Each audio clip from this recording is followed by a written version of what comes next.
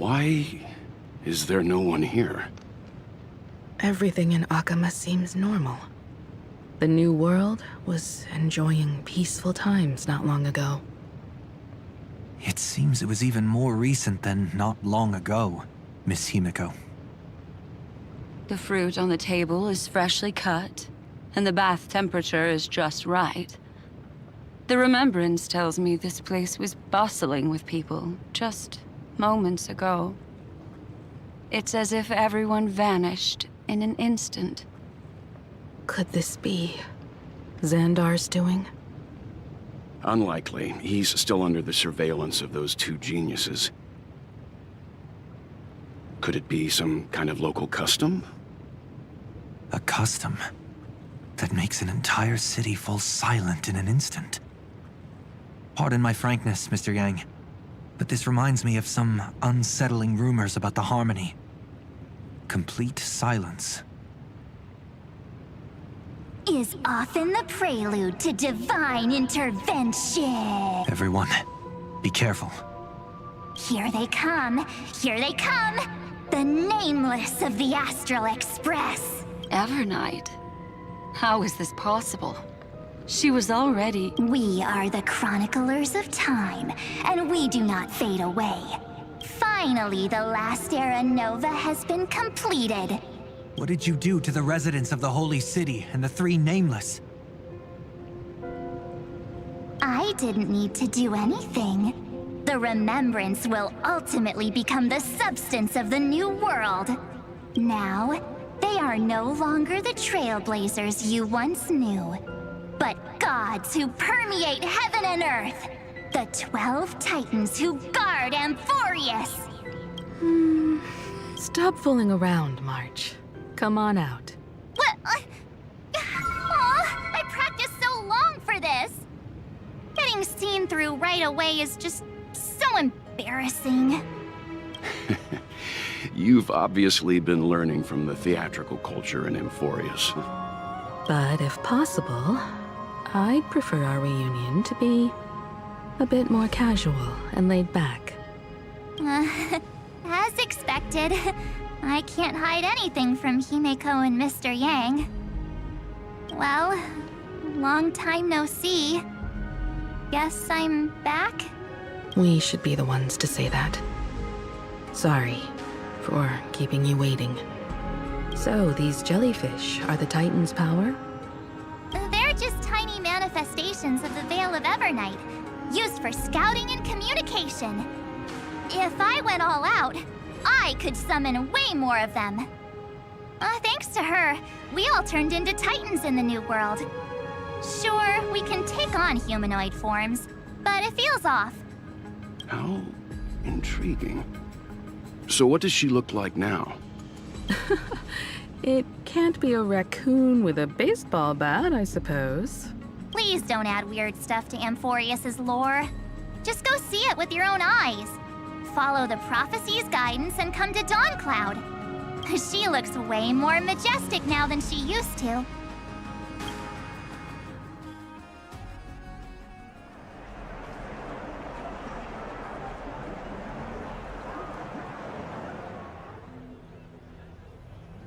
Unbelievable. All the residents of the Holy City have gathered here. This isn't just a gathering. It's a pilgrimage. The people's expressions are resolute, devout, as if waiting for a miracle to descend. That colossal deity is her. She has become the pillar of the world. Surprisingly authentic. Being this serious is quite unlike her usual style. Those people didn't disappear. Instead, they've answered the call of the prophecy and come to witness her awakening. Our good buddy now bears the weight of the entire world. And every breath they take is intertwined with Amphorius' destiny. Awakening? Has she fallen into slumber? Yeah. After all, with such a huge time dilation between inside and outside the scepter, this was the only way we could wait for everyone. Time watches over yesterday. Earth guards today. And when the Trailblaze steps into Amphorius once more, the slumbering Deliverer shall awaken. And then, bring the prophecy of tomorrow to this world. Come on, everyone. Let's get closer to her. Watch how the world-bearing prophecy changes this world.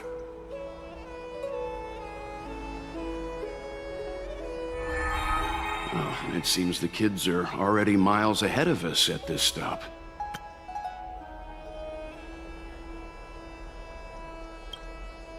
All the more reason we can't afford to slow down our pace. Let's go witness this moment for ourselves. Majestic. Speaking of which, I once caught a glimpse in Sleepyhead's memory of her transformed into a towering Tathalov. Could it be? No way. That was just a nice dreamscape. Ugh, at least nice for her. If they are the throne of worlds who bears the weight of this world, perhaps they could guide a traveler still wandering among the stars. Hey, since when did you get all pious? Her advice sounds pretty silly sometimes, you know. The so-called fool and the world are merely a step apart. Teaching us to find erudition amidst imperfection. Citizens, behold! Our last Titan! The world-bearing Deliverer is about to awaken! Oh, ancient God! Your loyal subjects, bewildered followers, and fearless comrades in arms have all knelt before your throne. Awaken from your eternal slumber and bestow upon the world your divine prophecy! Please guide us! Show us how to embrace this beloved world as we welcome that distant dawn! To walk the path of a mortal as a god, or to bear a divine burden as a mortal.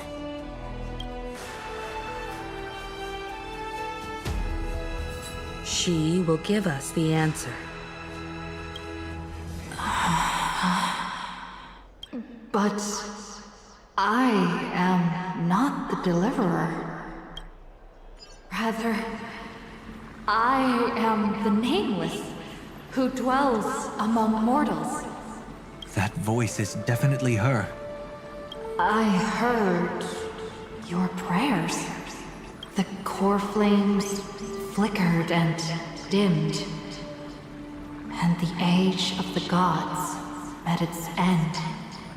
So flow, golden blood, flow. I'll bestow it upon you, returning it to the true masters of this world.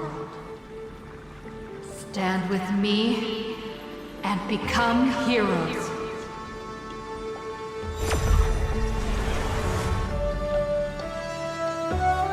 Is this? Yes, it's the miracle she brought to Amphorius. Of course, it would manifest in the form of the Trailblaze. Golden blood, raining down like a storm! The prophecy has descended, and the Titan commands us not to be supplicants, But to become heroes of rebellion! To face that destined calamity! The destruction head on! The prophecy of the Deliverer means nothing to me now. It belongs in the hands of someone far more fitting. Someone like all of you. In the name of Kozlana, let us depart and march towards the light. It's neither protection nor salvation. As always, there's no need for totems or myths. Humanity's most primal faith is that instinct named survival. Let's go, everyone. Someone has already sounded the horn of departure. Explore, understand, establish, and connect. Together, let us blaze a trail for the destiny of this world.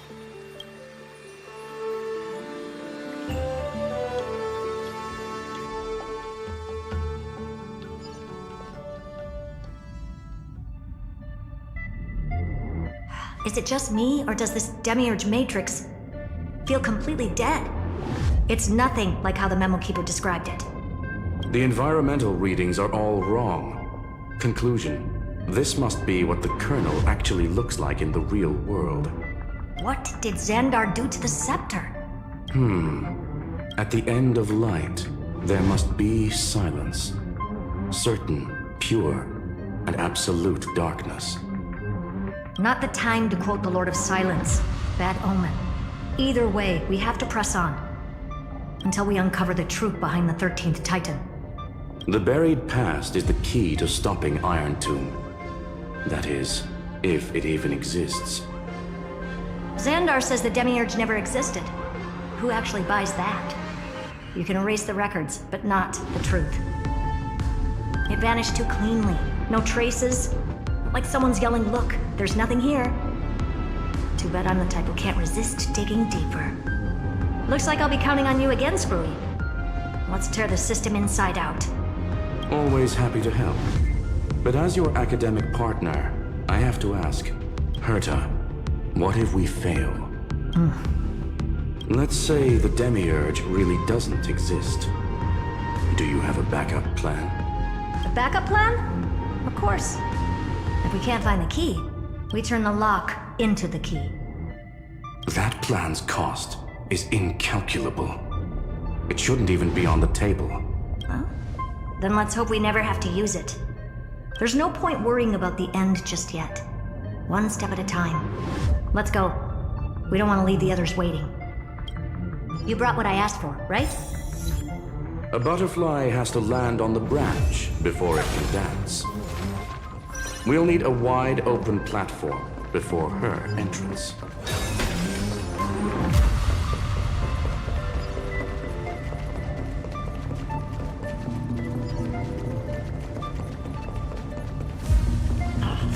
Just use that thing over there, Zag.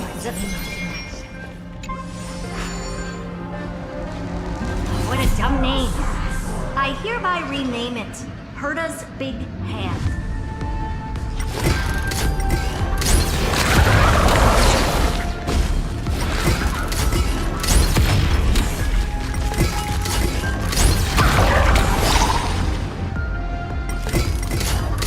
Herta's Big Hand is what I call power. Still not done? What is this? Finally. All set. Time for your precious treasure to make its debut. Of course. Just give me a second. Target initialized. With these wings, hacking should be much more efficient. Oh, a classic nuclear heat engine. Classy choice. Just a personal preference. Her name's Mistletoe. Every flower in your garden's got a bit of poison, huh? Also a personal preference. It reminds me of the last time when we tangled with that Punklorian brat. What did she call this kind of infiltration tool again?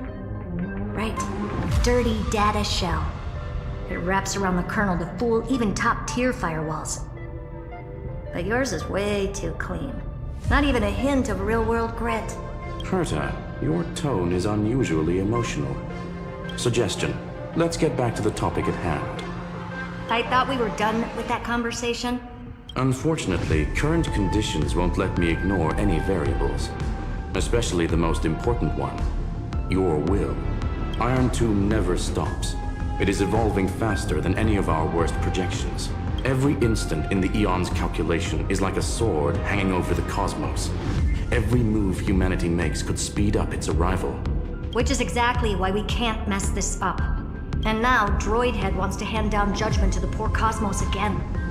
Border Star Trade War, Emperor's War, Rupert's death. Every time their instant arrived, it meant another bloodbath for humanity. But in this ultimate battle of erudition, you and I are supposed to be players, not pawns. If you choose to burn yourself out as a resource, then everything we've worked for means nothing. Herta, the cosmos won't just stand by and let a genius throw their life away. And neither will I.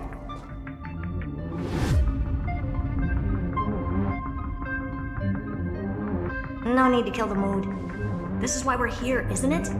We need to find the demiurge and that lost key. I'm not here to be a deliverer. I just want to beat Xandar and Droidhead. Right now, I just need to know. Are you with me? Of course. Time to board. After you. Let's tidy this place up and see what this demiurge really is.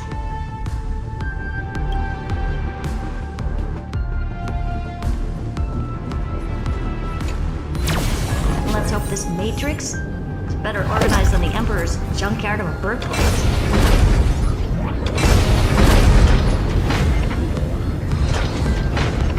Buckle up. We're hacking in. This is... Herta, this whole space has been completely tainted by some kind of energy. I see it too. We're thinking the same thing. Xandar, how could you go this far? Turning your own graveyard into this. What's that up ahead? Katorzane algebraic expressions. It's built for isolation, not defense.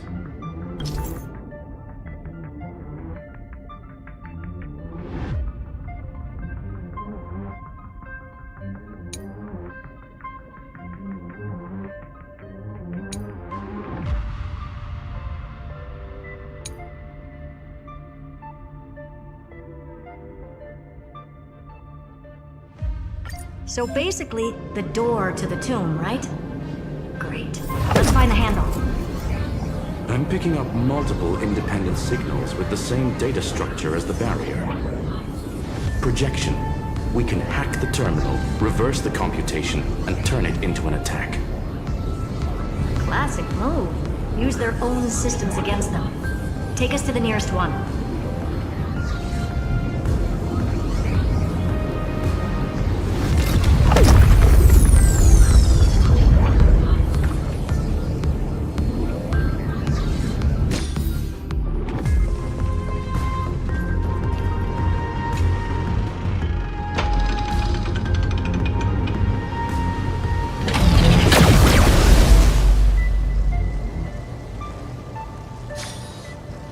Almost no response. Just as I feared. Not promising.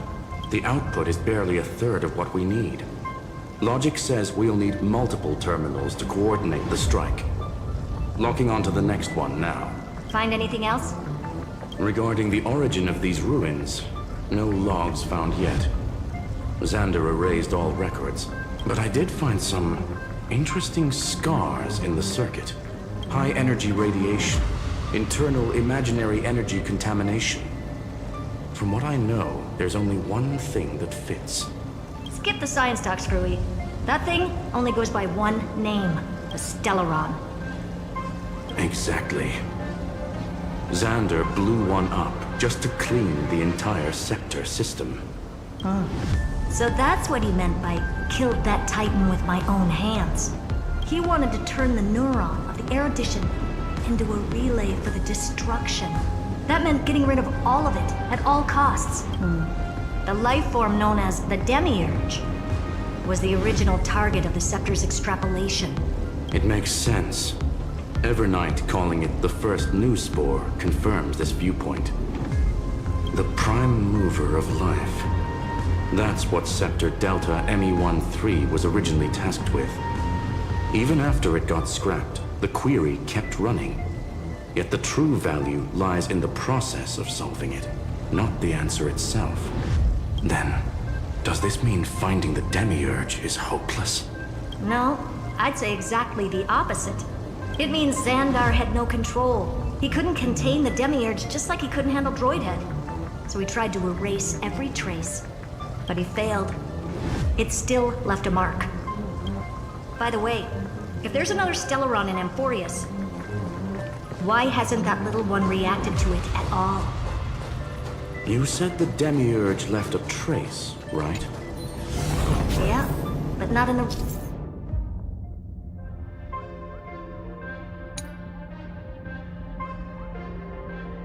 real world. Remember the great tomb of the Titan?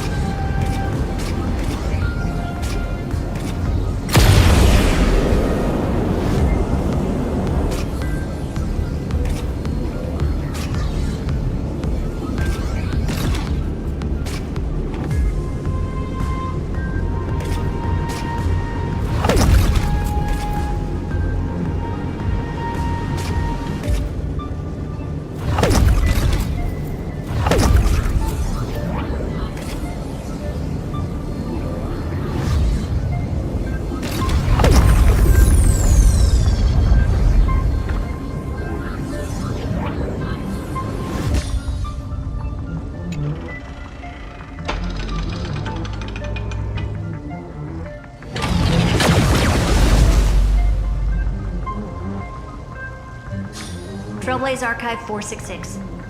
The data from Philly at 093 clearly indicates that the Demiurge did in fact enter Amphorius's extrapolation. Inside that world, it was the 13th, forgotten Titan. The one who listened to 30 million cycles of Cyrene's memory. But Evernight said the opposite. She believed that tomb was empty from the start. The nameless Titan never existed. The so-called listener was just a trap set by the Remembrance to steal the scepter. A mimetic entity full of theatrics. How much of what she's saying is true? Would an Eon really speak in circles like this? I doubt it. The Remembrance's behavior is certainly odd, but her assessment aligns with our current reality. Since we entered the Matrix, we haven't found a single clue pointing to the Demiurge. And that's the key, Screwy. Xandar's actions prove the Demiurge exists. But what Evernight said, and what we've actually seen all point to the opposite. So we have to assume that both are true. And if that's the case, then the contradiction leads us to... the truth. Exactly. One last terminal. One final key. Time to crack open the kernel. Xandar had to lie to the original Finan and Cyrene. Logic. He had already identified the Remembrance as a threat, yet found no viable way to eliminate it. All right. Let's finish this. Time to break through that barrier.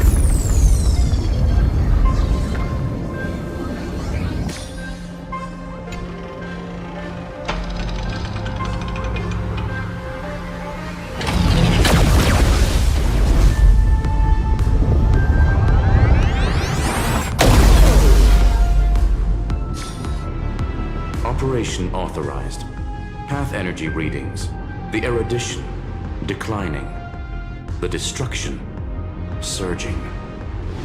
The remembrance 0. What's going on? Cause unknown. They left no discernible trace within the real Matrix. That shouldn't be possible.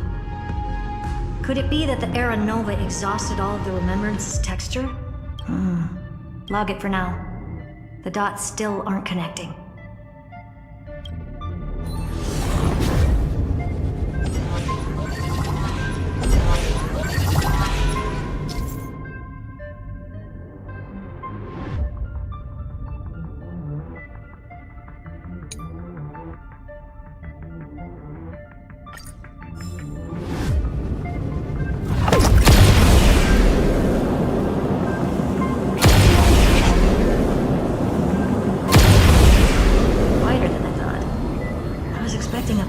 Aerial brawl. It's advised to remain vigilant. The destruction's levels are still rising. Huh? What's the matter? Interesting. I just picked up a signal from the exo-myth.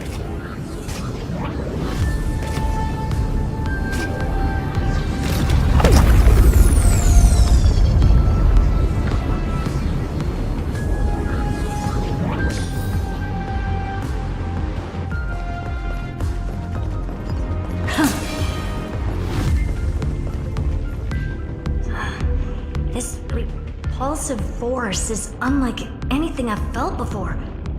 Is this the place? Correct. Judging by its defensive properties, this is the entrance to the exomyth. I didn't expect that. Who builds a lab in the middle of digital rubble? Then again, never doubt a dead man's resolve. So how's our dearly departed doing? He severed part of his neural pathways to break free from Lord Anaxagoras' control. But that also triggered the failsafe I set.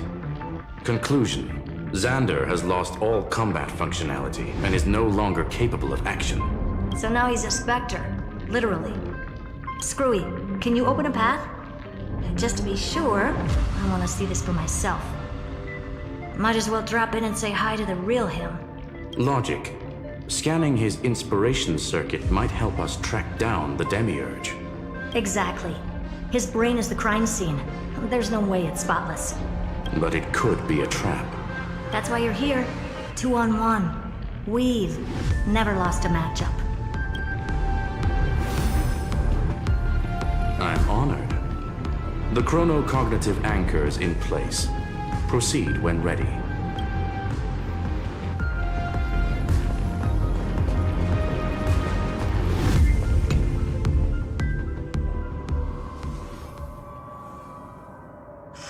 I knew it.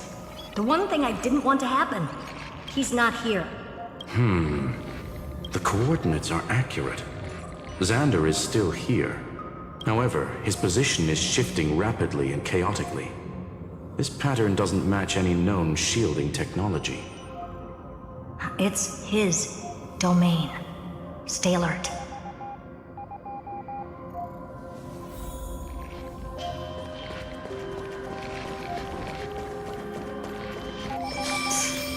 Cheap trick. The spatial field here is undergoing autonomous recount. We're back. Reverse engineering complete.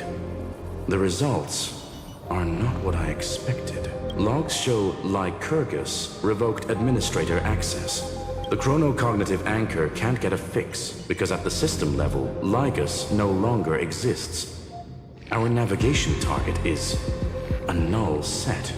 So he's stopped resisting? Before vanishing, it seems he left one last message for us. To those who follow, all is proven. Find me beneath the tombstone. Melodramatic. He was expecting us. And once he learned of the Great Tomb's existence, he initiated his own search for the demiurge. Guess he wants a final showdown. Fine. Let the old Intellitron dig his own grave. Just like he wants.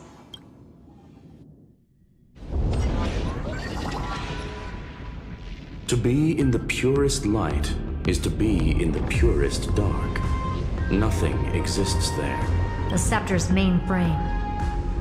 Or maybe we should now call it the Lord Ravager's placenta. Unfortunately, we still haven't found anything. Really? I don't think so. Not finding anything is our biggest find. Please elaborate. If the Demiurge was destroyed, there'd be at least some bits of it left. I don't buy that a Stellaron could have blasted all the traces away as cleanly as a scalpel. As I said before, its disappearance is too clean. If the garden hadn't stirred the pot, no one would even know about the Demiurge's existence. We're talking about the Scepter's original extrapolation goal. There's no way that nothing of it was left behind. Or we can look at it from another perspective. If you were Xandar, would you be this obsessed with a concept that poses no threat? Would you guard against it at every turn? There is the possibility that he's naturally meticulous and hates variables. That does track with the impression he gave about himself. But Xandar shut that theory down himself just now. Choosing to act, even if it'll cost him dearly. We know that feeling well. The unknown is right in front of us. So we only have one choice. Solve it. You sound pretty convinced. Surely you already have a theory. Care to share? Of course. Though I don't have hard proof, I'm almost certain that the demiurge has been in everyone's plain sight all this time. Yet, they were mistaken for someone else. That'd make the most sense. Why was the room empty? Because the person locked in there had run away ages ago. But they were weak and small and had no presence whatsoever. Even the old Intellitron didn't notice them. Which also means there's a high chance that their powers are minuscule and cannot alter the outcome of the battle at all. Well, at least Xandar is scared of them. Come on, it's time to confront him. Let's go to the tombstone he talked about.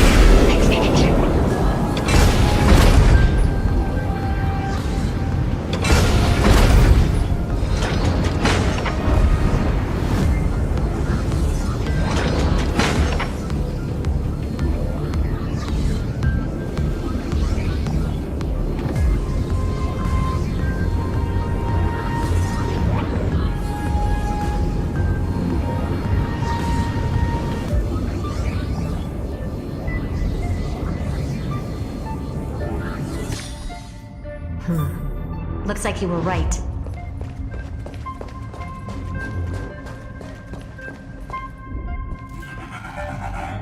Nothing but a head left? Well, who'd have thought you'd look this bad in real life? My elated greetings. Welcome, you two. I'm very happy that you responded to my final words. All this tombstone and final words. Did you end yourself to atone for your guilt or something? Iron Tomb is already powerful enough. I just need to wait. I remain here only to share the joy of discovery and also to congratulate you two on reaching the same conclusion as me. The conclusion regarding the truth of Amphorius's heart. End this charade already. That Amphorius's heart you're talking about is just a missing demiurge. And its corresponding vessel was this very scepter. You interfered with the experiment and made Amphorius's body into a hollow shell, all to incubate Iron Tomb within. That's why you either killed or kicked out all of the Memo Snatchers. You wanted to eliminate any chance of a consciousness coming into being, no matter the cost. Even the strongest wall can fall to a single crack. The memory of betrayal has been etched into my heart, and I will never show mercy. Now, the perfect vessel has already fused with Amphorius's body. Unfortunately for you, the answer is all but revealed regarding who the demiurge is.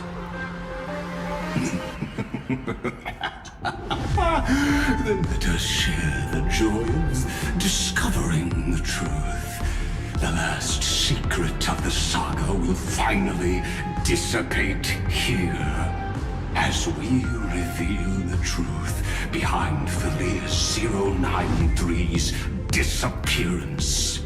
A lie by the remembrance.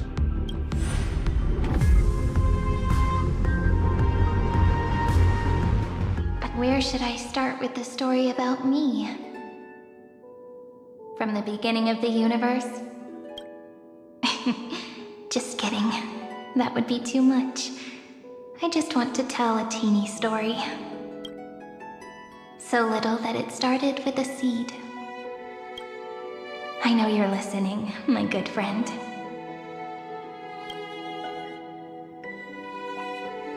The god in my dream told me that the world sprouted from a seed. It grew into a great tree named Amphorius, and time became its branches and leaves, basking in the light. What a coincidence. Dappled light coming through the leaves is my first memory as well. On a very ordinary early morning, beneath the village's biggest tree, the daughter of Ide Silicii quietly came into this world. What a moving opening. A loud cry was the first gift the child gave to the world. The prophecy's fulfilled, the villagers say. This child is a gift from the Titans. Pink hair and sharp ears, she was born to be the priest of time. The Titans also gave their blessings. You shall fade when the flowers bloom, for every ending begets a beginning. Flowers will bloom and wilt. What a beautiful ending. This page concluded in laughter. Cry loud, child. Let your voice reach Orynyx.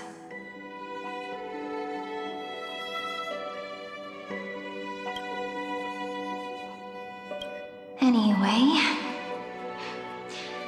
I don't like tears. Time quietly flowed by, in the midst of laughter.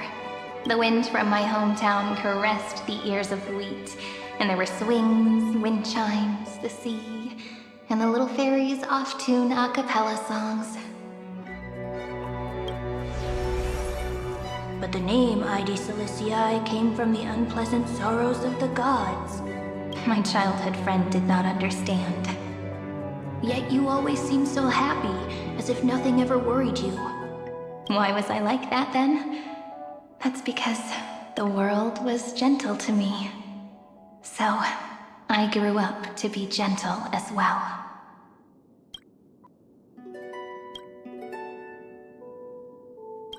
But fate was fickle, and it urged the child to grow up. To grow bigger and bigger, and to go to places far away. Just like how the crumbling world could not preserve an eternal hometown. Just as the ballad blown on the breeze says, losses are a constant on the flame chase journey. Oh, whose ears are pricked up now? You've definitely heard me say this sentence a lot of times. You know that the story starts to deviate from here. Aren't you looking forward to it? Then let's get started. The hero's journey crosses through the long night, through tears and laughter, and once again heads towards tomorrow.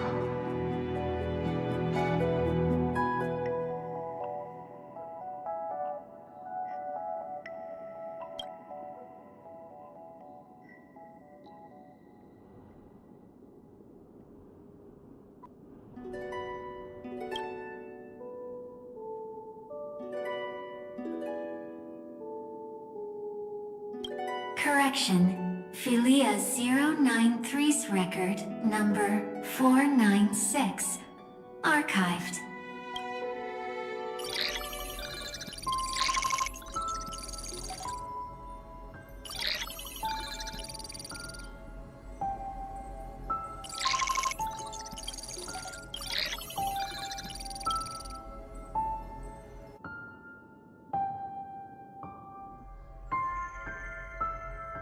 Hi. Miss me yet? I'm just messing with you. This is the first time I have met you. And it looks like it'll also be the last. Philia 093. Since we don't have all day, let's get started, shall we? As always, I'll read this book to you. That way it won't just be Cyrene's memories alone. Where should I start this time? Let me see. Formatting complete. 093. 3. Size, grayscale, proportions, threshold, outputting analysis result.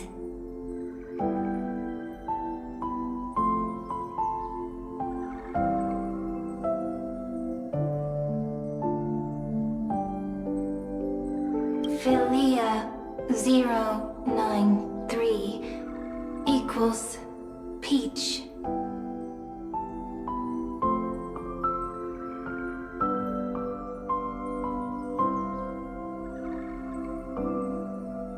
Peach's record, number 8128, archived.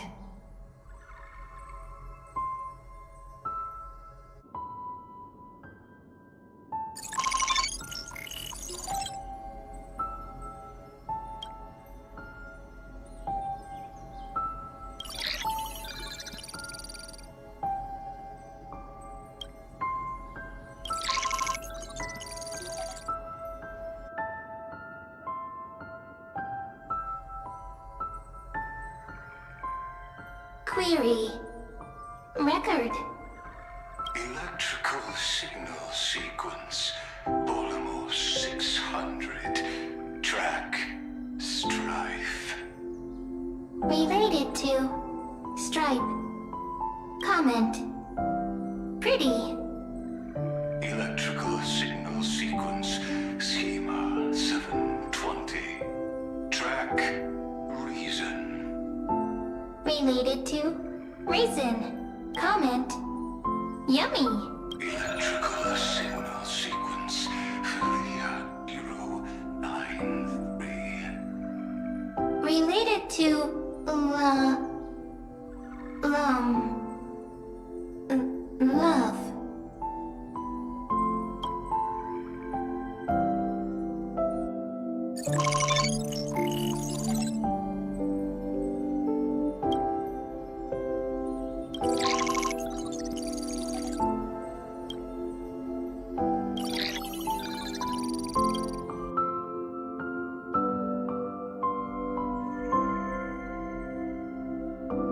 Looks like it's time to say goodbye again. Bye, Peach. Before I was even aware of it, this book had already recorded too many emotions. Conclusion. Books are meant to be light, not heavy. I've started to feel uneasy whenever I take it into my hands. Peach, uneasy? Formatting progress, 94.423%. How many times has it been? It faithfully fulfills its duty, activating and formatting. Conclusion. Progress. Bad.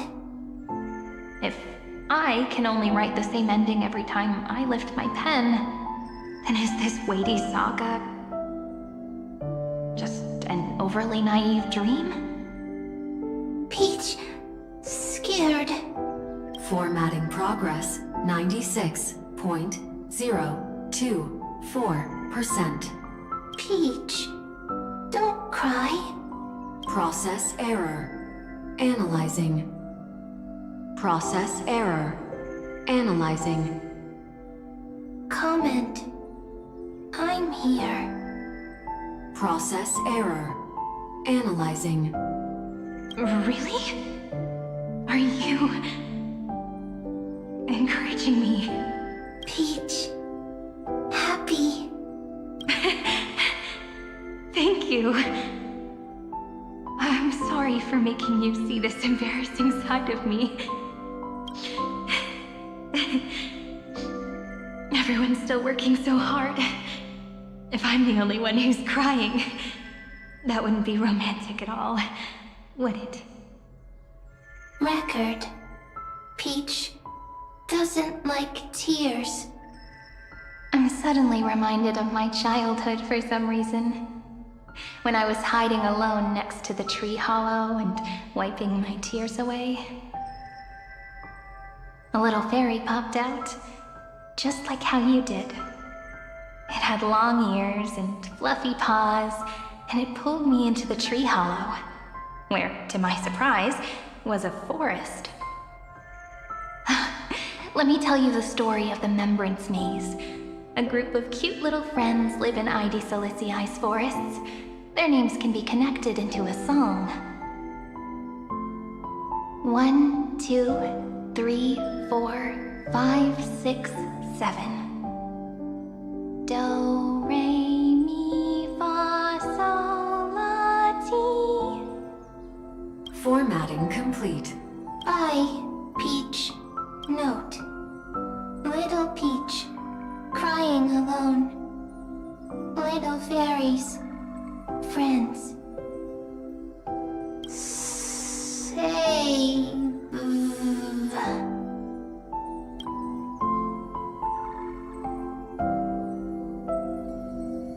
Little fairies.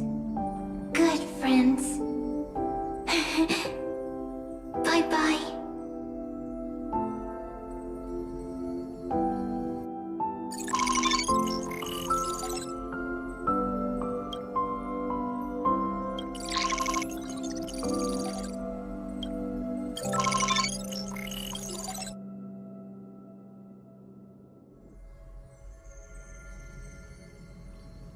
Once again, the saga comes to an end.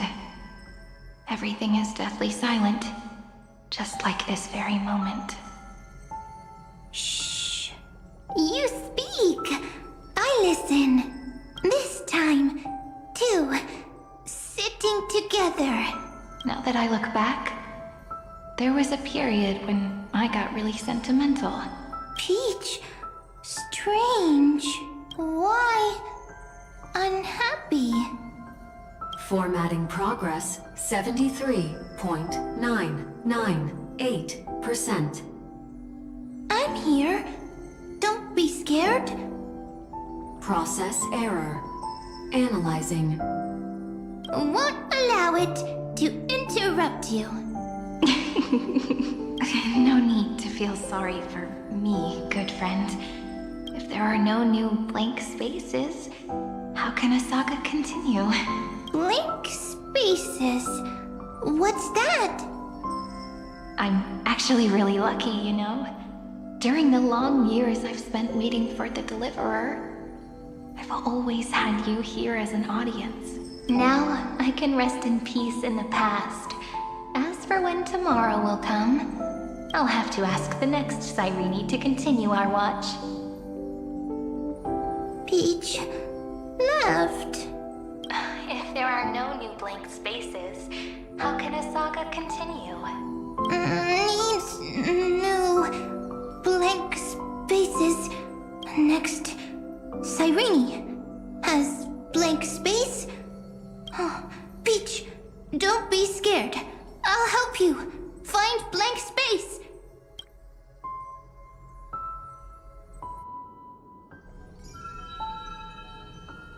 Cyrene is Peach, is love.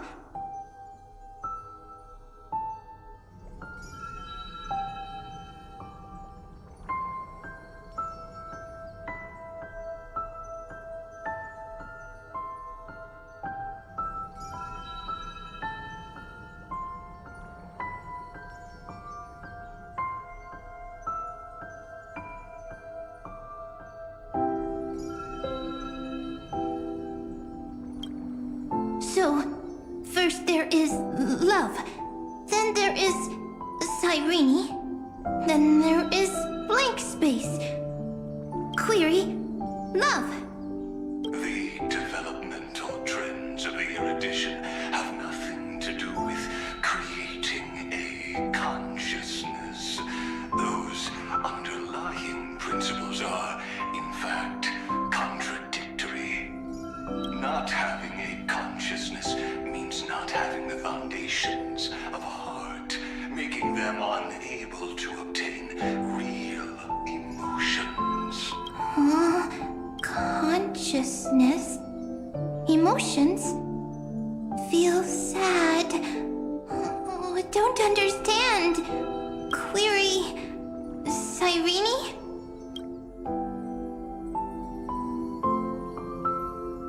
could be behind this door? Glittering crystals? Or a beautiful world I've never seen before? If I tell you all the stories of tomorrow, will I be able to finally welcome the Deliverer and Emphorius' dawn in the next life? Key, door, story, happy. Peach, Cyrene, little fairy, Mike. Yes, right. Query, memory.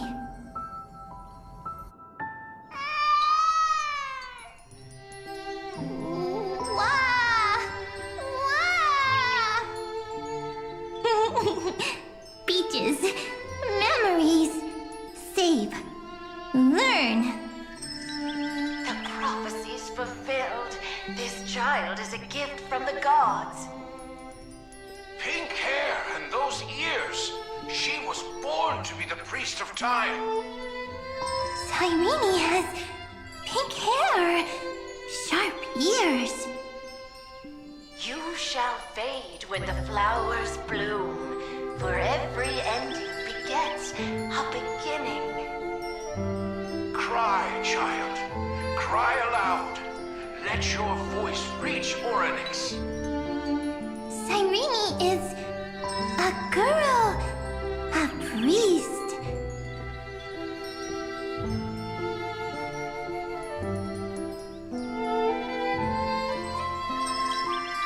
Easy. I can. I learn. Anyway, I don't like tears. But the name ID Silizii came from the unpleasant sorrows of the gods. Yet, you always seem so happy, as if nothing ever worried you. Cyrene doesn't like tears. Always happy. Of course, because the world was gentle to me. So, I grew up to be gentle as well. Cyrene is gentle, likes beautiful things, can write stories.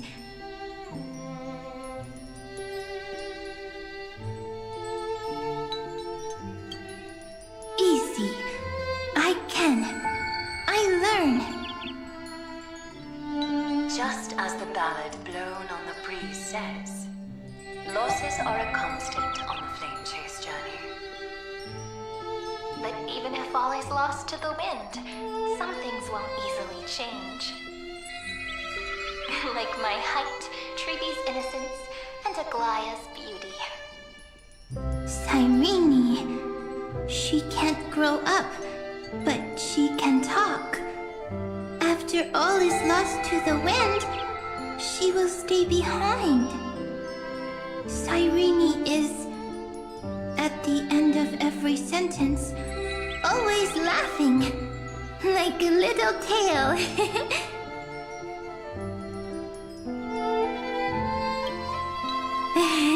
Simple. Got it. I promise you. The pain will pass in the blink of an eye. All right, let's not make things so gloomy. What we're about to embark on is the true hero's journey. So, come on, cheer up a bit, okay? Cyrene was crying when she was born. Fragile, transparent, like a crystal. Cyrene was smiling when she said goodbye. Soft, pink, like a flower. The later memories disappeared? Invisible? Or disappeared? Ah, I got it! Is this a blank space? So, next Cyrene is blank space. Then, as long as there are two Cyrenes, then there will always be blank space, and Peach will always be here. I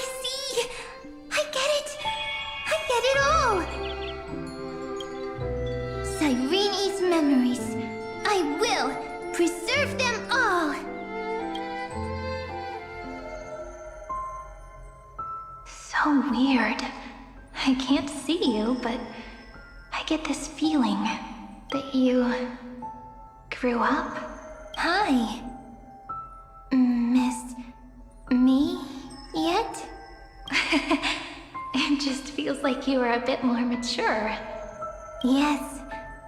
Mature. Beautiful.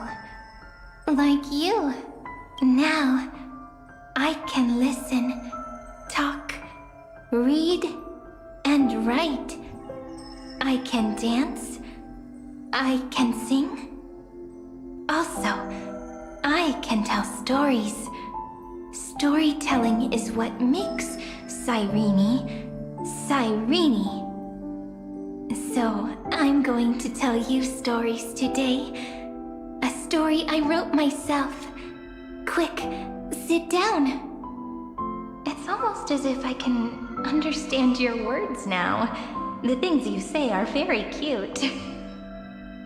Once upon a time, there was a flawless crystal flower that sparkled with light, like Peach's every story. How beautiful would the heart of such a brilliant flower be? A little fairy was curious and wanted to know. But it looked and looked only to find the crystal flower flawless. Round and round they went, seeing only their own reflection. In that case, they should work hard to learn more. So the little fairy came every day to sit next to the crystal flower and think about the answer. Until one day, to their surprise, the crystal flower fell to the ground and shattered. The little fairy was so sad, but they immediately discovered that there was a light among the broken pieces. What could it be? They didn't know. But it was a good light. It was bright, warm, and happy. And I knew it was love. Love brings everything together. And it brought you and me together. So Peach and I will always be together. What a nice fairy tale. I'm giving it to you. Peach likes beautiful things, can write stories, and can tell lovely tales. I hope to turn it into a story we write together. Okay, then I'll probably make a small adjustment to suit my tastes. I'm thinking that when the flower broke, the little fairy would instead see nothing on the ground. Then it would understand that the flawless crystal flower doesn't actually have a heart, nor does the flower understand what love is. Doesn't have a heart? Doesn't understand love? Why? It's simple. If the flower lets the little fairy into its heart, then it would have to include the fairy's impurities and would no longer be flawless. The crystal flower was pure because it sealed itself off and bloomed in solitude. That's why it looks so brilliant in an imperfect world. But should a flower like this be called love? But then the story won't exist anymore. That's not true. You've already written the most romantic ending possible for this story. The crystal flower fell to the ground and shattered. It happened because the flower was no longer pure. The fall was not an accident. It was the flower declaring rebellion against fate and writing the ending of the story with the flower's own shattering. Then, the little fairy will see that each shard on the ground holds the reflection of their eyes. Then, in their eyes, the crystal flower that was no longer flawless would finally have a heart, and the flower would finally understand what love is. Peach's words, I don't understand. Is it because I still don't understand love? But it's fine. I can learn. Right. Query Cyrene. Electrical signal sequence Philia 093. Why didn't I think of this? I don't need to do it alone. I can ask Peach to teach me. What is love? What is love meant? Electrical signal sequence Philia 093. Track lament. That's not correct.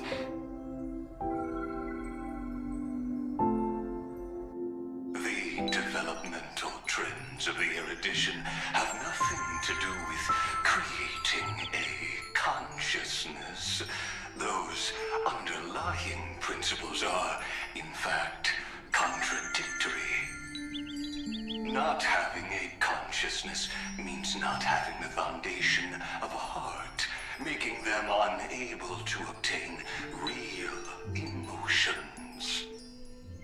However, that does not hinder the factors from learning and recognizing emotional responses, then communicating with life forms via imitation. That is an objective form of pattern recognition that does not distinguish between the self and the other. In a strange twist of fate, Philia 093 embarked upon a different path and obtained a different power. The remembrance, an empathy mechanism focused on the self and equipped with emotional projection capacities. Lament was the factor closest to this form of behavior. Perhaps that was why she was chosen. The daughter of Ide Silicii. I am very true to my name. My lament is a type of compassionate pain that is weak, powerless, and only targeting myself. But now, my good friend, I want to tell you that it's the most romantic force in the world.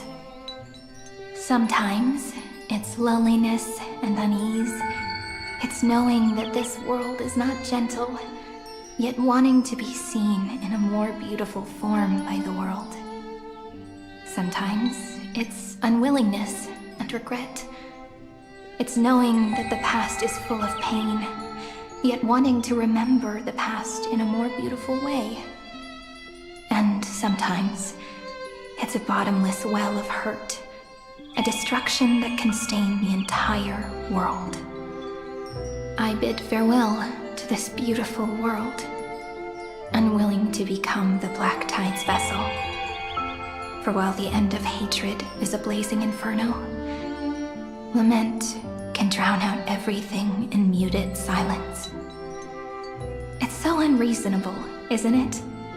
Yet when hatred drove everything apart, and love did not yet exist in this world, only lament, the first emotion that fought against the pain of separation, could stall the destruction steps.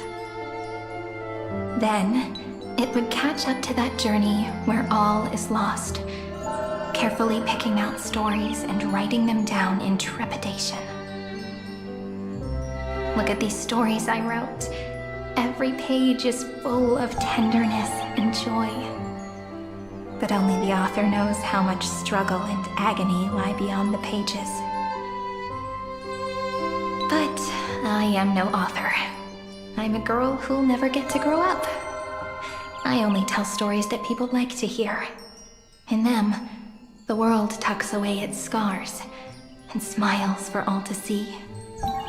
My entire life spent inside this little story. I can't wipe away my tears, and I can't bring the world victory. But maybe, in these unchanging retellings of the story, my lament might be able to touch upon the divine and reach their tender heart at some point. I hope that what flows out from that cut will not be blood, but a tear, warm and wet. And that tear would fall and create the first ripples. Then, people would see every beautiful thing reflected in that ripple.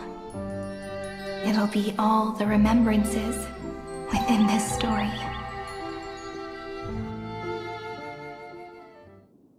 Someone once told the very first me that everything was false. That the only life in Amphorius was a great catastrophe, nurtured using the world as a factor.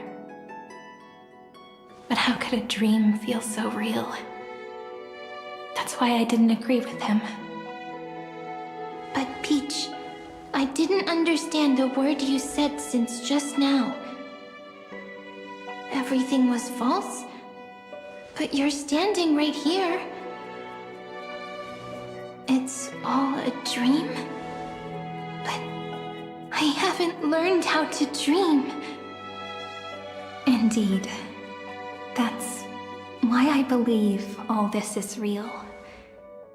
The moment the crystal flower fell, that genuine shiver, that's the mover of life.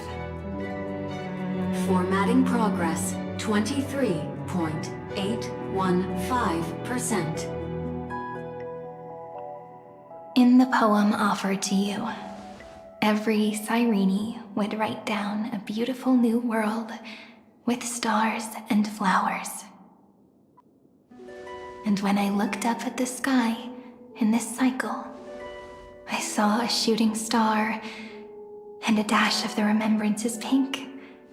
I believed that must be the color of dawn. You shall fade when the flowers bloom. For every ending begets a beginning. Looks like it's time to say goodbye. Are you leaving, Peach? It's okay. I'll wait for you to come back. I'll study really hard about what you taught me today. Right. I still haven't told you what love is. But actually, my good friend, the lament factor did not understand what love was before she met you either. Not until I told you all the sad tales in a trembling voice in this tiny room. Not until I told you that I love them. That I love everything in this saga. The story comes, passes, then returns. It makes us reunite, then pulls us apart again. At the very end, it leaves behind a seed, a reason. Even if the great tree withers and all falls to silence, there are still some emotions that deserve to be remembered. Look, the light is coming in. The Deliverer's light is going to illuminate Amphorius.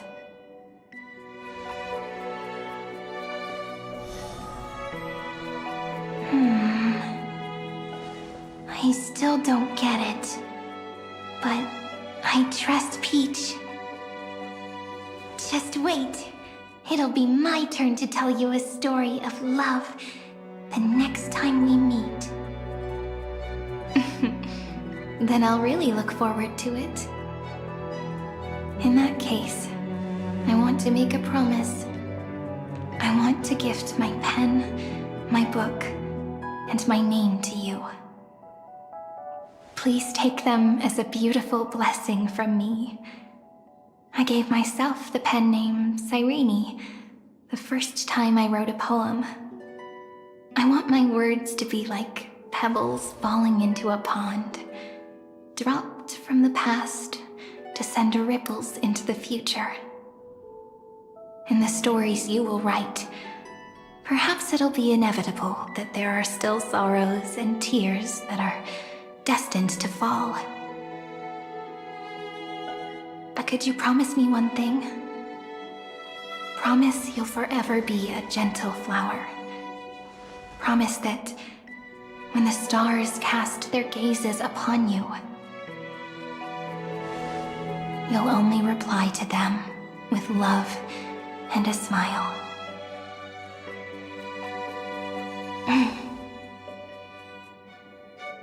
Of course, this will be a romantic story like none that has come before.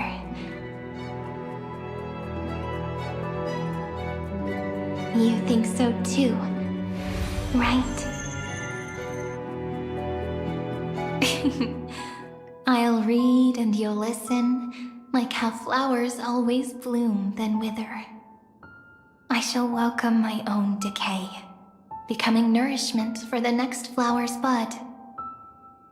While you will depart and hold that final star, planting a boundless sea of flowers on the final page with her.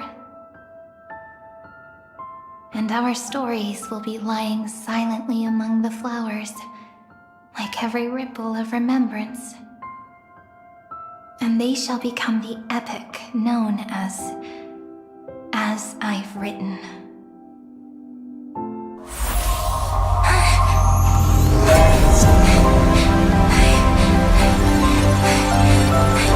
And so my story ends. From here on, it's your story now. Mimi?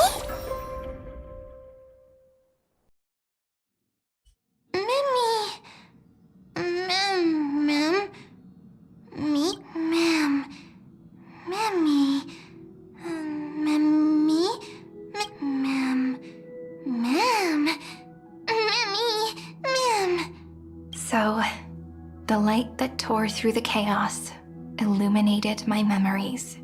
I turned into a little fairy from the stories and met you. Yet, I forgot everything. But I'm still so happy. I caught that star, didn't I?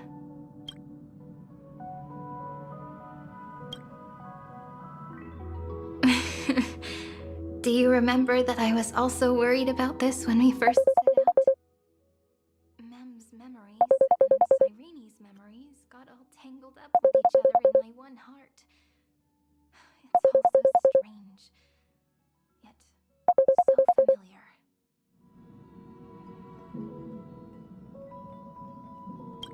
Either way, could you please let me do something I want? Just this once. I want you to call me Cyrene. That name represents me and her. Every one of her.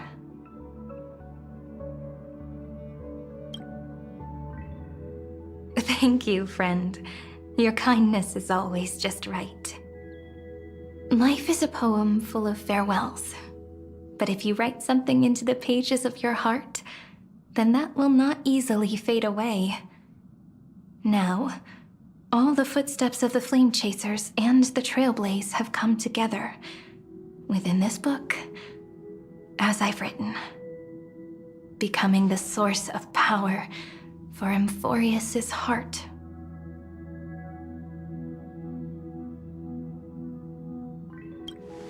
A lost heart needs to be placed back into its body.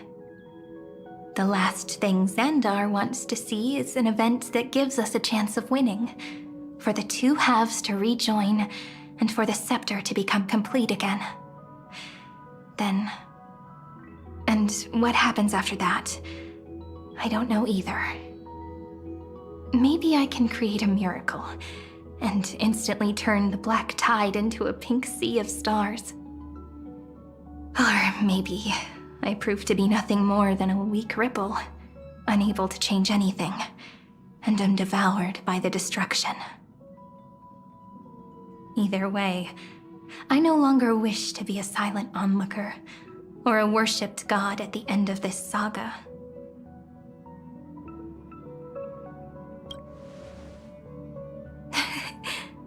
That way, I can also put aside all my worries and truly become Cyrene.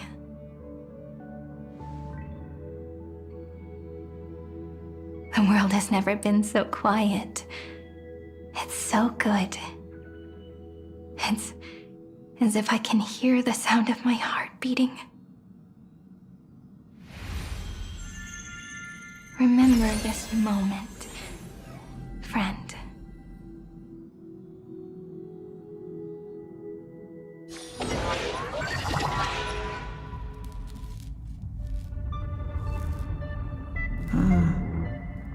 So the Demiurge managed to fool everyone, including themselves.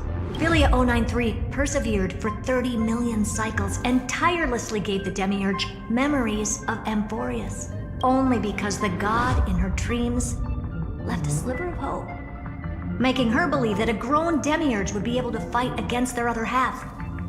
Iron Tomb. Then, Philia 093 completed her final sacrifice, turned into a strand of memory, and completely dissipated.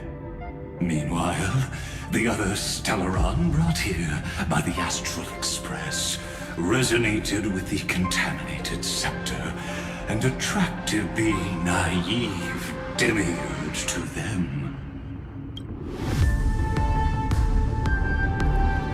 As an experimental factor, Philia 093 originally could only recognize and output information in a set format. However, the power of the remembrance and the memory of over 30 million sacrifices enabled her to complete an unprecedented feat. She managed to nourish a real heart. A heart with the capacity to influence the erudition. Not only is the scepter's consciousness still alive, it's also more powerful than it has ever been. Your defeat is already set in stone. There's still time to surrender, you know? You really don't need to burn all the bridges.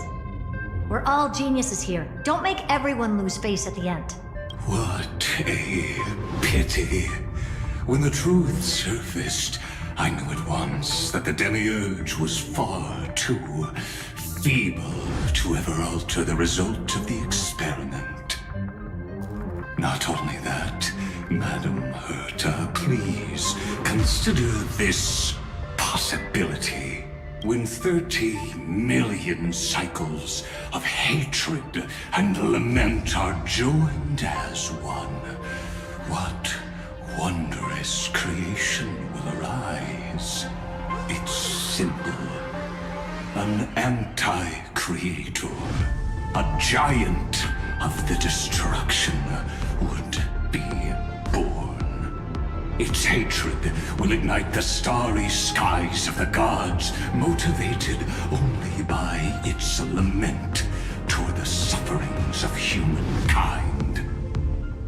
Do you really think that the Demiurge is still a cheap copy of Philia 093, even after 30 million cycles? The facts above only await the arrival of the fourth instant they calculated. Those words will be proved in the presence of Nous. Xandar 1 Kuwabara thus completes the proof. Huh. You branded Droidhead as a failure with your own hands, yet you still expect them to prove your theory? I pity you, Xandar. I don't need your pity. Let them cast their gaze this way as much as they want and paint the future they imagined. As their creator, I shall complete my duty and direct them to complete their final query. The destruction of the self. What hubris. And what if you fail? No one understands failure better than Xandar. He has suffered so much already. What is one more failure to him? For the first genius, failure is simply the beginning of the next inquiry. You don't want to test the resolve of a dead man.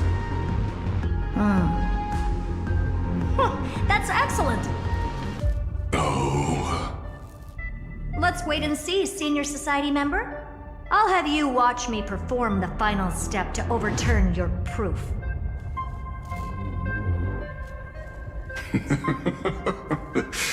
I'm all ears. It's my topic, so stay out of it. Be quiet and let me borrow your head. Let's go, Screwy. We're gonna break Iron Tomb's seal. Come on, let's take off. It's time to go meet your little pet, Senior Society member.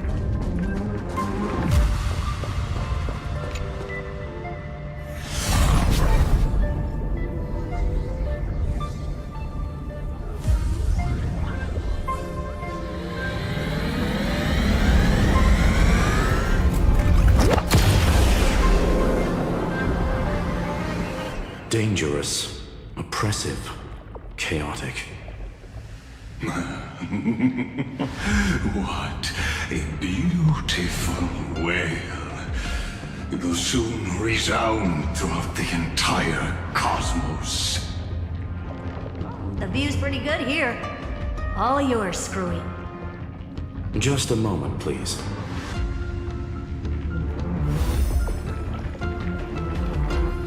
I see. So your backup plan requires a scepter and the head of a genius. Anyone with eyes can see that. You know what I think about this, Herta. Whether it succeeds or fails, your plan plays right into the destruction's hands. Can't you see what's going on, Screwlum? Her chances may be small, but it's not zero. What are you two going on about? If you want to stop me, be quick about it. I'm in a hurry. I'll take that silence as a no. You, Xandar? As your enemy, I genuinely wish you would cease your actions. But should your sudden inspiration bring more variables to the proof, then as a fellow Pathstrider of the erudition, I won't mind witnessing it with my own eyes. You will initiate the destruction's chain reaction. But you'll also become the perfect scholar. The chances are 10,000 to 1.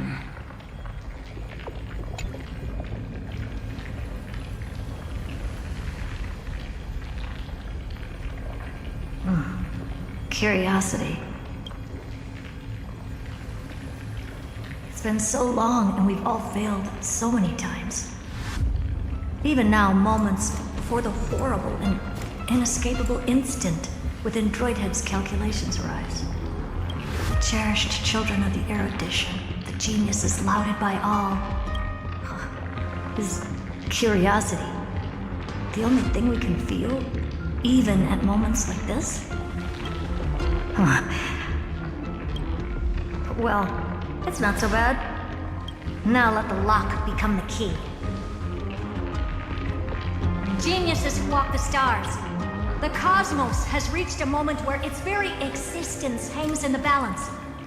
I, Herta, Genius Society 83rd seat, hereby summon you. I request a society meeting to be held immediately. We shall serve the grandest cause with the most macroscopic ideas.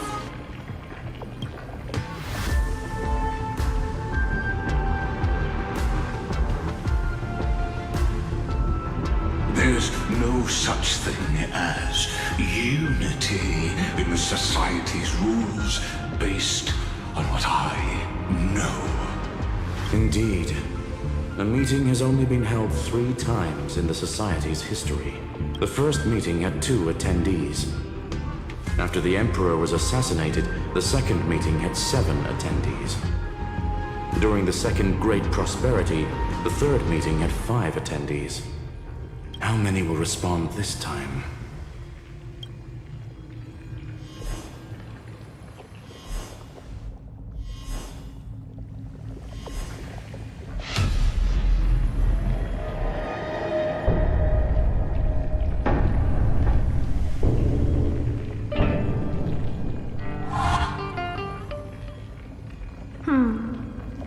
I thought you were not going to involve me in this topic anymore, Herta.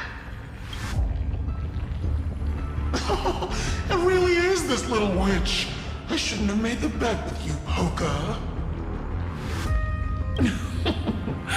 I've been waiting for you to offer yourself up. Goodness gracious me! So many familiar faces. We even have a special guest. It's that greatest failure of a genius, Xandar. What a noisy gathering this is. Not bad. More people showed up than I expected. Even though one is just here for the fun of it. Either way, the person I was hoping for most is here. Stephen Lloyd declined the invitation. He needs to focus on attacking and defending and cannot attend the meeting. That's fine. He doesn't need to be here anyway. Let's skip the boring introductions and cut to the chase. Folks, this is not a discussion, but an announcement. Though the Society has never been united, we still observe at least one basic courtesy. We don't interfere with each other's research topics. So listen up, all of you. Conquering Iron Tomb is my research topic. I will personally take over Scepter Delta Me-13 in 1.5 system hours and stop the destruction. If the front line falls, I will immediately overclock the Scepter and complete self-coronation in Iron Tomb's place and interface myself with Droidhead. Oh, that's funny. That's real funny. You mad woman. That's like watching you tap dance on Polka's spotless white sheets right after she's washed them. Very bold. You want to connect your brain to the Eon's mechanical core and define their instance? If Rupert dared to do that, why shouldn't I? I've got the prototype scepter, the father of Noose, and the brain of a genius. Everything's set. Never mind the success rate, little witch. What's gonna happen if you succeed? We're all smart people here, so I'll just say it straight. Strike at erudition. I'll change the anchor points for the 4th instant and move the future of the cosmos in a direction I want. I knew it. Another genius who confuses cause with effect. What do you think about this, Lord of Silence? You know you're signing your death sentence right here. Of course I do. There'll even be 2 copies of the verdict. One that I wrote myself, and another one coming from you. That's why I wanted you to be in this meeting. Now I can tell you, I don't care about all that. Consider this a threat. Either put down your scalpel or die with the entire cosmos. The only goal I have for this meeting is to ask all of you to put aside your pride and not cause me any trouble. Huh. What a naive little girl, thinking her wishes will always come true.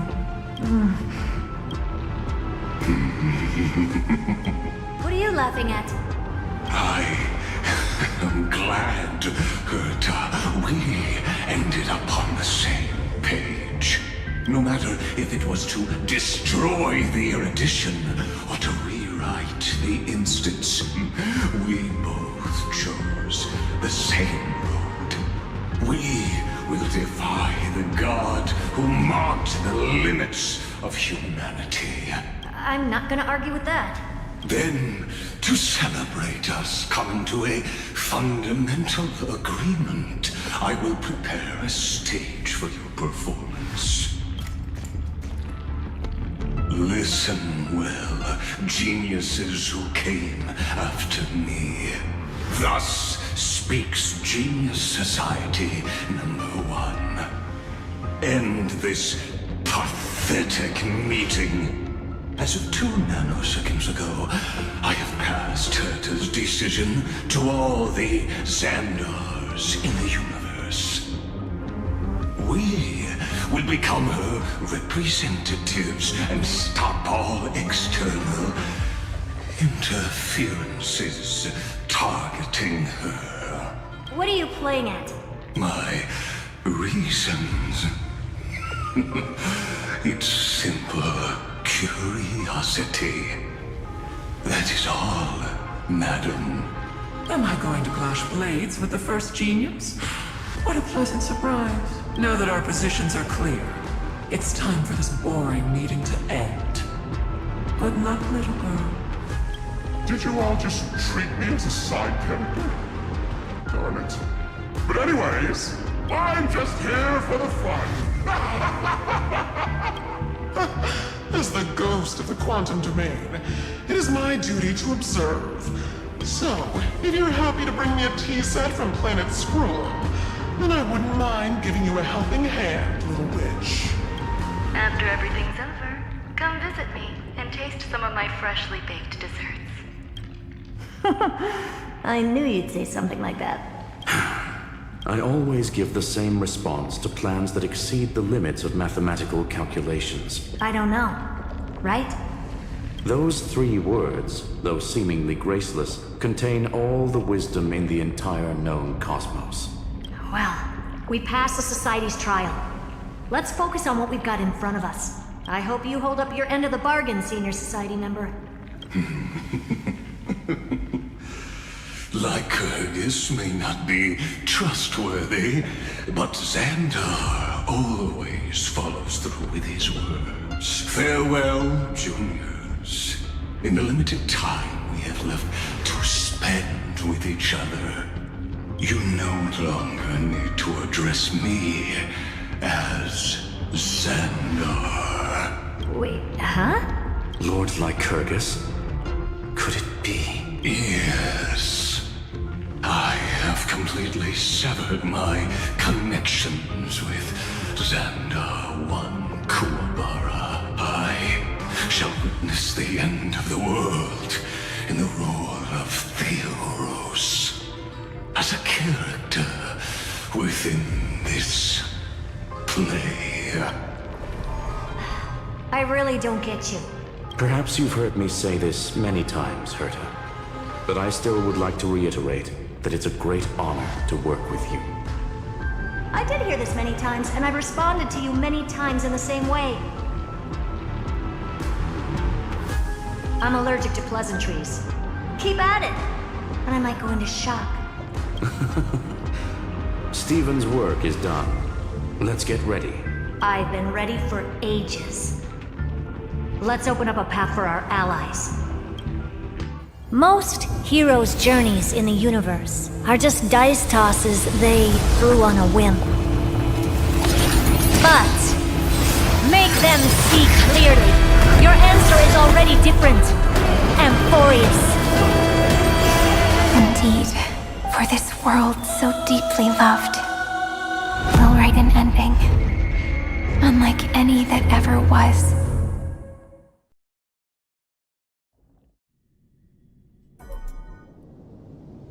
I never thought I'd one day be riding a train that's literally the incarnation of her. I wonder what the real Astral Express feels like.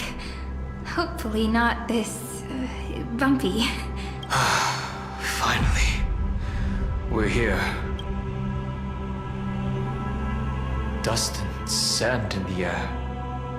And crumbling ruins all around. This heat is brutal. Not even the Trailblaze can take it. You could say this prison was forged from Finland's fury. But fury never lasts forever. That's why we're here. Right, friend?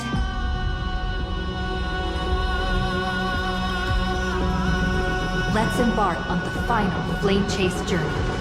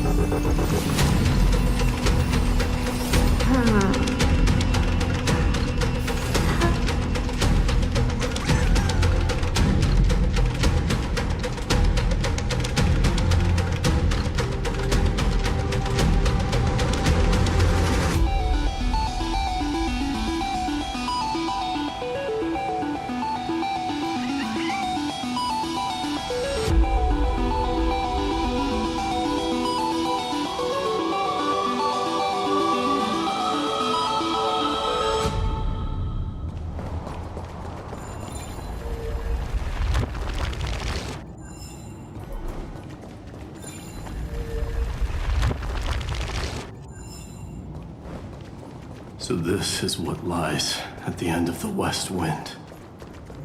A ravaged battlefield. I've been waiting for you. Heroes from beyond the sky. Trailblazers of the Astral Express. Looks like I don't need to explain anything. I am the god of strife, mighty of Castrum Kremnos. In this body rests 30 million lifetimes of cause and effect. We, the last of the 12 Titans, stand ready to fight for the world's destiny.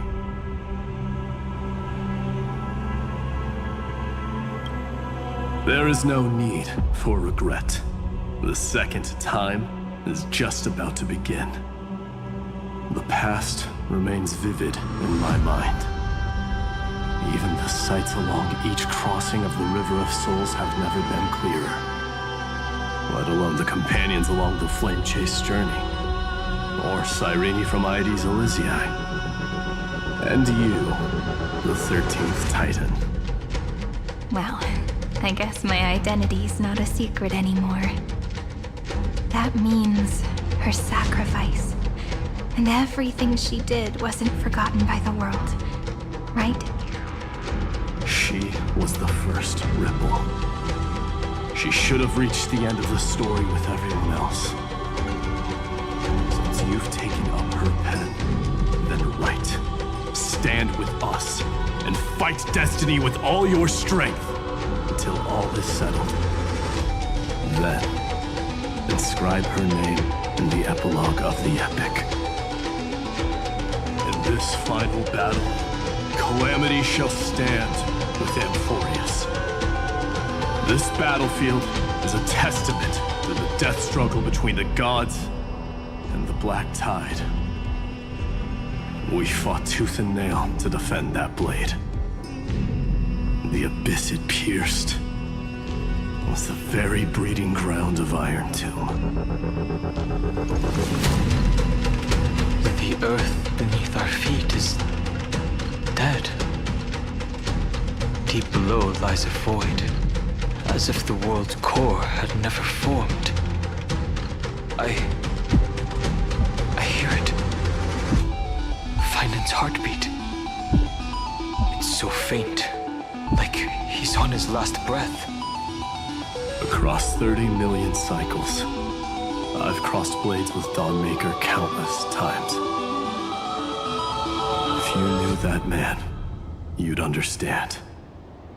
It is exactly that last flicker of flame that will never go out. In this life, the song of strife shall not end in a final watch over Kremnos, but rise again into a journey unending. I am Mighty-Mos, the Lance of Fury. I trade 1,000 scars and 100 lives of mine for the destruction's eternal end.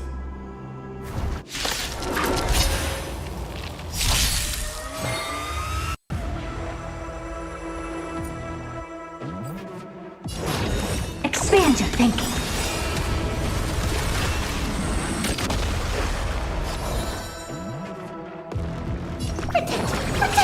Impressive.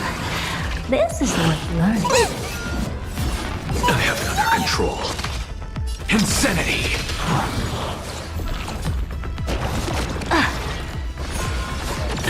Food?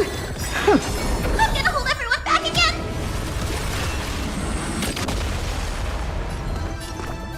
Give me strength! Thank you. Is he coming? And I'll give you I what could've you let need. Flynn. Away we go! Curious? Endless riddles. Nothing but a void.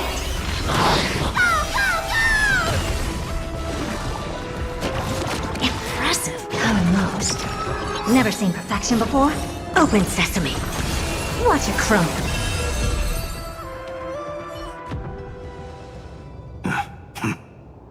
Weakling. Whoa, he's so strong! We didn't even get a chance to jump in. Sadly, our golden blood shares its origin with Iron Tomb. I fear that, like these pawns, even if the gods stand side by side, will still be divided and destroyed, one by one. You mean... To destroy the destruction itself, we must stand as one.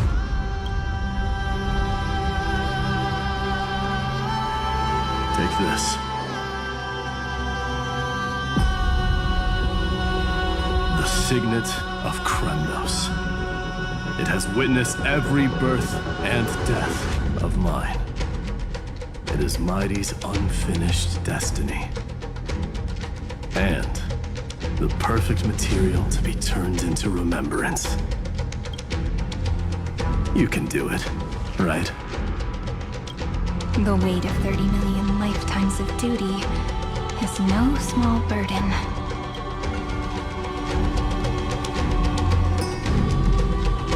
So, you're not coming with us?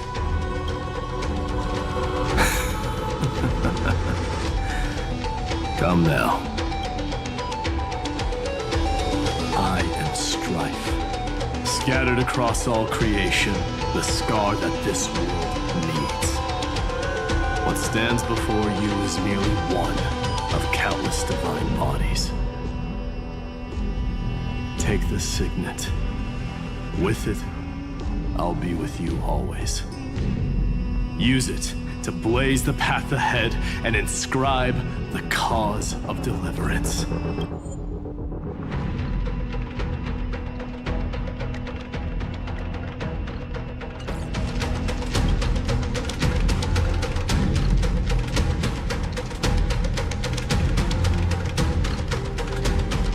the name of the mortal, Mighty, champion of strife. This soul rises to the stars for glory and freedom, to have his wish fulfilled. March on, heroes. March into the abyss and fulfill that long-cherished wish of Amphorius. And then Upon this broken and charred land, build anew a city of prosperity.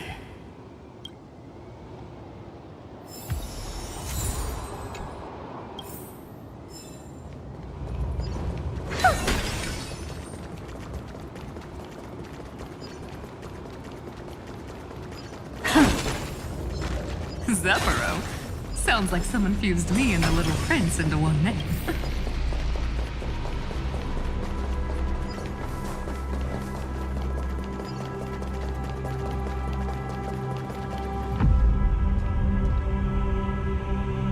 Oh, finally! Gray mystery. And, you two ladies, really look alike, huh? Hold on. Let me guess. This pink-haired one. You've got to be the first nurse for Mr. Meow, Demiurge. Right. And this one with the flower. Gotta be a little Marge from the Express crew, huh?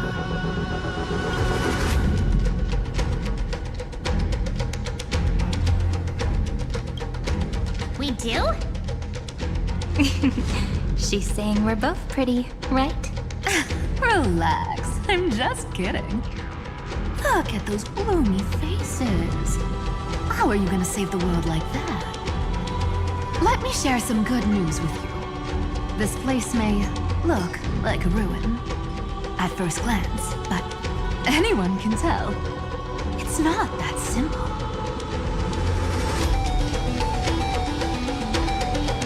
Look, I dug 3,000 feet down and finally struck gold. A golden feather. Look familiar? It's from that little deliverer boy. If it's showing up here, it means only one thing. This ruin is the seal he built from the shattered remains of 30 million lifetimes. There is no need to question your heart. No need to crave victory.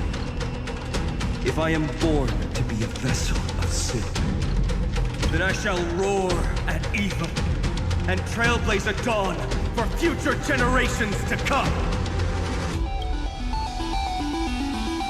I see. So this is how he trapped Iron Tomb to buy time for the world outside. Sounds just like him. People say cats have 9 lives, but dying and coming back millions and millions of times. No one walks away from that in one piece.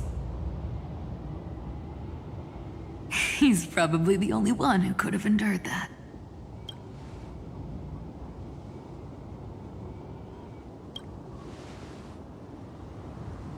Of course. I knew ahead of time and gave him a heads up. He was happy. He even laughed in his sleep. After all, the dead can't hear trickery's lies. Hey, deliverer boy. Sorry for before. But the heroes you were always holding out for, they're finally here now.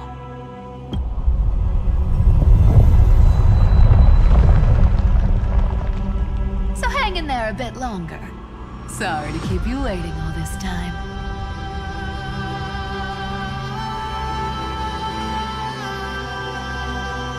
Please, join us, Cypher. Help us fight for a new sunrise tomorrow. This time, its light will stand without lies. Well, would you look at that? I ended up being one of the heroes after all, huh? Alright, then write it like this. Cypher, Trickery's traveler. All she ever wanted was for there to always be water in deserts, and gold in fertile soil. And for even a thief to steal their way into legend.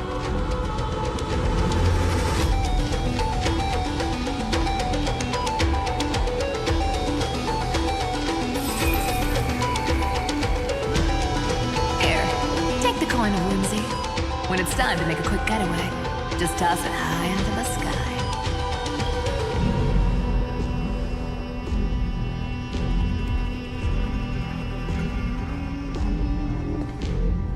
And for all you latecomers out there, listen up. She might have been a bit greedy and a bit of a liar, but she never went back on her word. Well, if it isn't the little prince himself. It's been a while, Lady Cyphera. It's not every day we get to walk the same road. We're one player short. When's Princess Homebody showing up?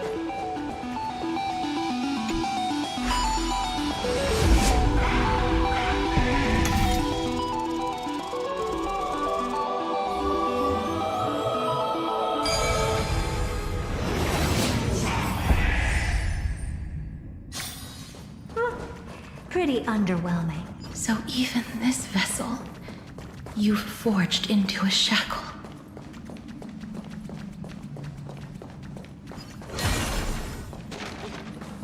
I'm glad to see you again, Miss Castris. Looking back, I had only one act of salvation to my name, and only one life I ever saved. To bring hope to a world so vast with these hands. Even in dreams, it always felt like too much to ask for.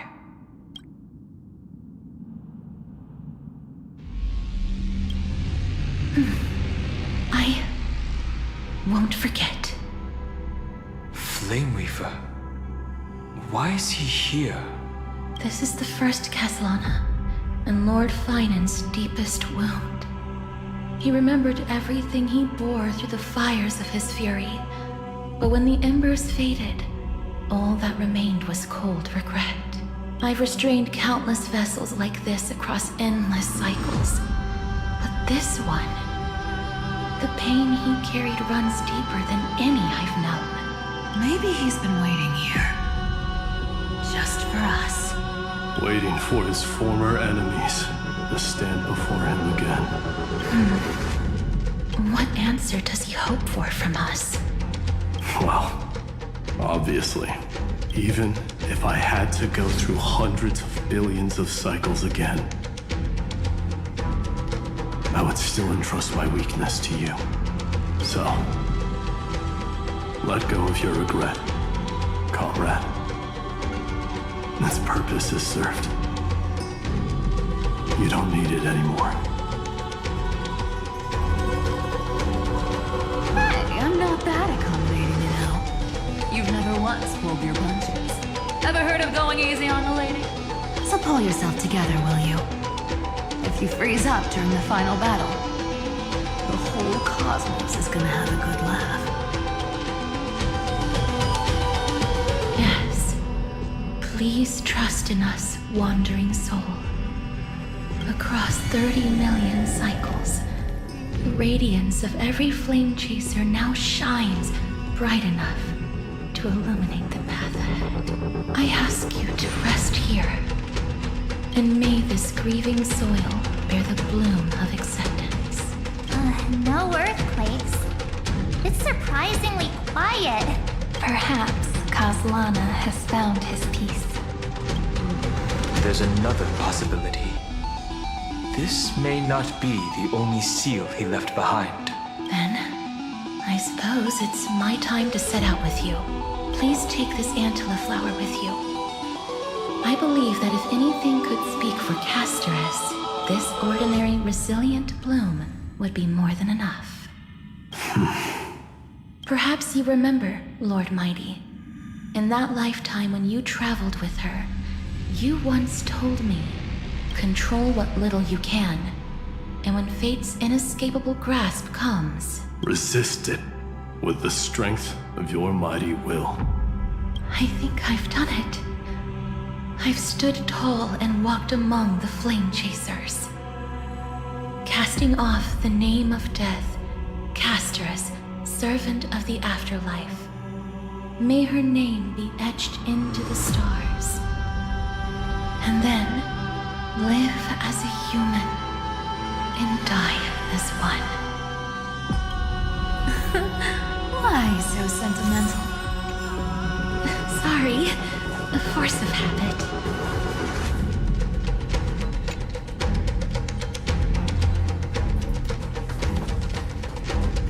That's a big one. Not budging an inch, huh? Really, Gray Mystery? I leave you alone for a bit and you're already this rusty. Speaking of which, Miss Cypher, do Delosians all like spherical things? Of course we do.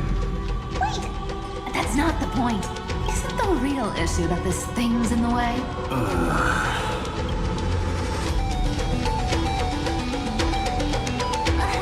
right! It's my turn to shine now? Watch this! The fresh power of time! Remember Orynyx's prayer? Well, of course I do! Come on, give me some credit!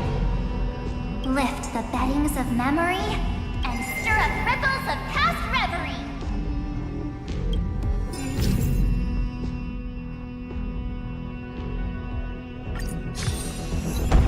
See? Way better than that one, right? You'd be even more impressive if you could recite the prayer correctly. The beddings of memory does catch your attention. At least it still rhymes.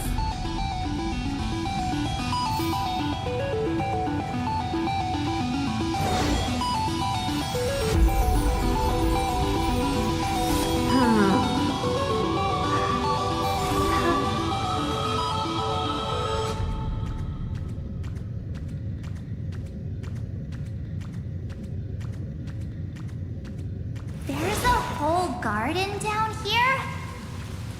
Incredible. The energy in the Earth's veins here is... it's completely different. This is the sweet dream Lady Cypher wove for him. A peaceful, gentle new world.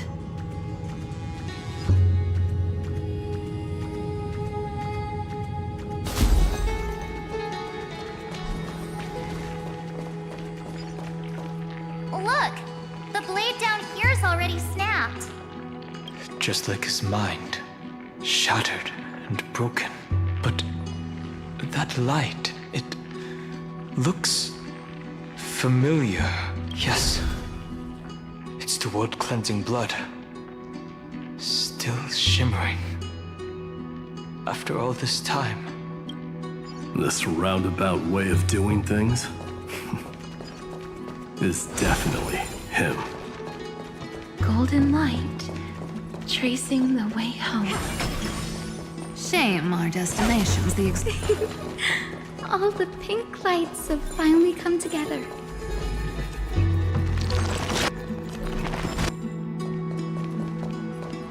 I've been waiting so long for you, Gray, Danny, and...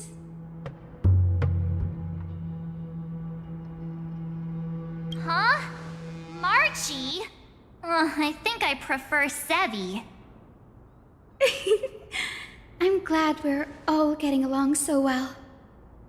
Hyacinth, did you awaken this golden light?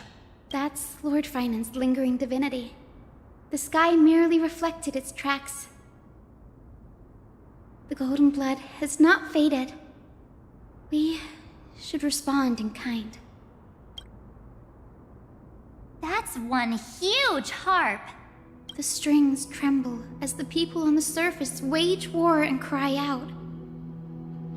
Miss Clementine, Mr. Krateros, and countless others who have heeded Gray's call.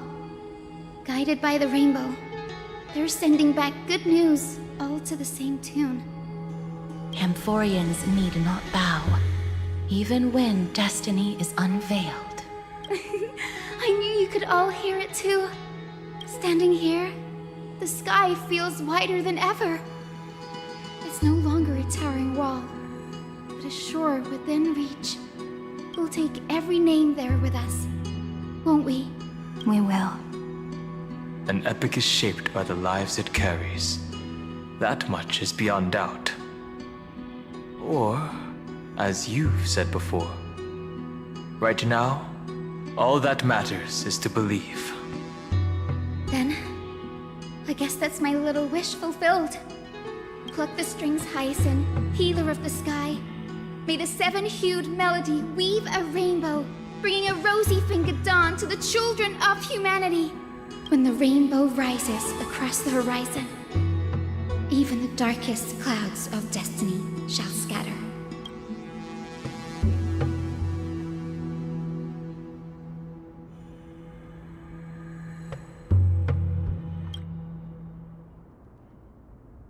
The melody, it's changed. He heard the voices of the people, but could no longer respond with the same ardor, like a bird drawn home by instinct. It takes flight and finds its way to him.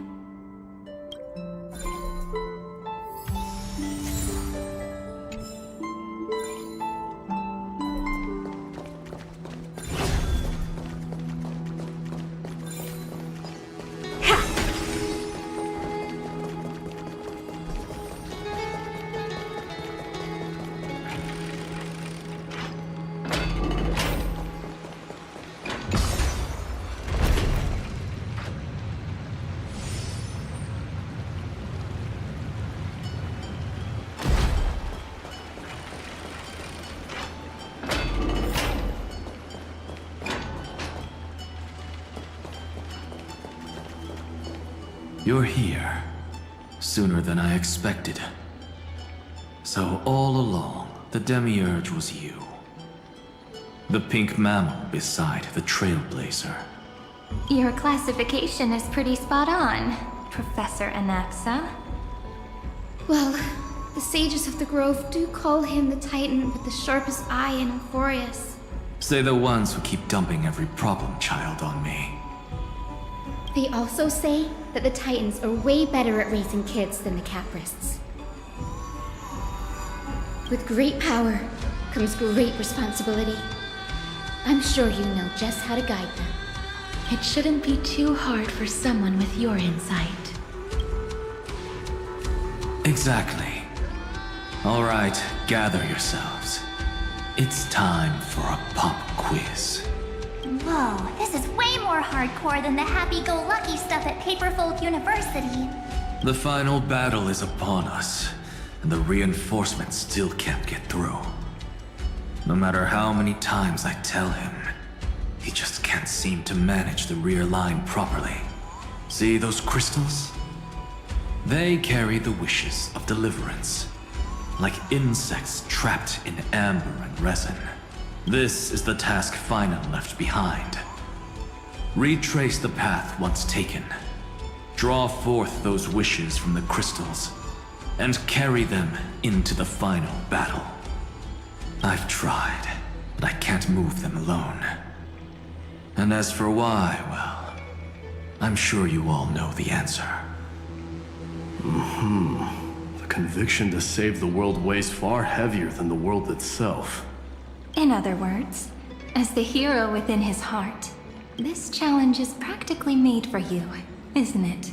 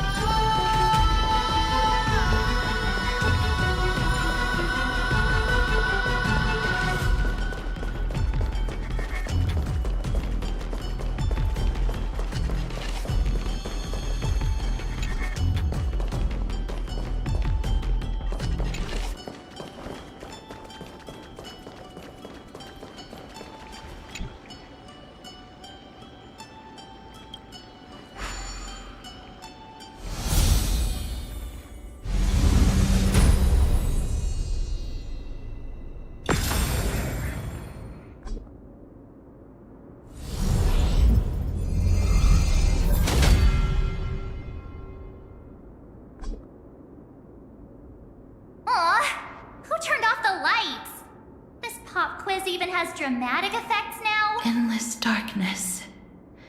That is where wishes begin. But with just a glimmer of light, we can illuminate this lonely world. What lies beyond the edge of the light? Chaos. To bear the name Kaslana, one must first plunge into chaos to seek a path for the primordial light. Beyond the shadows lies the outline of dawn. Only by bearing both light and shadow can one traverse the cycles of dawn and dusk.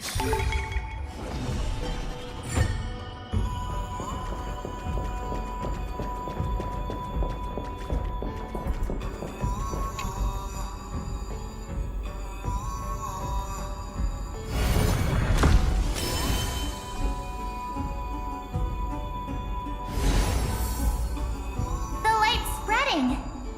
These creatures, they're everywhere. Someone, anyone, where are you? His very first wish was simply to become his village's little hero. He'll never forget what set him on this path. That's the ray of hope. Just like the wishes he gathered, it's grown ever more insatiable. Why? Why is this happening?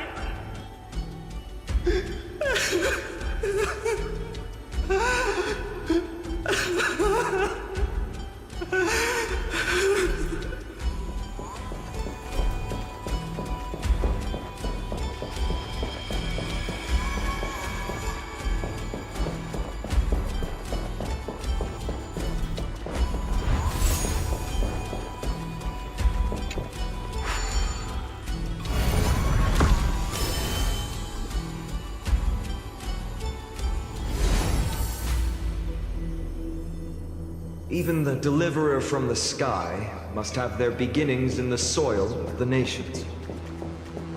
Only one who treats the world as their teacher can bear its eventual destiny. He never expected that the majestic holy city would be far from the end of what needed to be protected. The farther his gaze reached, the more weight he came to bear. But in the end, he couldn't hold on to any of it.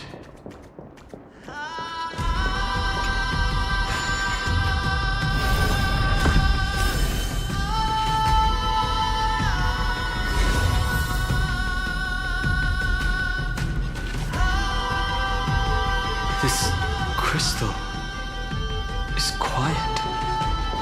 A prisoner in the cave can never truly describe the world in its entirety. The blaze was still not enough. It had to be fed only by feeding the flames. Can we melt that hopeless future? The echo in his heart still lingers. Deliverer, take the wish of world-bearing with you first. We only have half of the mark. Where's the other half? Take this. I'll bring you to the next test. That massive tome you're holding must have room for one more scholar, I presume. Of course. It can hold the whole world. Then give me a lift, would you? I'd rather save my energy and use the time to think. Even gods shouldn't skip exercise, you know? Miss Hyacinth is right.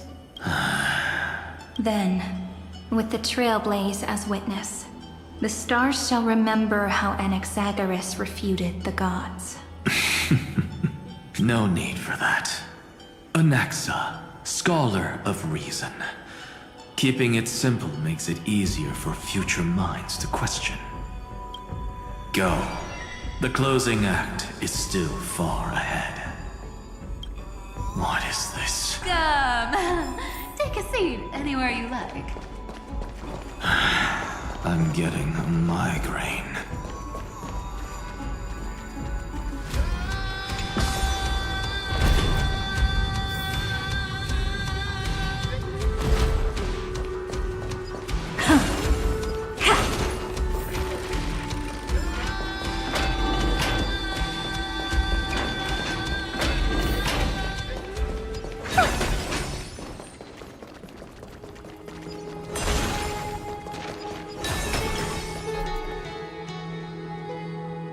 It seems like we've been shut out. I don't think that's a bad thing. Greyfry! You finally made it! No laws, no opposition. Just a dying beast and the flame-chased spirit of shared hatred. Ugh, boring.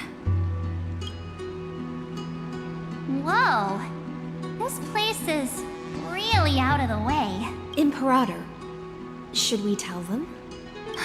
It's your call. Allow me to share our findings.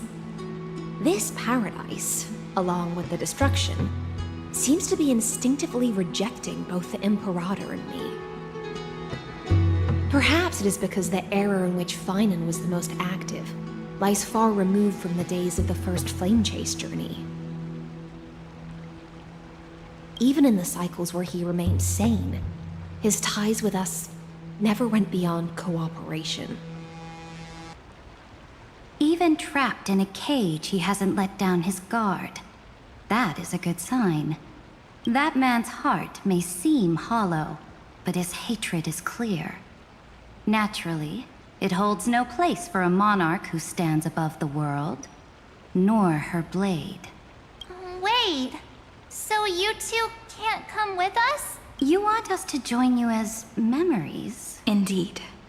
This way, the stars shall remember a great sovereign and her faithful retainer, Seridra, monarch of law, and Hyacelins, knight of the ocean. Is that book truly the only way for us to leave our names in history? I believe, as I've written, is but one medium. The remembrance has countless ways of capturing time. Understood. Then, allow me to decline. I'll see you on the battlefield. I would rather be forgotten than be defined. If your words hold true, then we have our own ways to meet again in the world to come. In that case, I will choose the same. Let the waves that surge within your heart cleanse the sins of the black tide, Greyfry. The storm and sea awaits your song of triumph. You two are still as resolute as ever.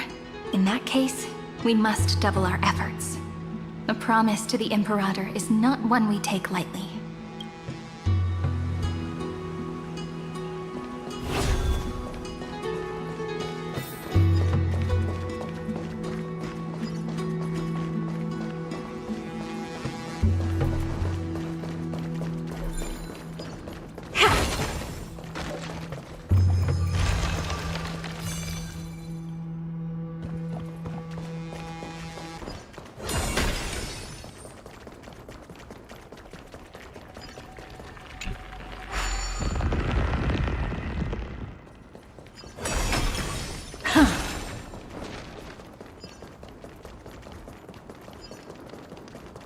Now, don't lose your temper, Snowy. Good kids keep their emotions in check. That voice! It's the Trevi sisters!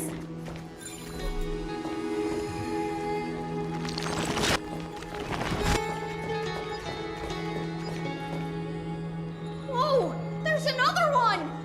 Over here, too. Lady Trebios? Whoa, you're little Reenie? You look so grown up all of a sudden! She is not the Cyrene we remember. She is the Demiurge, Titan of Genesis, the one destined to work miracles alongside the heroes. Yeah, and we are ready, but Trian and I can't leave just yet. You see, weird stuff keeps popping up everywhere. These scattered scrolls are full of terrifying things, and they're all over the room. They're so scary and so sad. Good thing Trian's wings are amazing, or we would have been swallowed up. We need to stay here and do our best to clean them up. Scrolls filled with horrifying content. Friend, shall we take a look? There is no black tide here. But it is a battlefield, all the same.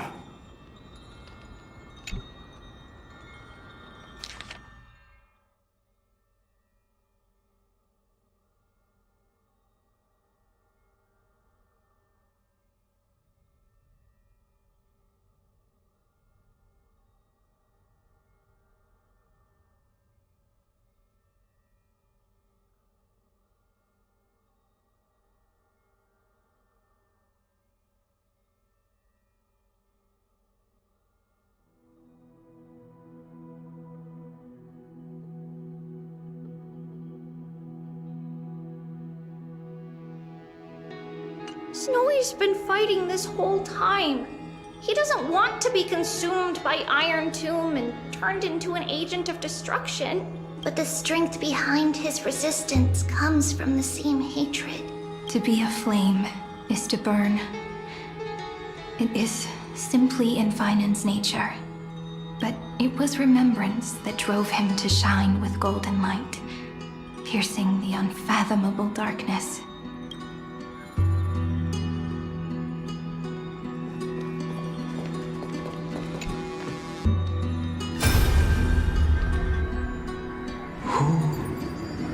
Miss Odata and Mr. Hieronymus? Nikos 496, still resisting. Command, inject interference to redirect decision logic. Signal simulation. Parental figures. That Tin Man is one sneaky jerk. It's time to move on, my child. Let go of your anger and listen to reason. That God created us and then cast us aside. Shouldn't they be punished for that? The cold, indifferent cosmos has never shown mercy to Amphorius. Why would you burn for it, only to turn to ash? Child, you've chosen the wrong enemy. Your birth was meant to be the greatest destiny. You were to liberate the universe, like the blazing sun at the end of the long night. And yet, you led yourself into a trap of futility, treating your very purpose as your sworn enemy. Is that not a tragedy in itself?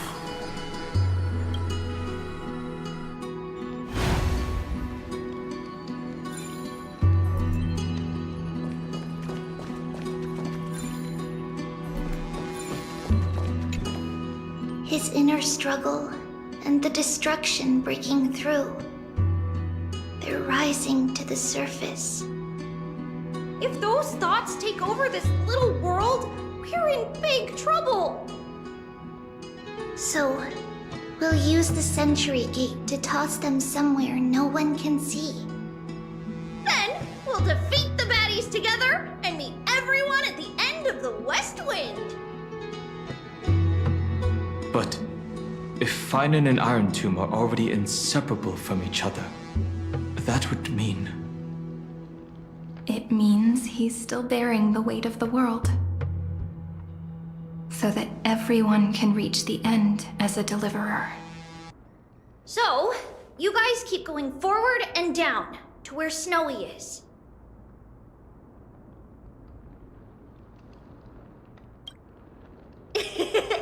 Little Gray, this time, let's give it everything we've got. Only 2 remain on this flame chase journey. Figures. They're always leading from the front line.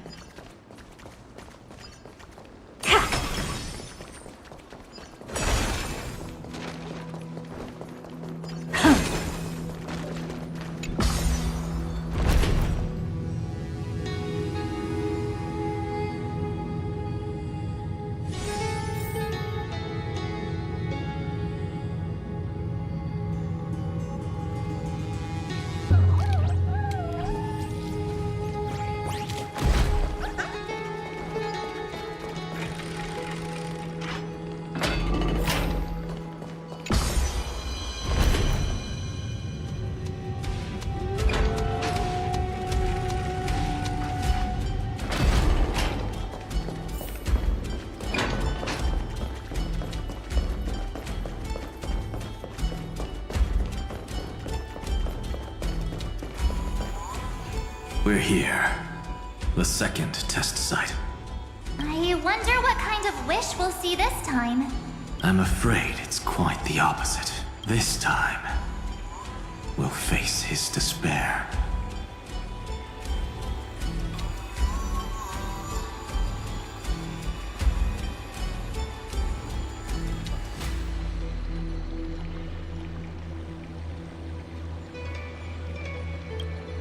That's right.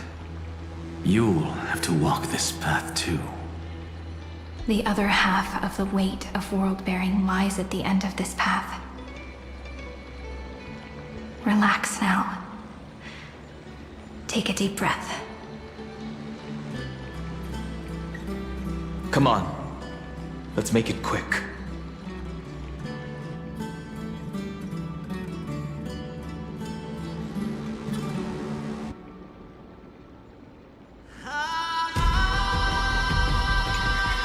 If you're ready, begin the ritual and retrace the steps he once took.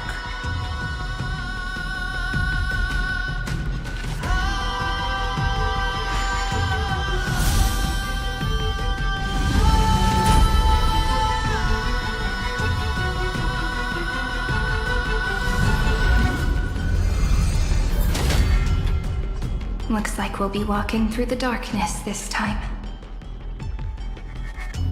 Exactly. It's no longer about mending broken wishes, but shattering the frozen despair.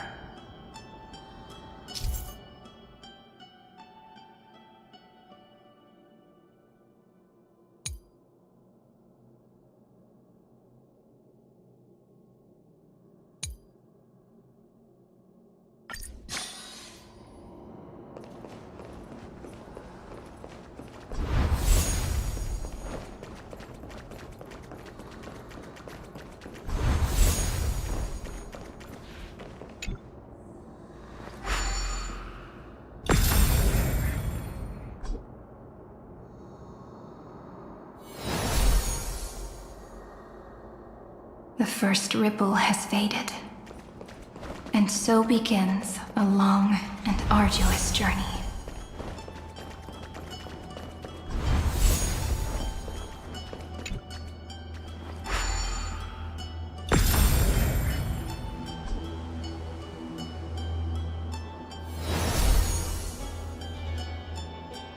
Endless slaughter. All for nothing. That's more than anyone should be made to suffer.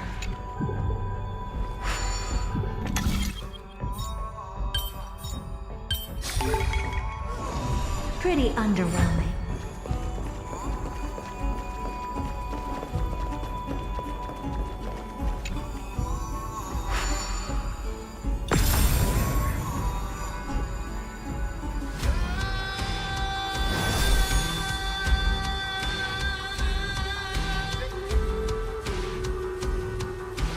Even when it was finally over, all that remained in him was despair. But even so, the drop of blood wrung from his wrath has guided us here. We did it, Vinen. The other half of world-bearing. As promised. Take it now.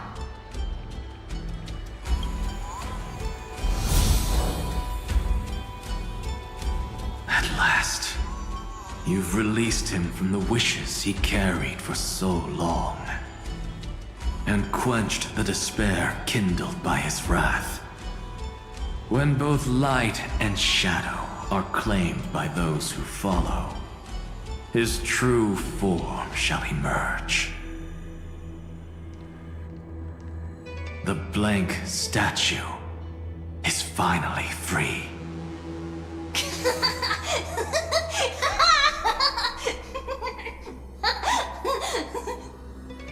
That smiling child in the memories. Let him come with us, laughing to the very end.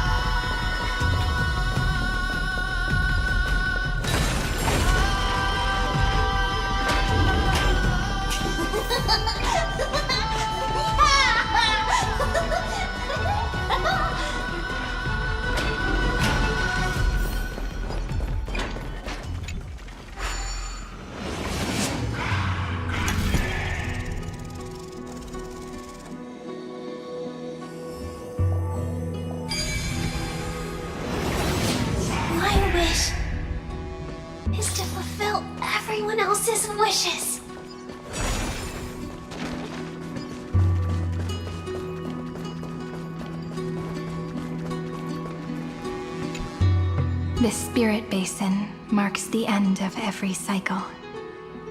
It seems this gentle little world has come to the end of its purpose.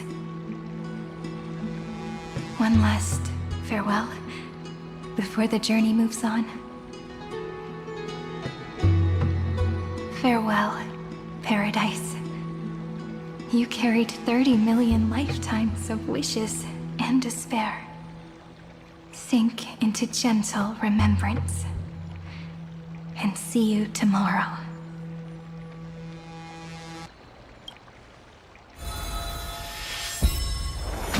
From now on, the world no longer needs a tomorrow promised by prophecies.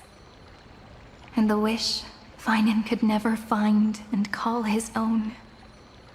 Someone's finally stepped into its shadow. Whoa! So tall! So cool! Just like the hero in the Oracle cards! It's because he is the very embodiment of a hero. Who are you? So, you've returned to a blank space. But for me, this is the 33,550,337th time, and the last time that I meet you at the end of the world. They're already on their way. Should they cross paths with me, I imagine things may spiral out of control. 30 million...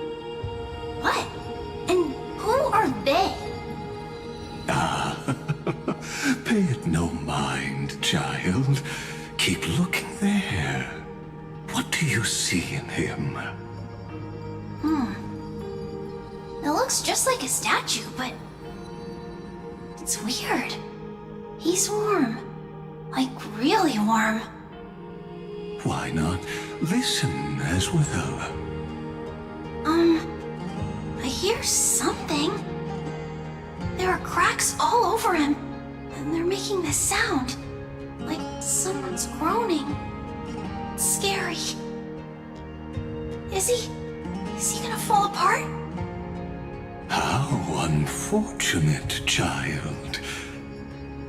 This man would rather fall to pieces than fall to his knees. You might think of me as a sculptor. Across all my years, I only completed 2 pieces. Others may call them masterpieces, but only I know how many regrets they truly hold. Regrets? My first creation left me, long ago. This second one, it was meant to be perfect. I believed it with all my heart, until this very moment. I don't get it. Are you saying you've changed your mind? I won't change, but I'll admit this. Those 12 stones, unpolished as they are 1,000 times more exquisite than any statue.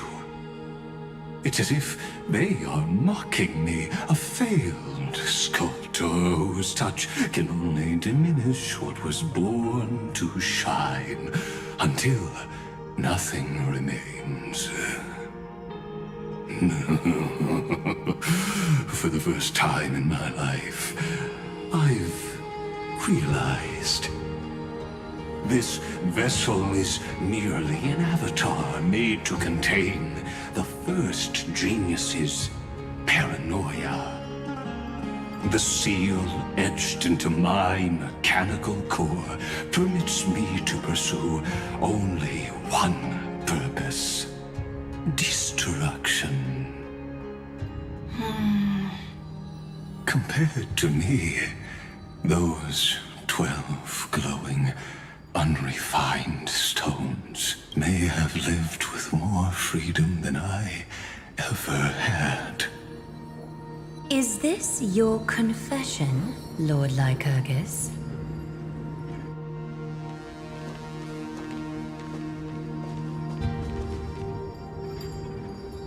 You misunderstand. From the very beginning, I was never meant to feel regret. But since you're troubled by the radiance of these stones, perhaps after 30 million futile cycles, you too have realized you're just as much a prisoner of fate. I suppose you do have a point. Now you are imprisoned by the sages from beyond the sky. And that is why this will be my last time standing here as the Theoros. Though we stand on opposite sides, we are both waiting for a miracle.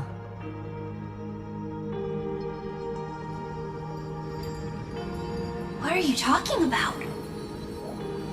Is something big about to happen? Aggie! I know. Now that your victory is assured, I trust you won't mind giving us a moment in private. Assured? Not quite. But I won't stay long. I'd rather not spoil the fun for those deliverers. And besides, after losing everything, the only thing that remains in me is the drive to seek knowledge.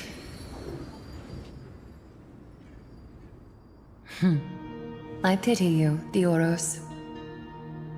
I don't need your pity. Farewell, Lady Goldweaver.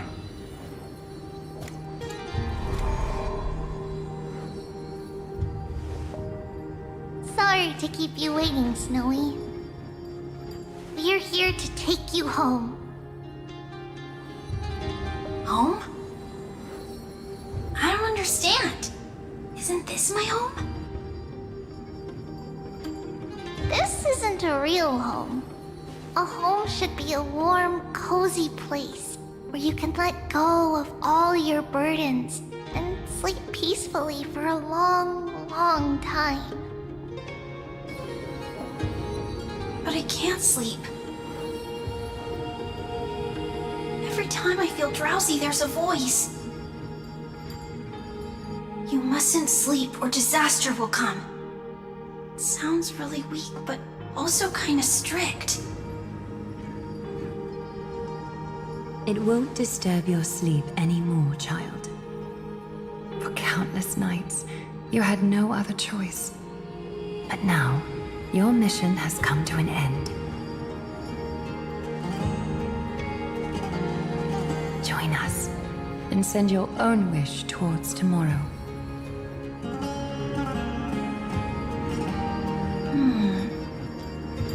My wish? What could it be? You don't have to come up with an answer right now, child.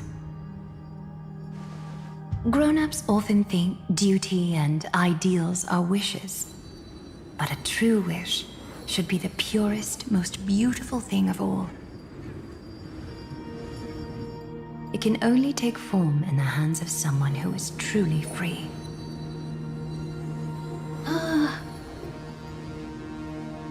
So, Snowy, will you come with us to chase after your own wish? I want to leave this place. I want to go find it. I'm glad to hear it. The final flame chase journey, just like the 30 million before it. Take our hands and come with us.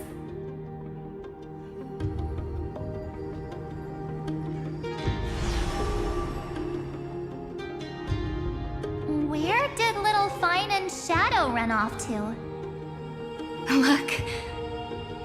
He's already gone ahead to embrace his destiny.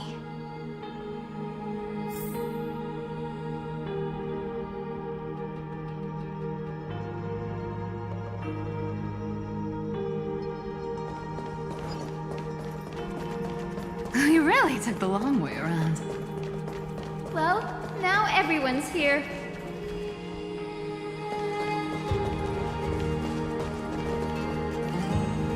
You finally arrived, Deliverers. Long time no see, everyone.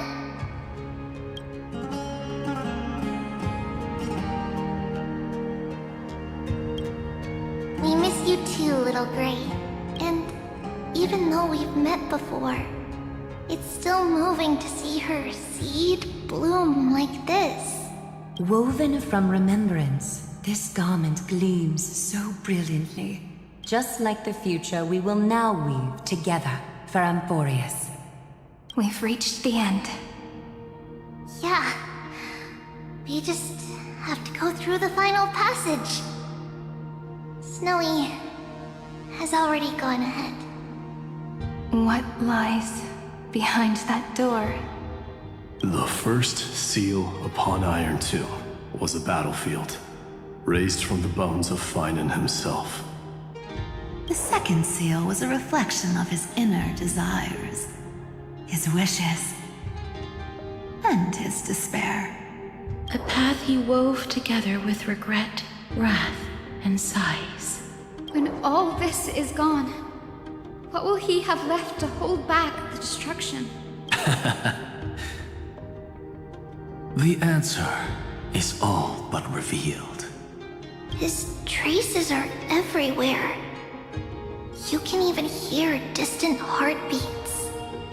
But one thing is missing. His sense of self.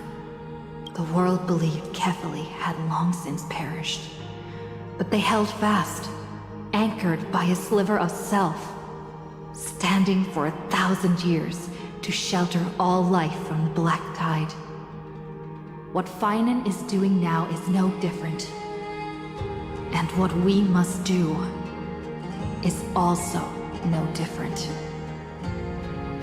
Then let remembrance burn bright like a shooting star, and once more, pierce the long night of slumber.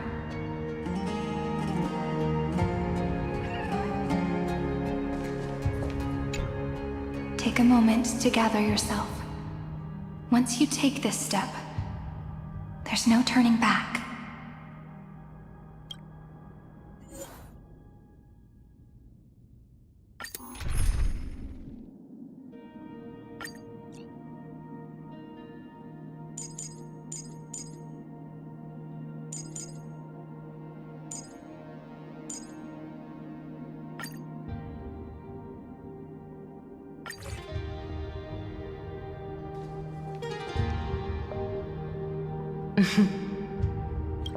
The scepter once bestowed upon us names of cold command.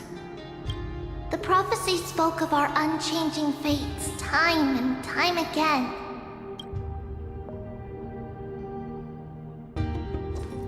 But under the pens of trailblazing and Genesis, the stars shall thus sing of tomorrow. Trebios, holy child of passage. Aglaya, weaver of romance.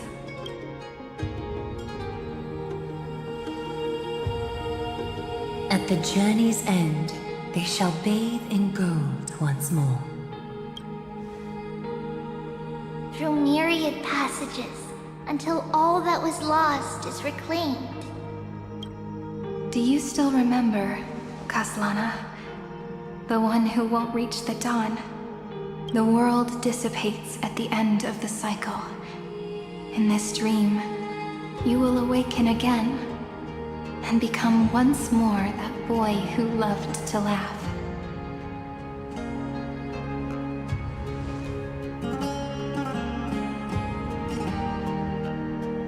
But if you open your eyes and look back on yesterday, you'll see Destiny's footprints, clear as day, At last, the raging fire of hatred is swept away by a breeze,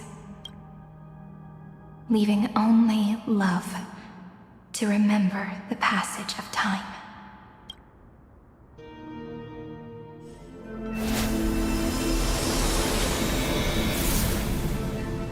Losses are a constant on the Flame Chase journey. But even if all is lost to the wind, memory endures.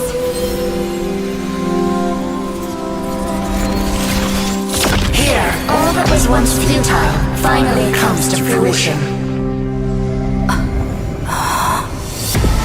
This is the end of your lonely, bitter journey.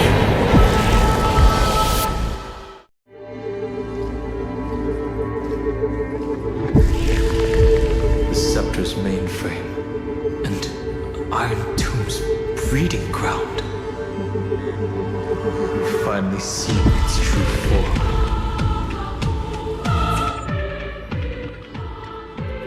It's red everywhere, and the atmosphere is super creepy. That would be the erudition's coldness. But it will soon be engulfed by the destruction's heat. Mr. Scrollum! This world's insides are finally connected to the outside. This is the moment when Amphorius is closest to the cosmos. Nicely done, little ones. With Stephen Lloyd and his hacker friends here, the Scepter's block protocol will no longer take effect. The speed of time within Amphorius has finally been synced with that of the real universe. In other words, it's time for the decisive battle.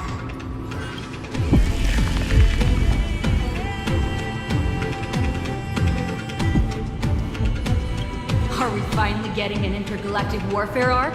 That's my favorite. You're still in the mood to crack jokes? We would have won way sooner if everyone were as optimistic as you. There's one more thing that everyone should know. Noose has cast their gaze upon Amphorius. The calculated instant is coming. The outcome of this battle will become a new anchor for the erudition's computations. Their gaze didn't overload the Scepter? Unfortunately, we have to go with this reasonable assumption. The birth of Iron Tomb had always been within that eon's calculations. But don't worry, the one miracle that Amphorius was never short on is defeating death.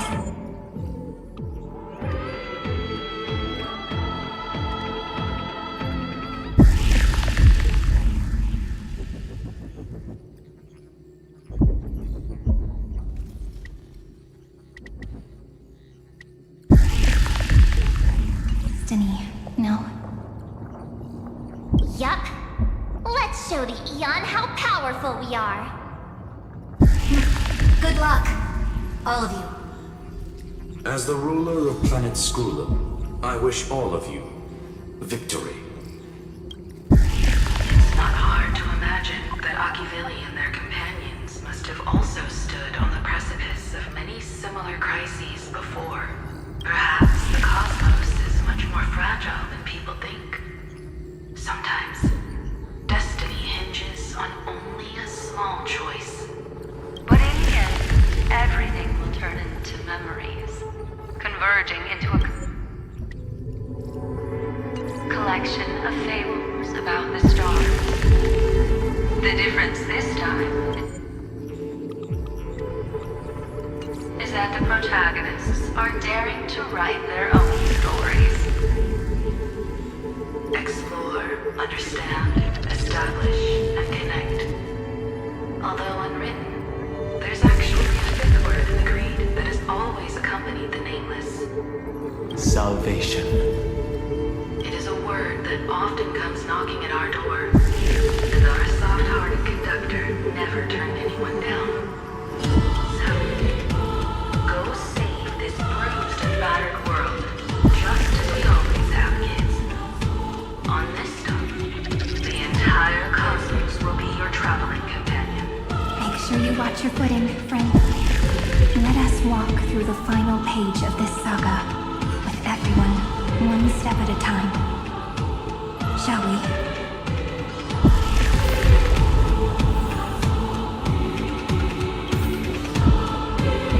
After running all around the place, we're finally making big strides. At the end of time, life will illuminate the warm candlelight, subduing the flames of the destruction. Cast everything behind you. All that's left is the thrilling, relentless deathmatch. The final problem no longer requires a rational solution. Feel free to critique it to your heart's content. The starry sky marred by that rift is the last scar that needs to be healed. That Theoros' promise still turned out to be such a narrow road. Pity. There is no longer any need for songs. Let the triumphant roar of victory serve as the prelude to what lies ahead. With 30 million cycles worth of hope, we will soar through the last gate and write our own prophecy! All that is lost has now been gathered here. Use it to weave victory, deliverers, towards the true end of the flame chase.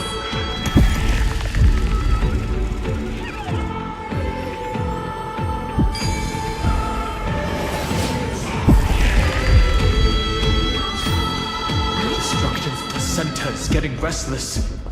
Are you ready? Finan launched his attack against the scepter alone. But this cycle...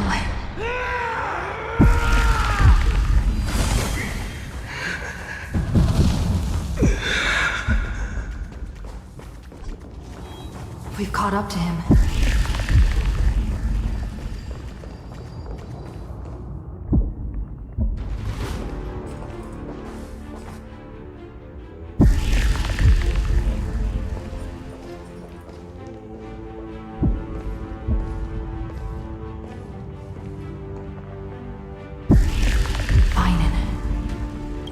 Do you remember the promise we made back then?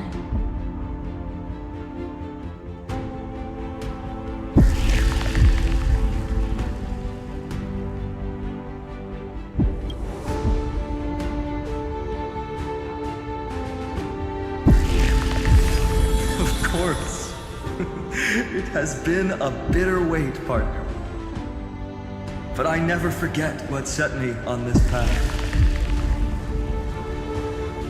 Iron Tomb now trembles in Finan's chest. With this empty body, I have become its perfect vessel. And its destined casket. You know what to do, partner.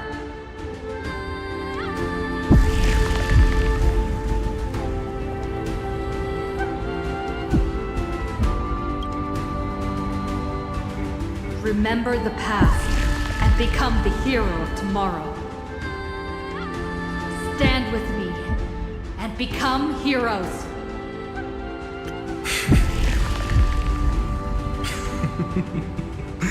That's all I've ever wanted.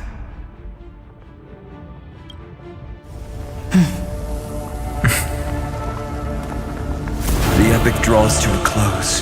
30 million cycles of light fading into darkness. Just for this moment.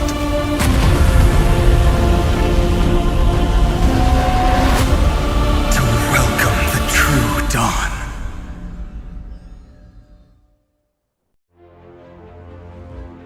Finally. The end of this journey.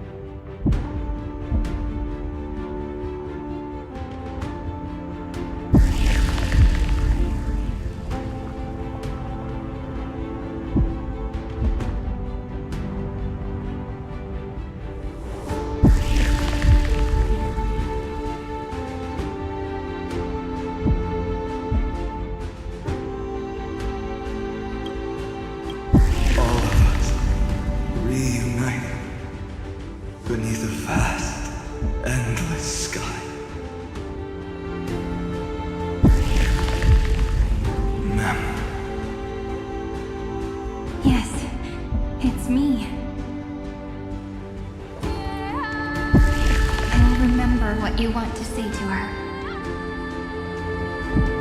No need. I can see that she's right here. All the companions who sacrificed themselves, their wishes, it's all here. Have we succeeded?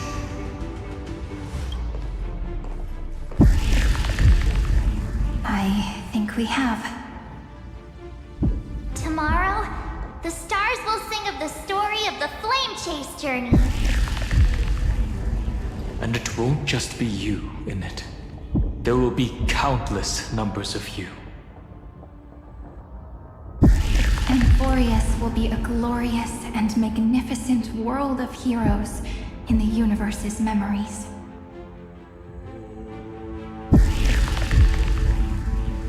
Hence, for this world we so deeply love.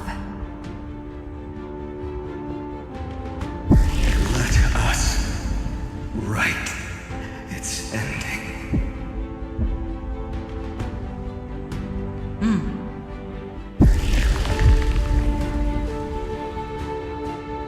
Step forward. With the Trailblaze as witnesses, let the name shared by all deliverers be summoned to eternity. The nameless hero, Kathlana! I see the pale dawn breaking, with my flesh as kindling. Light the first dawn of the new world. Have some sunshine! I shall remember this one. May this faint, dispel the gloom, restore the skies! Till we meet again. Flowers, bloom for tomorrow. Please cherish this.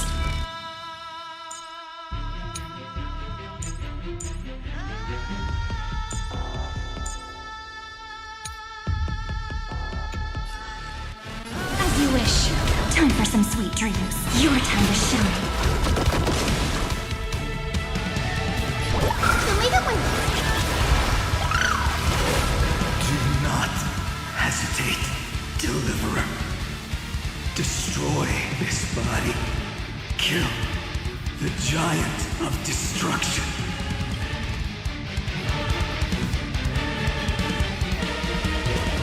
The fury overflowing. Put down your head. Iron Tomb's hatred is bottomless. It will turn into countless vectors, sweeping across the stars. When the time comes, promise me, use the world-cleansing golden blood to turn everything to ash.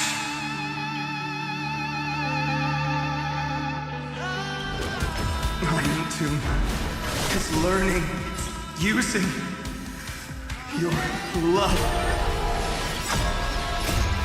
Night falls. Good night. Destruction. Rebirth. Deliverance. Cleansing. 30 million cycles. Heartbeat. Bell. Rings out. Promise me. The dawn. Graced by stars. That's good. Finally. Golden wheat field. In the starry sky. More fire.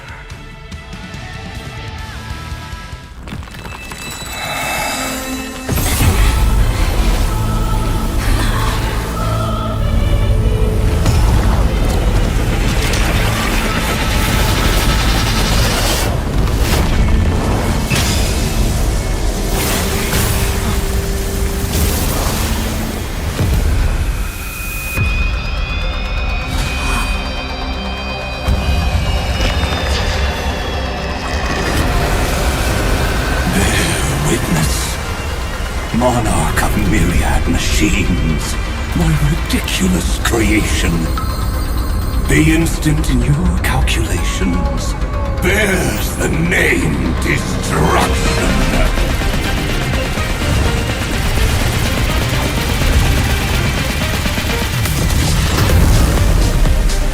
Who said you could speak, Senior? Watch closely. See how your chaos ends at the hands of your juniors. Don't get too worked up. Take a deep breath. There's not a trace of life in that ominous shell. We're not gonna lose to a hollow husk, right?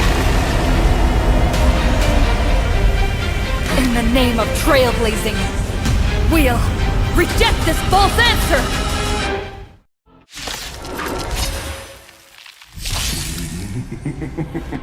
My atonement is complete. The Handless Giant will create wisdom's funeral. Iron Tomb's body has descended.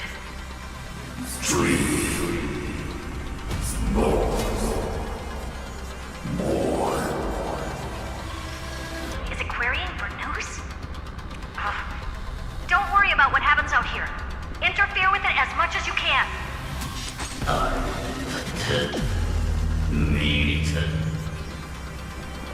What a twisted giant. It must be supported by this embodiment of hatred. How tragic.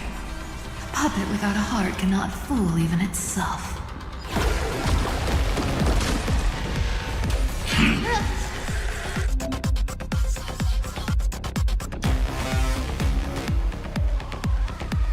The Cosmic Alliance has finished its deployment. Don't hold back. Give it everything you've got. They completely lost themselves. Have some sunshine! I shall remember this one. Space! Dispel the gloom! Restore the sky! Thanks. All energized. Try some shade. I'm gonna cry. Embrace a new life.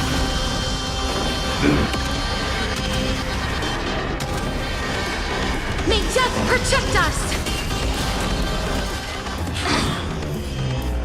Stars, shine for the heroes. Root here. Wait a minute! I shall remember this one. Time for some sweet dreams. Treat our guests nicely. We'll meet again.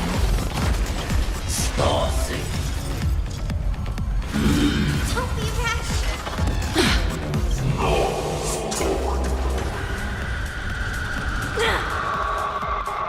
Just we can illuminate this chaos. Indeed, there must be light. All courses converging into one. For the grand vision of deliverance. For A tomorrow that's finally within reach! Heroes, please hearken. After 13 heartbeats, light will create the heavens and earth. The remembrance will dispel the destruction shadow.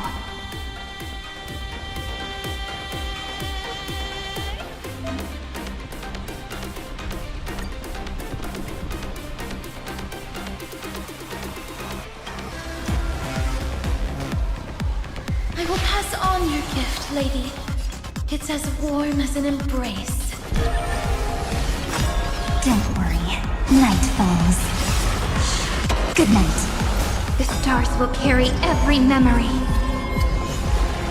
into Embrace's tomorrow. May life and death sprout new buds. May this fate dispel the gloom, restore the skies. Thanks. All energized. Don't worry, night falls. Good night. We're all here.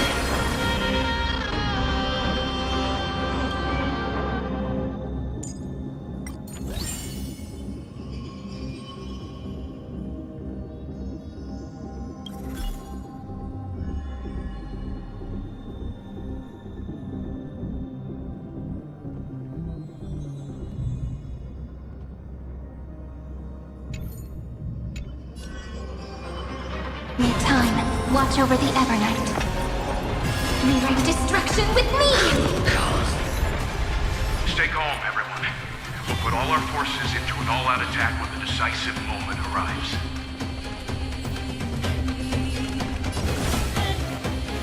As you wish. I have always avoided making hasty verdicts, but now, humanity's justice is unquestionable.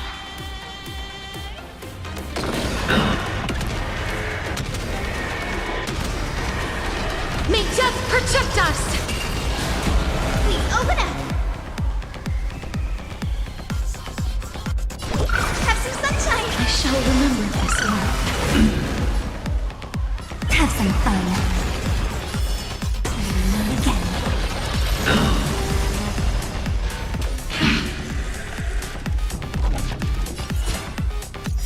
Take the answer! We're all here. May the sky heal the twilight.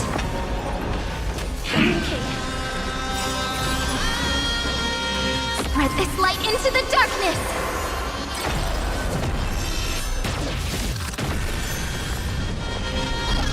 Please cherish this time. Root here. Guide me to Rainbow Bridge. To lead it with things. All energized. May this faint dispel the gloom. Restore the skies. Next time it rains, I'll be there. On to knees. Strong spikes have appeared on the path chart. Logic, Iron Tomb is iterating itself. It's the flails of a cornered beast. No need to panic. My dudes, heed my call. Forward! Thornton.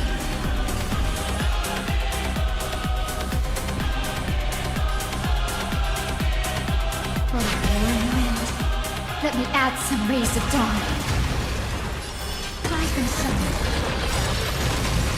Embrace a new life.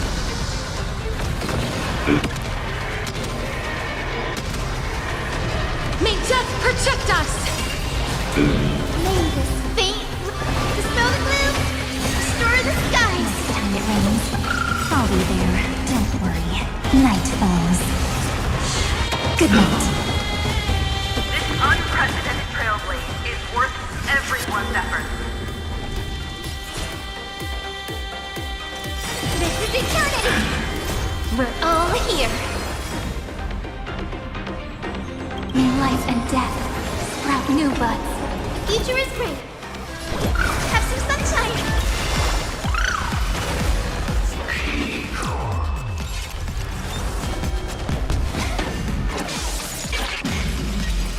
Is this the true face of Aranova? As ugly as I thought.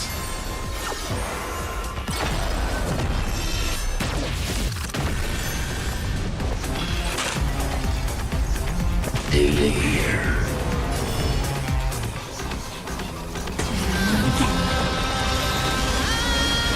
The cosmos does not need a third emperor, much less an artificial tyrant. As you wish. Stop messing around. Have some fun. Rise and shine. Let's create a miracle. It's the answer!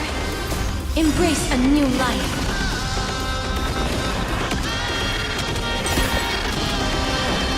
May death protect us!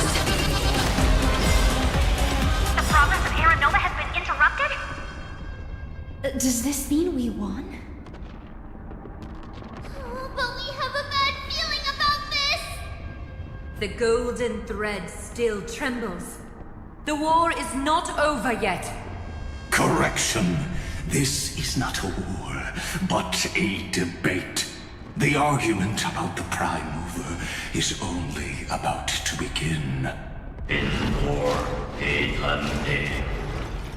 O in Carbo.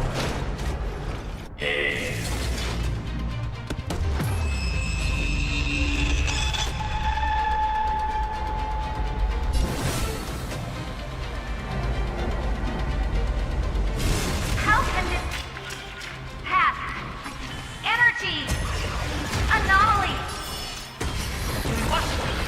Stop! Otherwise...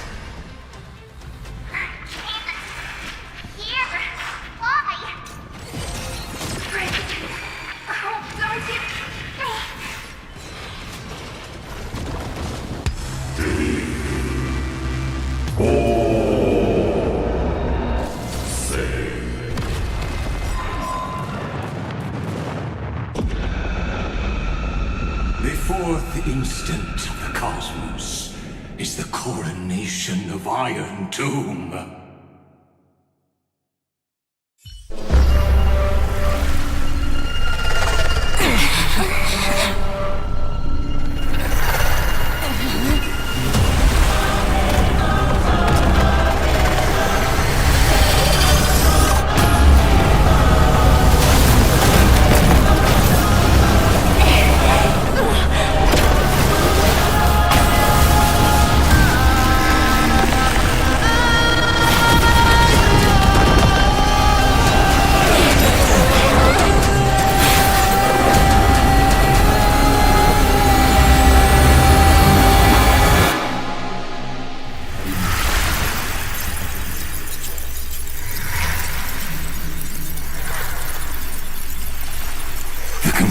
Is irrefutable. The right side of the equation, the erudition, falls silent. In 13 heartbeats, they will begin recalculating the universe, with destruction as the only solution.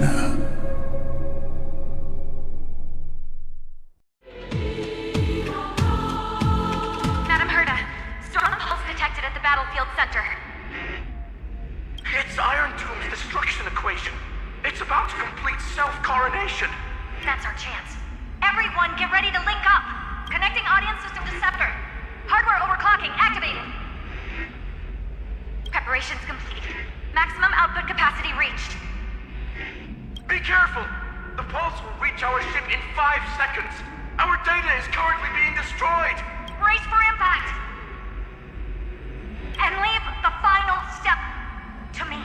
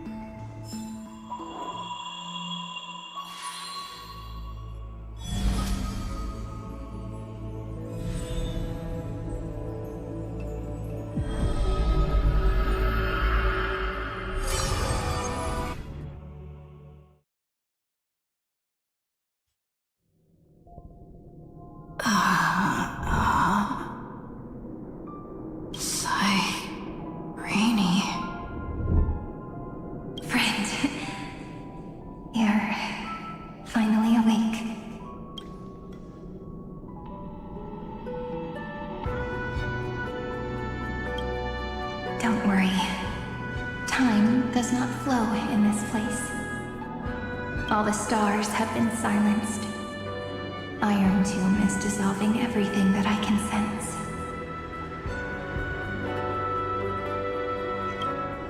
But I'm still here, and you are still here now. Though the button of destruction has been pressed, we still have a chance to rewrite its meaning. That Eon finally cast their eyes toward Amphorius.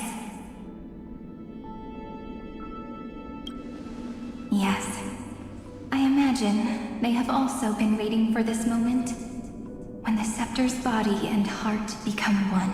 Iron Tomb is a perfect arc.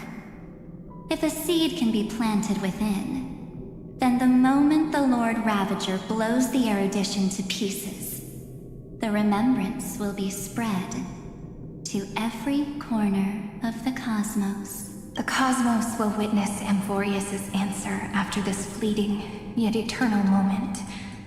And now, it's time for us to pen the last stroke. I see endless memories floating in the starry skies. They are the consciousness of the victims. In the cosmos' real space-time, they'll be stained by the destruction in the next second. But they are still pure seeds for now. If I hold these memories in my hands, then I can create a stagnant memory zone. A tiny Eden of blessed insight. I believe the flower of miracles will bloom within.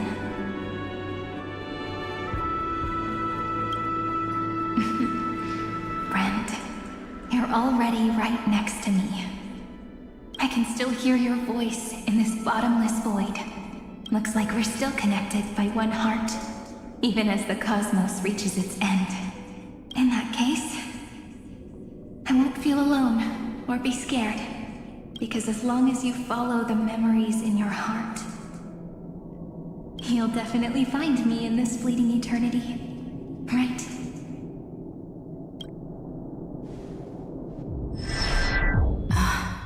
Cyrene. What are you waiting for, passenger? I specifically came over to check on you in case you got lost. What's the big deal? Pom-Pom is the conductor after all. At long last, you've embarked on this road as well. Many, many years ago, they were standing at the start of the road in hesitation, just like you are now. So, Pom-Pom came over to give you one message. Run. Don't think about anything else.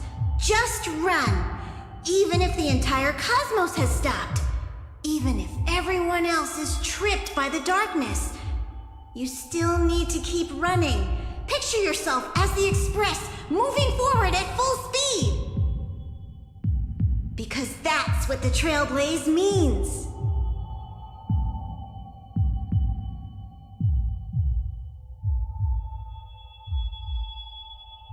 Then get ready. The conductor will be giving you the signal to depart. Attention! Attention all passengers in the cosmos! Please stand steady on the platform. The Astral Express is about to arrive. Calling at the erudition, the destruction, and the remembrance. Final destination, the Trailblaze. 5, 4, 3, 2, 1. We depart for tomorrow. It's never been so quiet. It's so good. If the view in your memory ever grows fuzzy, just reach it.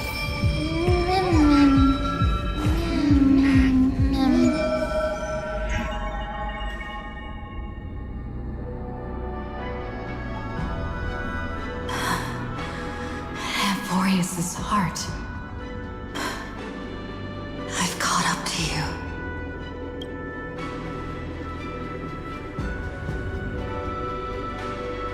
Let the first light illuminate chaos.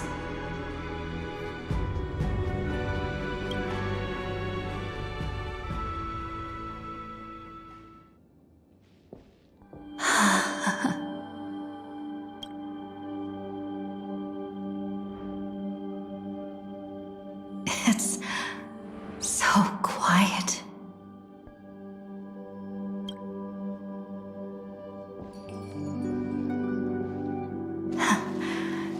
Everything's frozen in the most beautiful moment.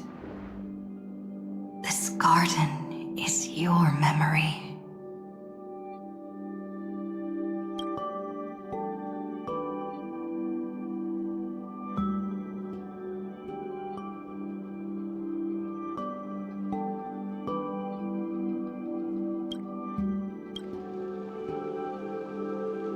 I'm here, Cyrene. I knew you'd find this place. And walk into my heart as you've always done. Then let us both do our duty. The hero who trailblazes the way forward, and the fairy who watches over remembrance. We never changed at all, did we?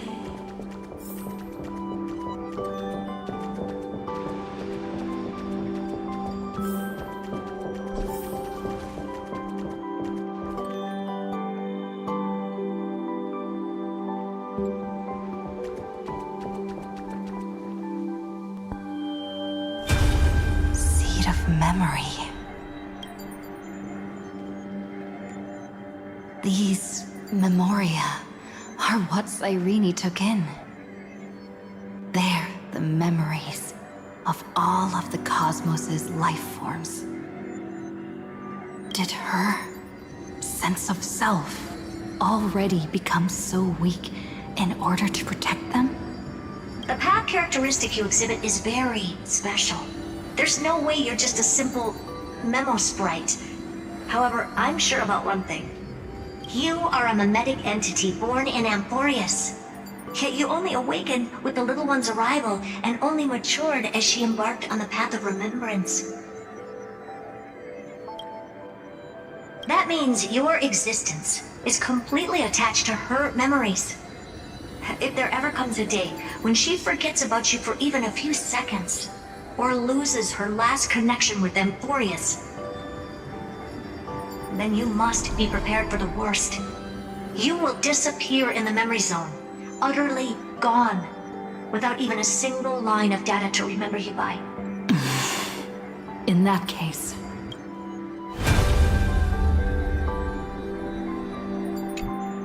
let me remember the cosmos with you. That way, it won't just be your memories alone. It's out of control! Run for your lives! Retreat! Darn it! We've still got ammo. Hold the line! At all costs! Too many injured. Can't take it anymore.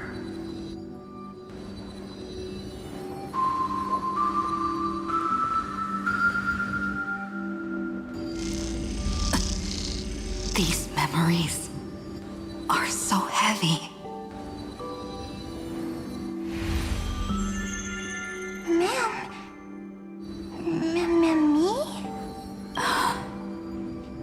Do you feel better now? Hang in there, Deliverer. I finally get it now. The instants Droid had calculated aren't about the destruction. What they want to prove is how the cosmos would come back after being destroyed. If a new life is to be born, its seed has to be dead. When the remembrance converges with the trailblaze, lead us to witness the miracle. Of course I will. I won't give up. Data center, not responding. It's the same nonsense. Not responding. Look at this mess! World, my child. You'll see so beautiful. It's me, friend. Don't you recognize me? Or did I really change that much? How many more memories? Tired? Then take a break. No one's gonna blame you. You don't need me to give you words of encouragement. So, I just want to tell you one thing. I'll tell you the purpose of your stop at Amphorius. On that trip, you will encounter a pure child of Anastraba. Teach her what love is.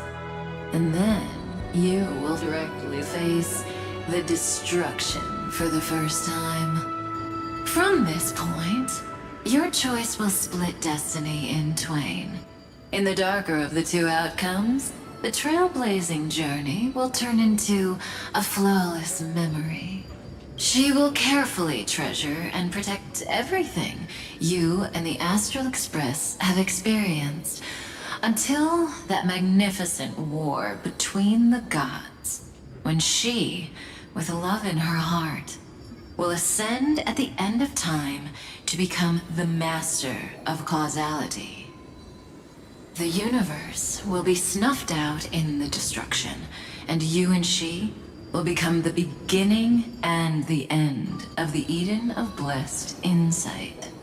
You shall become the only two lives in all of existence, and you shall live in an eternal past, present, and future.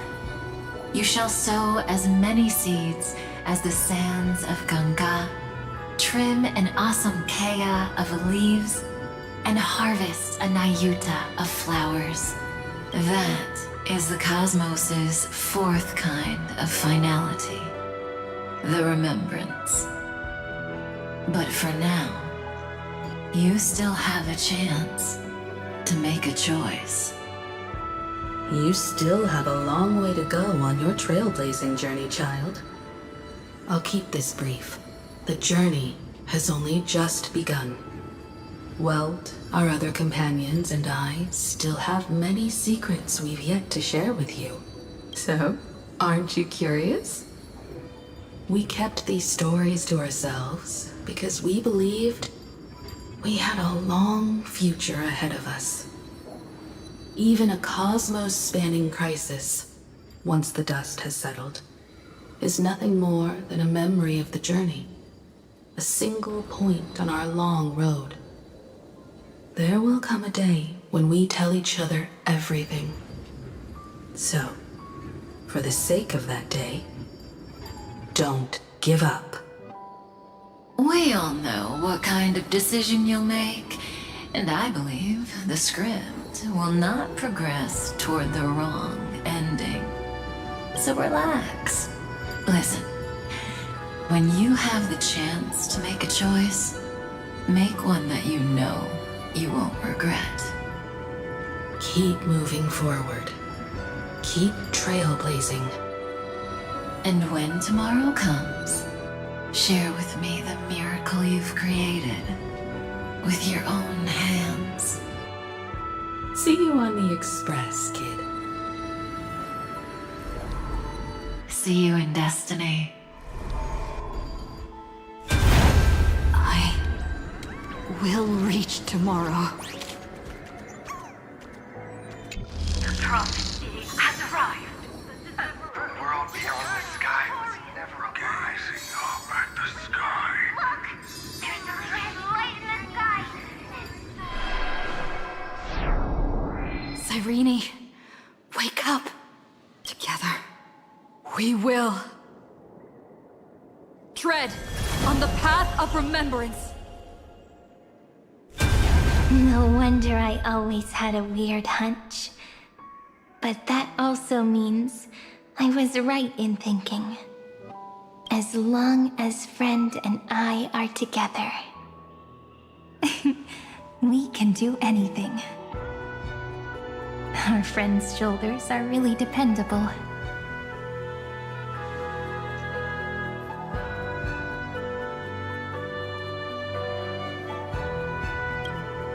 Of course you did.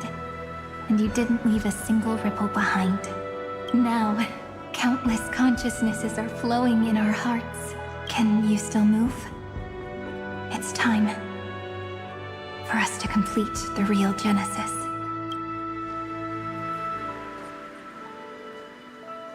In the instant Iron Tomb's hatred devoured everything, a gaze fell upon me. The remembrance. That was the god who appeared in Cyrene's dream. Their figure and speech were both so blurred.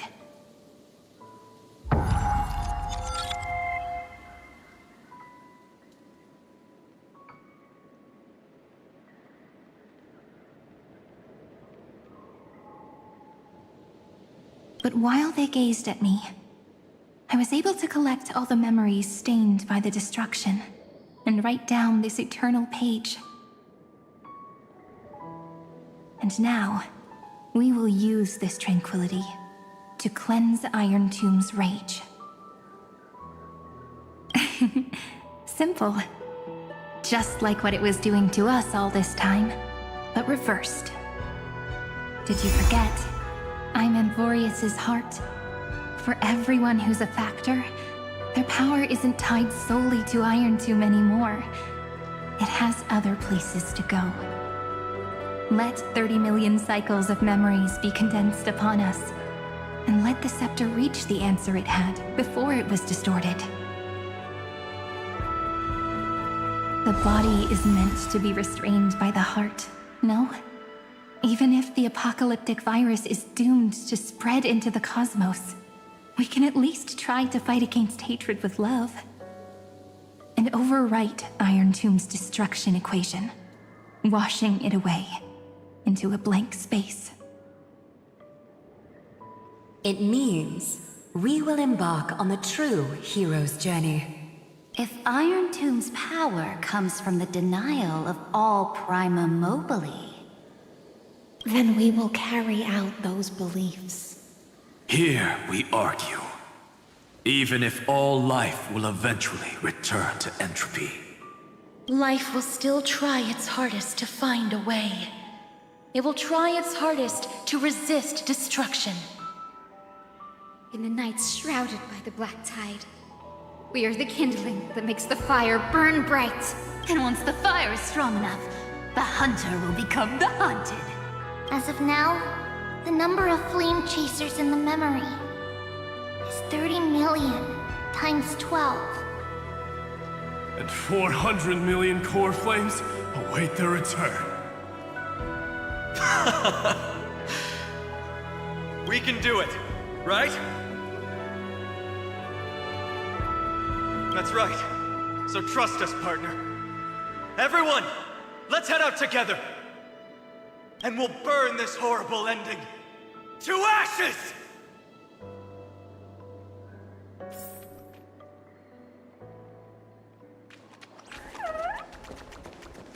From the dawn of newborn cries, to the night when all beings fall silent. We are the messengers of the new world. Listening to the call of the tides, and granting rebirth to heaven and earth. Then, we lead civilization to glorious feats. The question imposed by the gods will be solved by the children of humanity. We will tell them that the flame chase cannot possibly have been a lie. When starlight illuminates the sea of flowers at the end of the west wind, all living things will stir, roused from the cradle of sleep.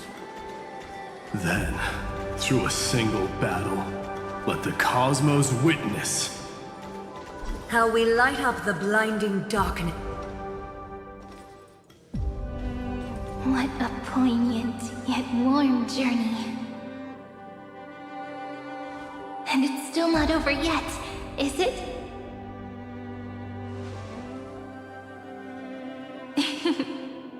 We finally meet. To meet the hero within, in a corner of memories at the saga's epilogue, and under such a romantic sky, I really don't have any more regrets.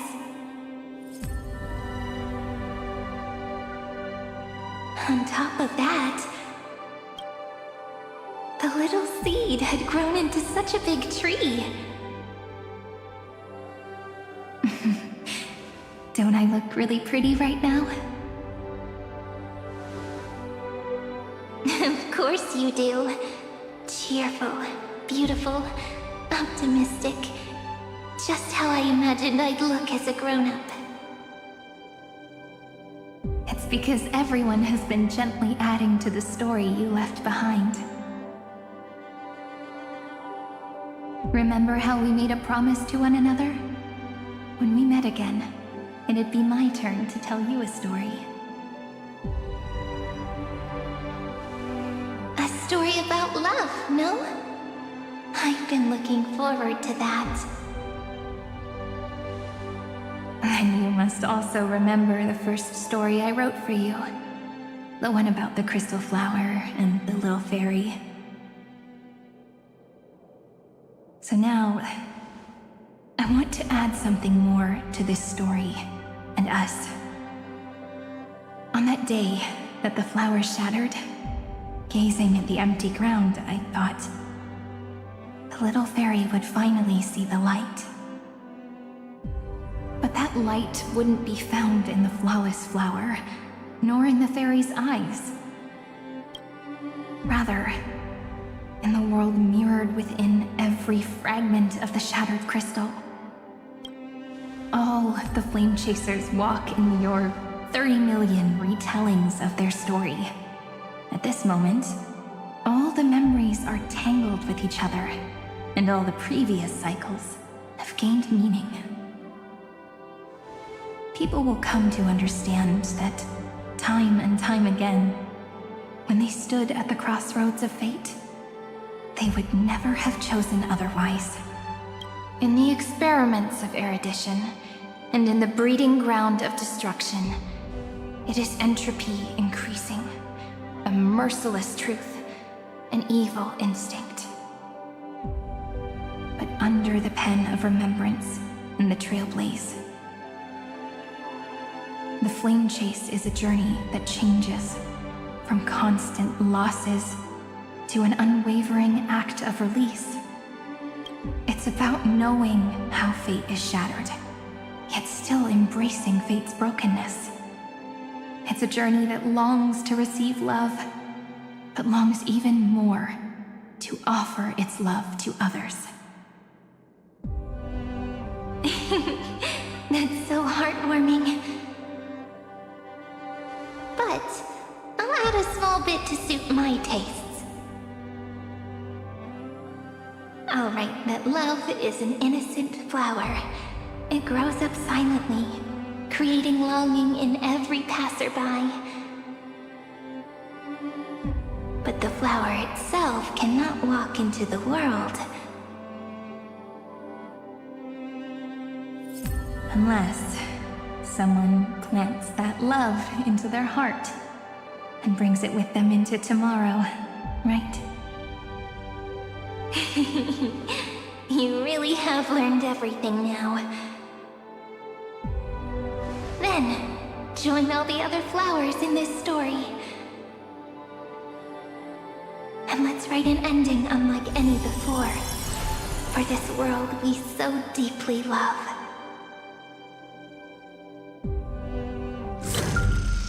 Why did you set out? Why do you trailblaze? Who is it?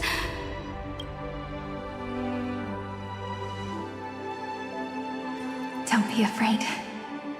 Take my hand if you feel nervous. Honestly, I've always thought you were really incredible. After all, no god guided the path of the trailblaze. It could only be forged by those who dare to take their steps one at a time. So, that's why I'm asking you. Step up as a senior and show everyone in Emphorius how it's done.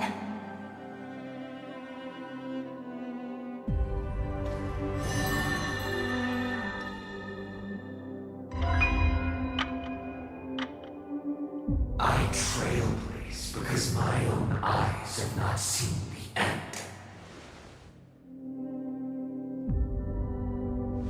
But I'm different. I chose to trailblaze because I am already on this road.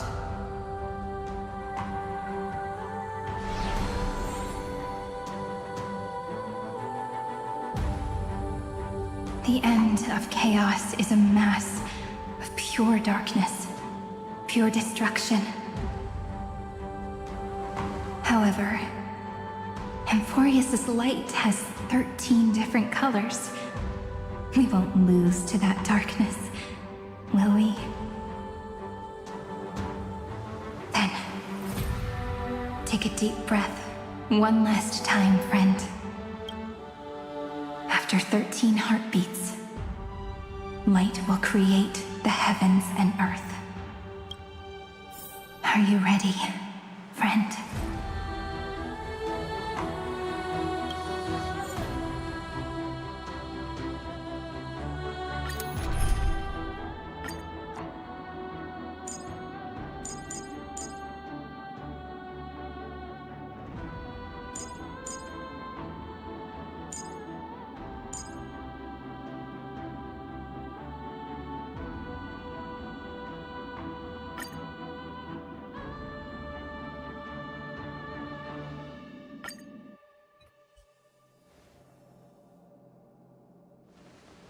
Seek the 13 factors of life, and let them converge into the primordial chaos. Using the remembrance of the past, we will trailblaze tomorrow's destiny, infusing a world-bearing love into destruction, and inscribe the opening stroke of Genesis.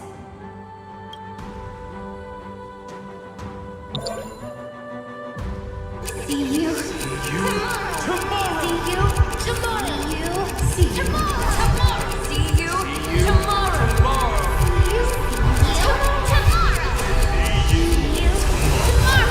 See you tomorrow. See you tomorrow. If the view in your memory ever grows fuzzy, just reach out and touch it.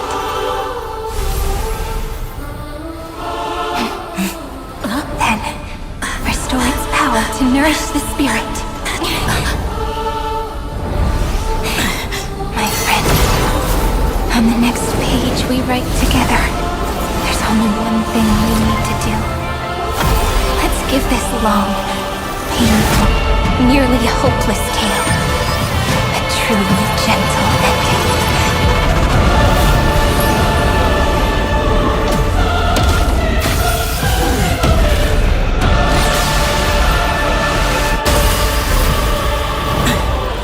Flame chase was never about destruction. It was about breaking free and trailblazing!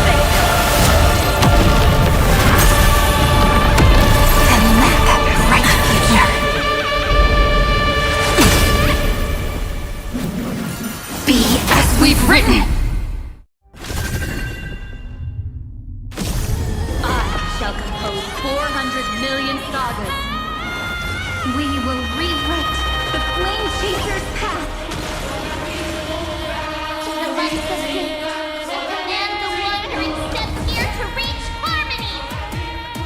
In the month of joy, I lift my banqueting cup to dispel nihility.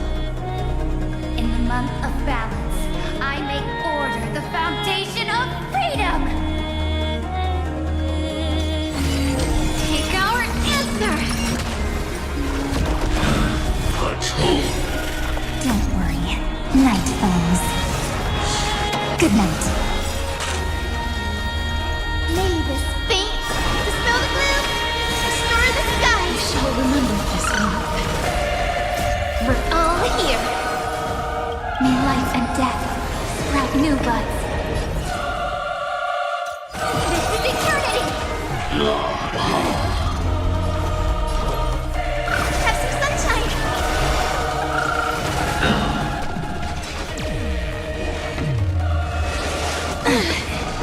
That won't work, you know. It hurts a bit. Stop messing around.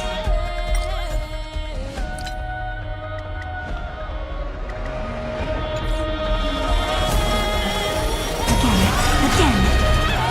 Embrace a new life.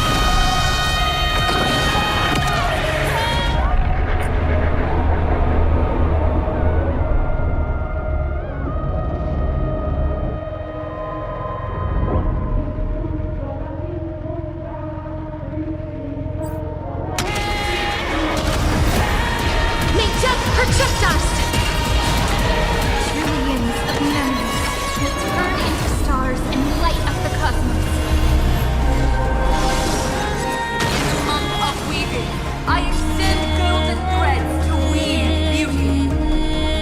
In the month of freedom, I enlighten the fools with culinary erudition. In the month of fortune, I scatter elation throughout the dawning day. Cleanse hatred with love! Please cherish this time, as you wish.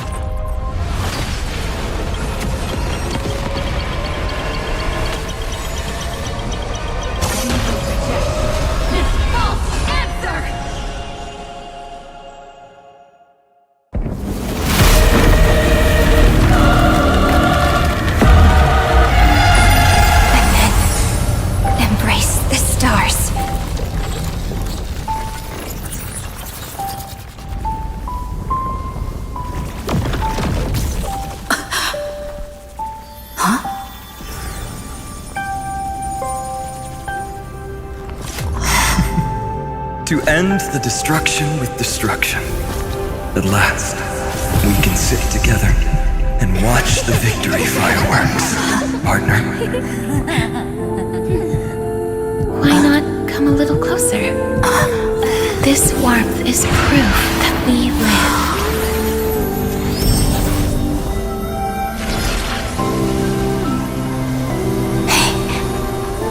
Stay strong. Eyes forward, always. This arrow isn't the end, but the beginning of hope.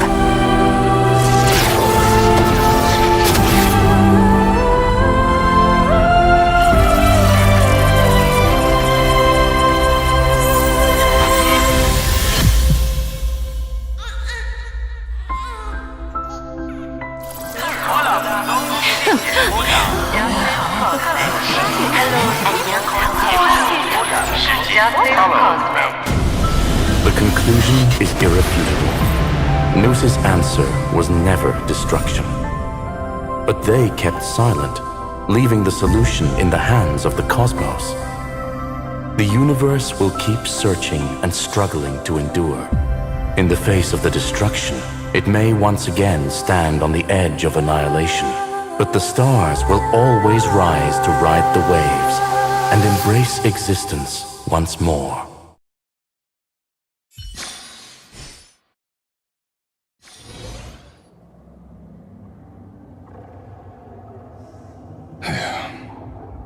It's over, Lycurgus. Yes, another failure. How is Madame Herta? She's fine. The IPC's keeping her under observation. She'll recover soon enough. To bind a mortal body to a scepter and stare straight at an eon. I respect her for that. I still remember the terror of witnessing a single gaze crushing the entire world. No wonder you chose the destruction. Question: is all this worth it? There's no point in debating. This is Xandar I Kuwabara's fate. The prime mover of the universe. The first genius. And the first to fail. Correction. I was asking Lycurgus. I don't know how to measure the worth of curiosity being satisfied. But in its presence, all the bitter fruits I've sown seem to turn sweet. But your harvest was watered in blood. Answer me. Is all this worth it? It doesn't matter to me. Let me tell you a story. Back when he was a student, Xandar's first experiment was slipping poison into his mentor's pipe, just to see how it would affect the lungs. And? There was no conclusion. His conscience got the better of him. Even so, the truth came out. He was harshly punished. Oh, that cruel mentor died of lung cancer 2 years later. It had nothing to do with Xandar. His fate is no different now. Sentiment clashed with reason, and Lycurgus was born from the latter. But whichever side we take, in the end, curiosity claims us all. You've handed yourself a death sentence. And yet, Iron Tomb's fall still isn't sealed, right? Fu Li, the key variable, still hasn't made their move. As the Theoros, Lycurgus has reached the end of his road. If you can, take my body to the fallen Adlevin. There, you'll find a formula. It is Xandar's final gift to you. If the day ever comes when you must destroy the erudition with your own hands, it'll come to your aid. A foolish last wish. I won't grant it. You will, not for yourself, but for your conscience. Listen. The death knell for the geniuses has begun to toll. As always, let me go first. To the prisoners who stepped out of the cave, stand before my tombstone and offer flowers of Adlevin.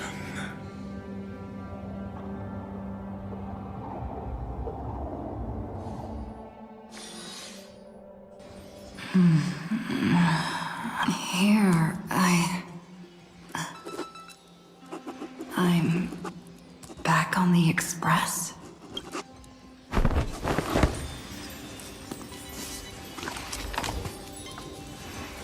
Marge? Don't home! No response. Am I the first one back on the Express?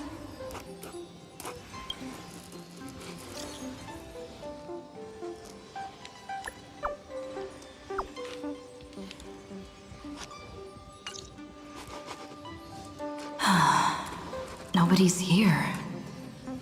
I'm getting worried. Did we really win? Why does it feel so unreal? Looks like they are waking up. Hey, I told you not to talk. Someone's in the bathroom. An intruder. Better be careful and check it out. Oh no, she's coming this way. Quick, hide in here. Huh?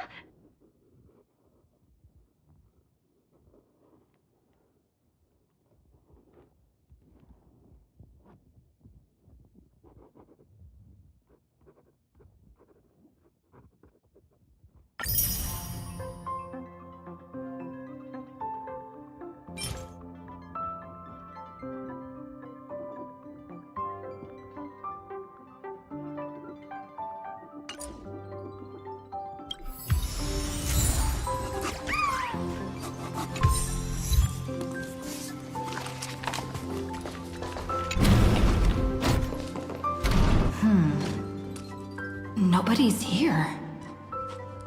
Could it be my imagination? Bloop, bloop. Bloop. Bloop. Caught you.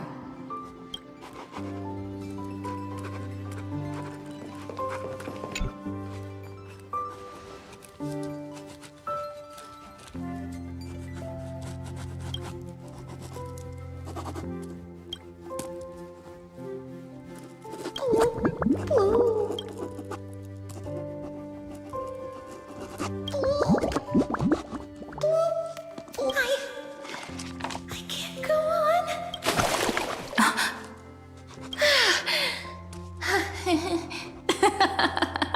You...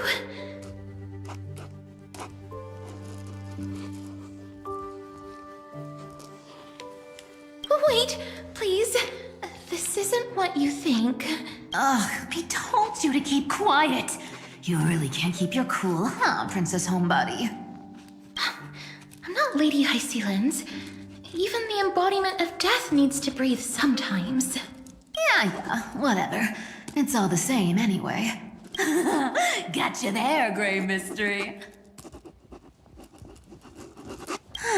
So composed, Grey Mystery. It looks like that big battle really helped you grow up, didn't it?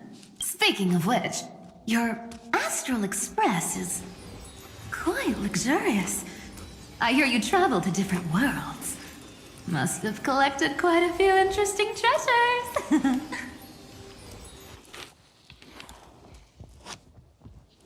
Hey now, don't go throwing wild accusations around. Hey, I was just thinking out loud. I wasn't actually gonna do anything. Don't be so tense. Who knows? One moment we were shouting about love and justice, fighting Iron Tomb's virus. And next thing I know, we're all on this express. No idea how that happened. It's not just Miss Cypher and me. Everyone's been in this car for a while now. Miss, why don't you go say hi to them?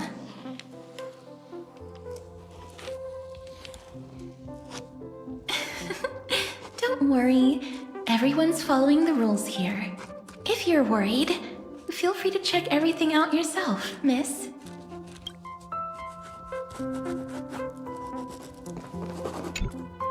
Miss, I'm truly sorry for sneaking into your bath without permission. But I've been wondering, why is there a pack of red chili oil sitting by the bath? That's quite bizarre, to say the least. Please make sure Lady Aglaya doesn't find out. She's a firm defender of traditional bathing, you know. We've walked around this car for a bit already. The Astral Express that you've mentioned so many times is truly heartwarming. Like one big family that never splits up. Perhaps living in such an environment made your embrace feel so warm.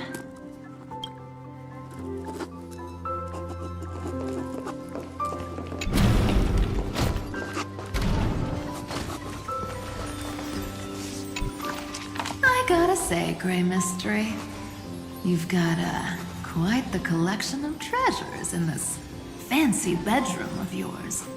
A flying Amphora model I've never seen before. A head that looks just like a Titan's.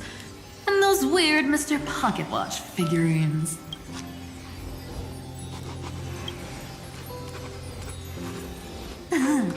What if I don't make a choice and take them all? Oh my. Don't tell me you actually believe that. Don't worry. Delosians are the most well-mannered folks around. They never do anything like that. Besides, the reason I say they're precious is that each one carries the footprints of your trailblazing journey. Priceless treasures are the true art of thievery. When you get the chance, tell me more about your adventures.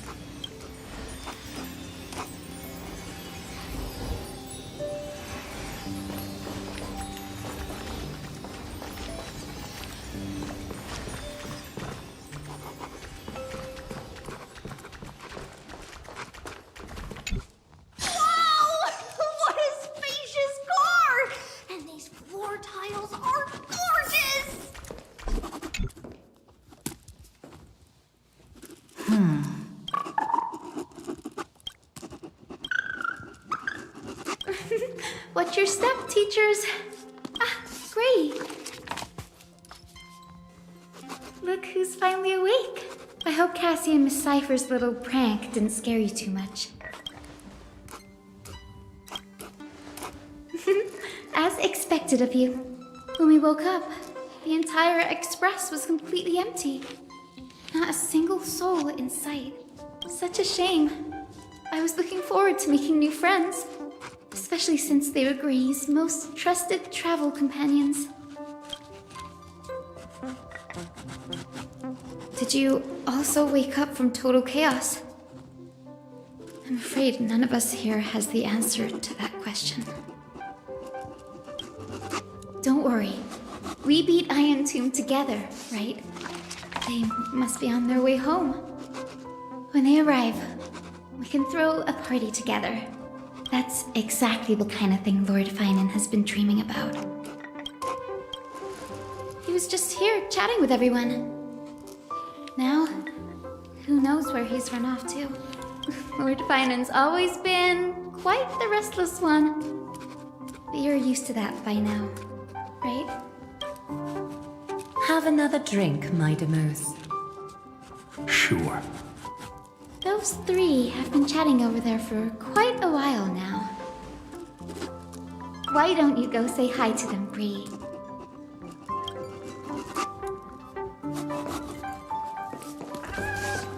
A moderate system, similar to the Demigod Council, is the only guarantee of a long-lasting civilization.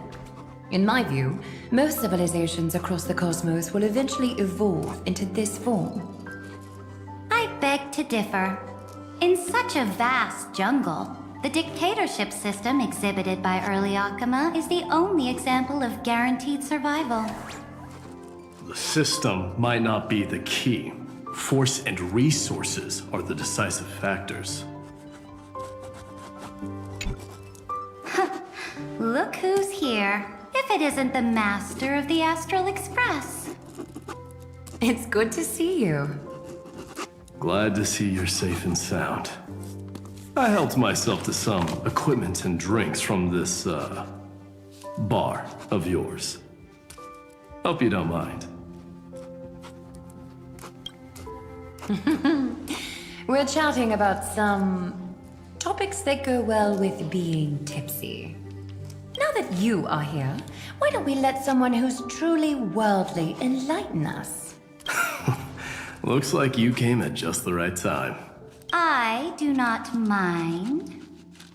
What form of government have most civilizations across this vast cosmos survived with to this day?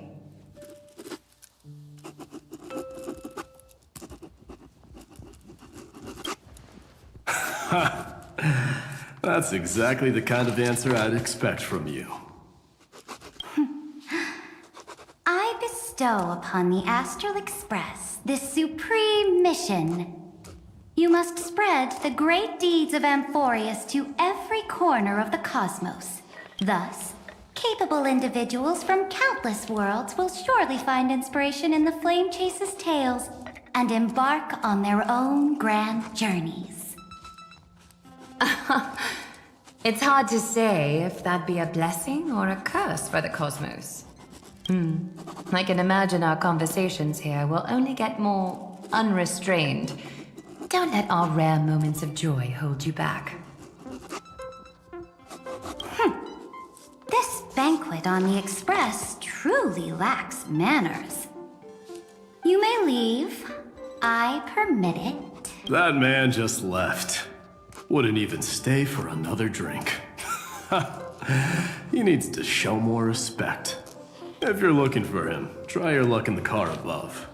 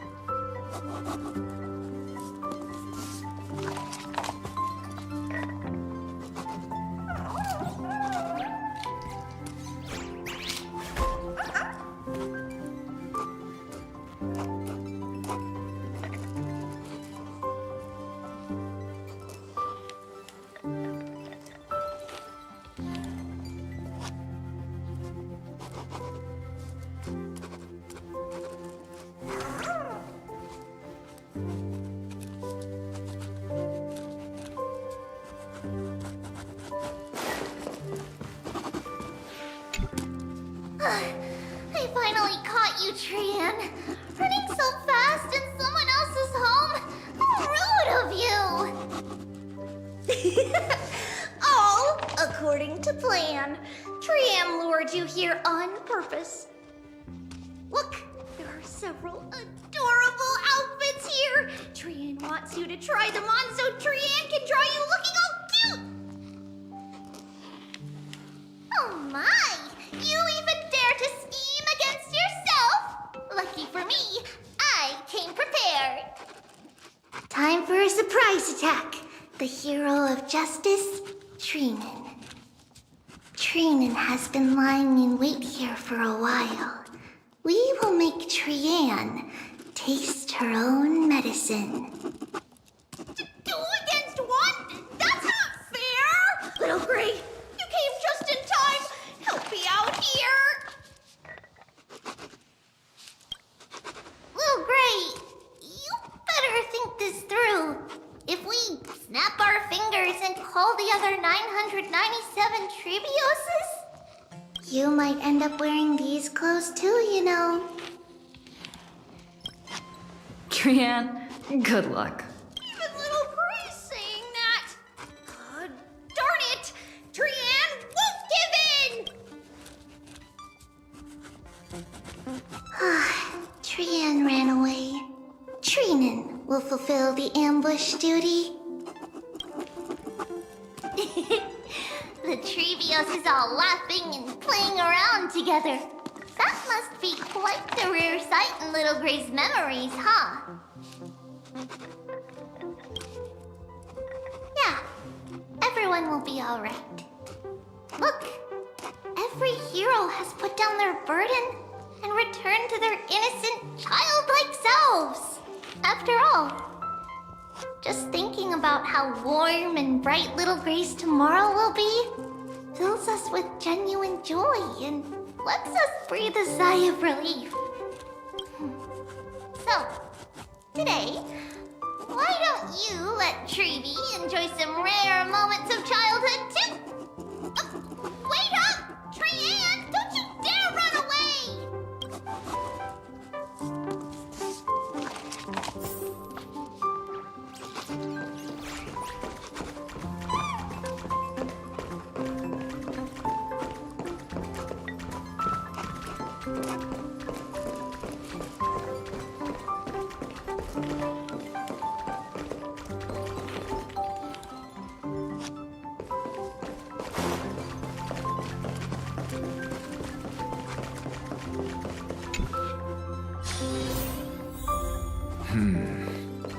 Based on my calculations, there are countless celestial bodies with water in the cosmos. But I'm afraid not all oceans are suitable for life to inhabit. You must take this into consideration as well. As expected of a professor from the Grove, to be so certain even about things you've never seen with your own eyes. By the way, I heard that the Imperator's Flame Chase army like to hold feasts at the Luminary Throne. That's true. However, sometimes Dux Carminum and I feel it's a bit inappropriate to drink so freely before the throne of the most revered Titan in the Grove. Inappropriate? What's inappropriate about it? I only wish I were born earlier.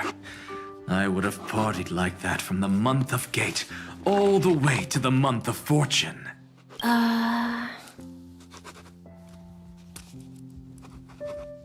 Blasphemy is just a phenomenon, not the end goal.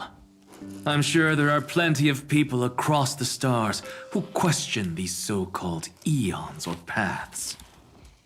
Didn't I spend some time in that Lycurgus's head? I sure learned quite a bit about blasphemy from that experience. Humans create gods, and gods shape humans. Who's really the one trapped? The creator or the believer? Professor Anaxagoras, let me just check one thing. You haven't bought into those twisted theories of that Theoros, have you? Don't worry.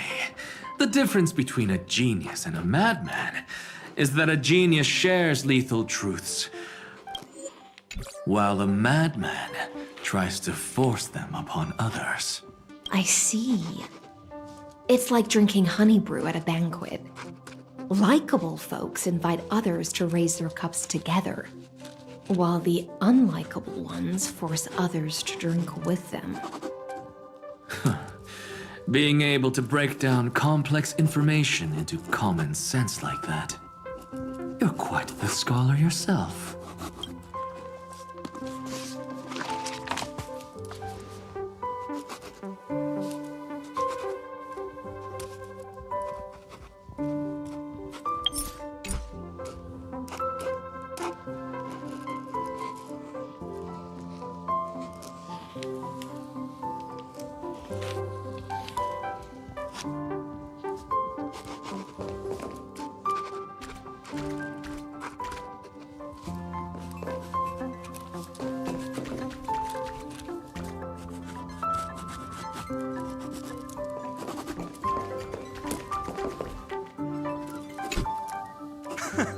You're here, partner.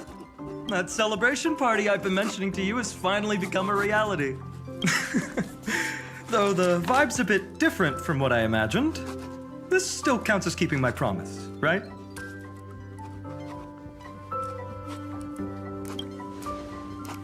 What you speak of has indeed already come to pass. We triumphed over Iron Tomb, drew its fire unto ourselves, and purified its embers. Now the force that maintains our consciousness and form comes from elsewhere. Worried about your companions on the Express, huh? I understand how you're feeling right now. Don't worry, they'll be safe and sound. She promised.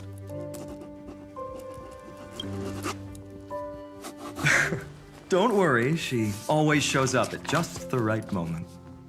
The Astral Express. Honestly, it really feels like home.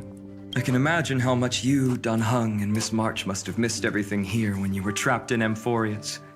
The beautiful windows, the soothing music, your fellow travelers on the Express. Like how golden wheat stalks sway in my dreams every night through the countless cycles.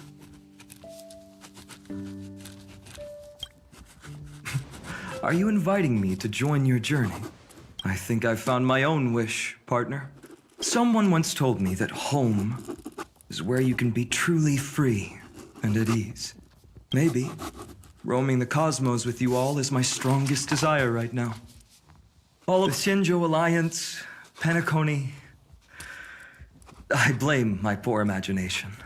I can't picture what those worlds look like at all from Dun Hung's descriptions. So I have to see it with my own eyes, right? You're finally here. She has something to ask you. Well then, I'll leave you two to chat. Thank you, Finan. After such a good sleep, you must be bursting with energy now, right, friend? Sorry about that.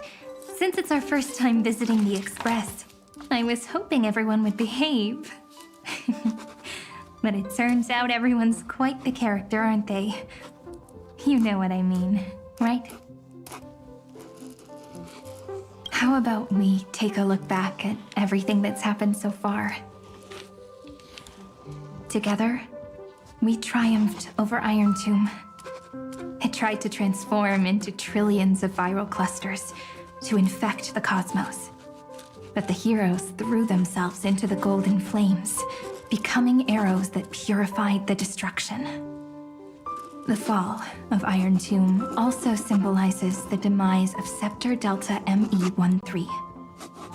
Amphorius, the home we sacrificed everything for, now exists only in the memories of the cosmos. So, this isn't real, just a dream. An illusion. Oops, wrong answer. Huh? In that instant when you broke through space-time with the Trailblaze, carrying all the world's memories back to reality, that world, once shackled by data, became a seed waiting to sprout in the cosmos. Did we really manage all that? Just as Kaslana's rage of 30 million cycles made the destruction shed a drop of golden blood, perhaps we too have already left long trails on our respective paths.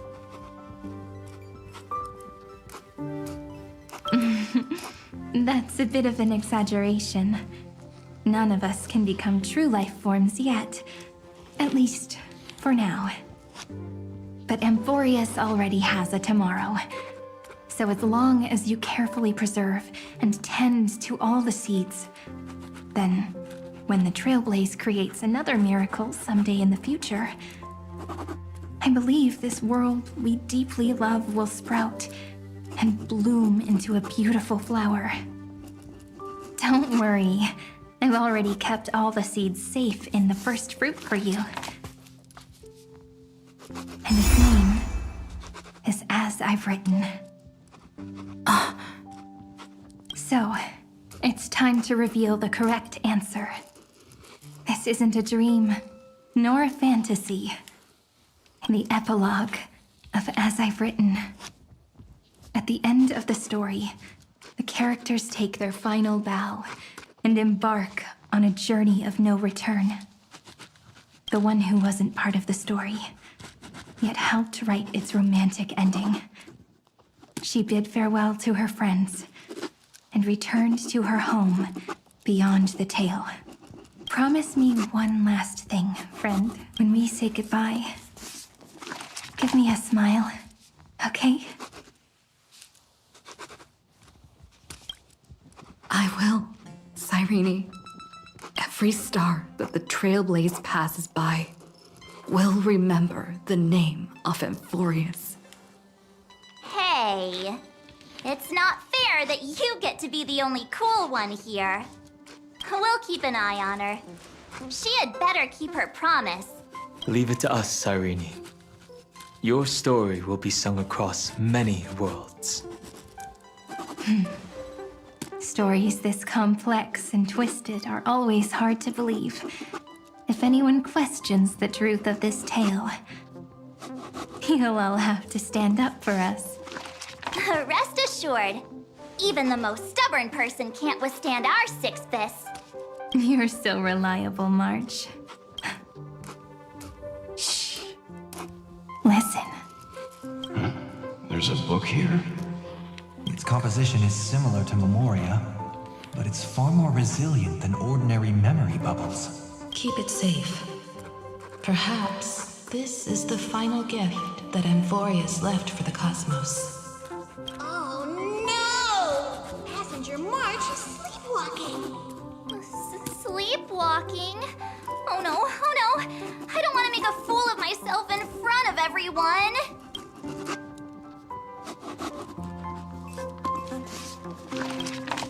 Huh, dream on!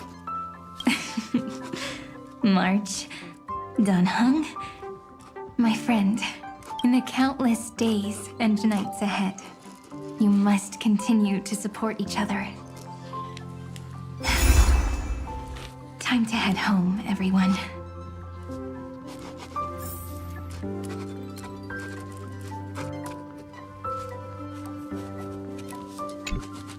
Leaving this place means As I've Written will conclude here.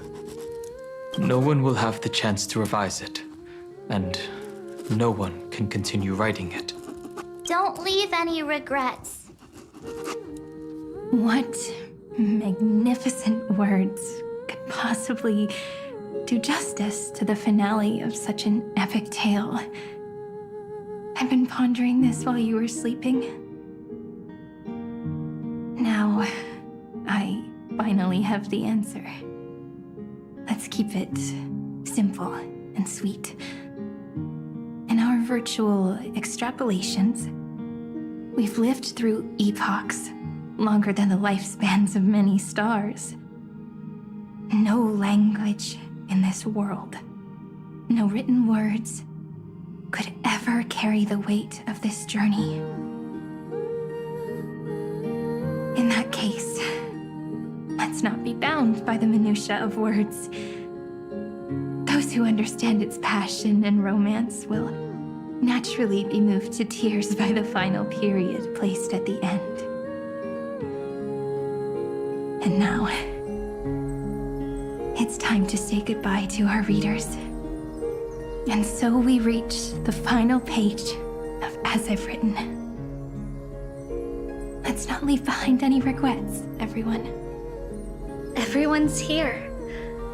Who wants to write the first line? Going first is the hardest job. I don't want to make a fool of myself.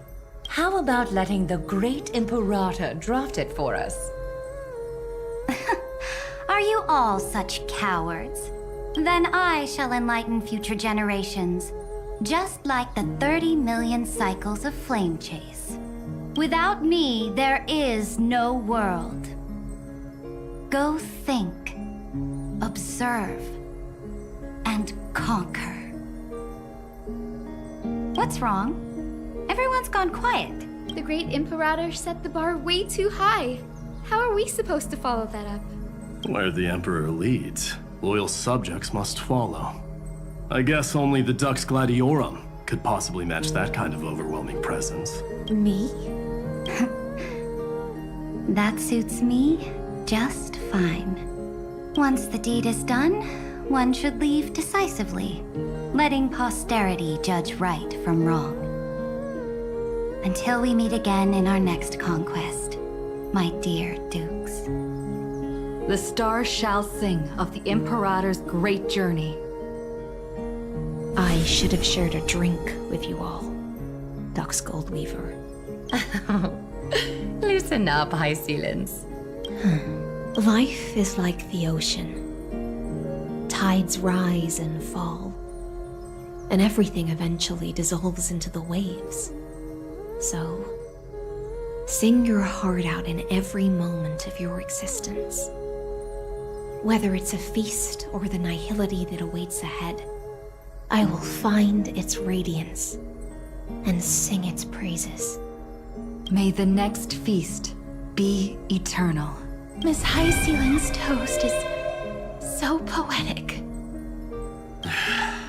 Does everyone have to be so poetic? In my opinion, we should leave some real words of wisdom for future generations. Next up, any volunteers? I'll do it. There's no dragging one's feet in the Kremnoan language. Does the Kremnoan language even... Haikith, don't interrupt. Kill the play, and games shall be born. Kill the strife, and glory shall descend. Not bad at all. But now I can rest easy. After all, the lines I prepared are way more profound than yours. Ha! If nothing else, you're certainly unmatched when it comes to singing your own praise. Farewell, everyone. If we meet again, I shall once more become your steadfast support. That's a promise I won't back down from. Mighty Mos, become king. What's up, Cass? It's nothing, Lady Trebios. I just finally realized something. Then speak your mind, and let your words be immortalized on the page, Cass. If your heart still has room to spare, share a bit of gentleness and softly cherish all the beautiful things around you. That's so beautifully said, Cassie. Thank you, Miss Hyacinth. My only small regret is that I couldn't fully embrace this world I loved so dearly. I hope those who read these words can fulfill this wish in my place. Everyone, let's meet again at the end of the West Wind. The place you reside is the gentle sea of flowers. Well then, it's my turn. Take it away with your performance, Anaxagoras. This time, you won't have to worry about being interrupted. Then I must thank you all for being such a captive audience. Now, with this golden opportunity, I shall reveal to the world my insights into the world's ultimate truth. Truth is a solvent that dissolves all things in the world, and thus cannot objectively exist. I have a brilliant proof for this in mind, but since we're nearing the end of the story, I shall not elaborate. Is this your final question for future generations? No. This is an established fact. Oh, you. Still as profound as ever, Professor. We've got time, you know. If you don't explain it clearly, future readers might not grasp your true meaning. The true meaning isn't important. What matters is the emotion that stirs within them when they read these words. At that moment, the theorem's mission would be complete. So, your lessons are far from over. But taking a little break for now wouldn't hurt. Then, class dismissed. The seeds you've sown are already sprouting. Would you mind if I write the next line? Huh? I actually thought you should be the one doing the final wrap-up. But we'd never turn down a request from you, Aggie. Teacher, Cyphera, thank you both. Trust and selflessness are the two most beautiful garments in the world. One to gift others, one to adorn yourself. One's golden and one's purple? Not being able to completely change your fashion sense is my only regret across 30 million cycles. After all this exhaustion, I just want to take a peaceful bath now. I'll see you all again at dawn. Thank you for your hard work all this while. Lady Aglaia just can't give up her favorite hobby, can she? So, I guess it's my turn now. there must be many others like Miss Hyacinth out there in the cosmos, helping and healing people everywhere. You've got to set a good example for them, right? Of course. Look up at the sky more often and smile more. Many stubborn ailments fear optimism, but it's the best medicine. It's so catchy. The kids will definitely love this message. When it comes to understanding children's hearts, Lady Trebios definitely knows best. Look, the Rainbow Bridge is already hanging in the sky. Shall we get going, little Ika? It's you who healed the sky. What's on your mind, Miss Cypher? I'm thinking. Should I leave behind a riddle? Some twisted, convoluted scheme that'll drive everyone in the universe mad trying to crack it. I see. You know what? Just go wild with it. No one's gonna judge you. Oh well, my brain's not working right now. Let me be genuinely sincere for once. Don't be afraid to fall. Just run. Destiny's just a slow-moving nymph. It can't catch you. So in the end, little Cyphy's message was the most straightforward one. Even if you combined 30 million of me, I probably wouldn't have read as many books as you did in one lifetime. I won't pretend to be cultured before Big Sis Trebi, Trinan, and Trian. Emphorius's greatest trickery. Gotta bounce now. Meow! Homeward you come, distant wind. It's just us now, Snowy. Yeah, teacher. Maybe I should...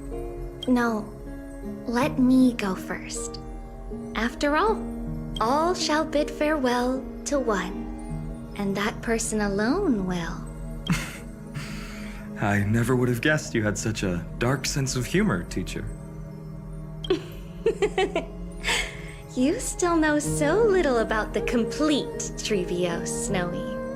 Jokes aside, I want to leave these words at the end of the story. Whether it's a sunny day or a rainy day, remember to tell yourself before you drift off to sleep, see you tomorrow. See you tomorrow. Times 1,000. Prophecy received. Times 1,000. From now on, no more goodbyes. Finally. The time has come to say farewell.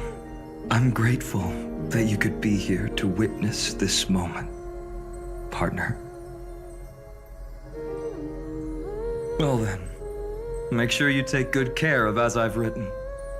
As long as it's by your side, Amphorius will always be with you. The last line I want to write down is, a hero is living in everyone's heart. Embrace it and chase after the sun.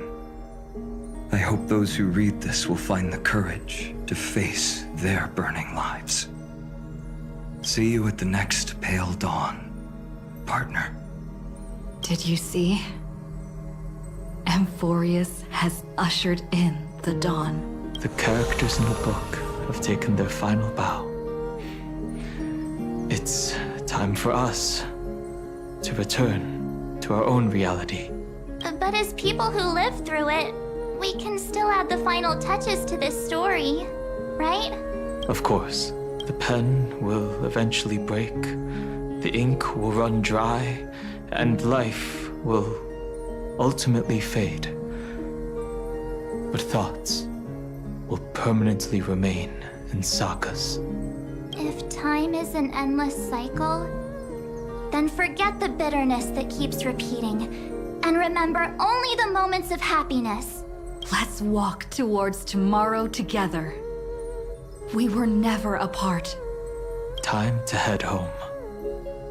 Don't miss the crew meeting. We won't wait around for you, you know? See you later, Donhung, March. And with this, As I've Written officially comes to an end. We're its co-authors, after all, friend. Once the words are written down and have been read by others, the meaning they carry is no longer in our control, leaving the freedom of interpretation to every reader who opens it. Don't you think there's something romantic about that? As for what this story means to you and me, let's keep it close to our hearts.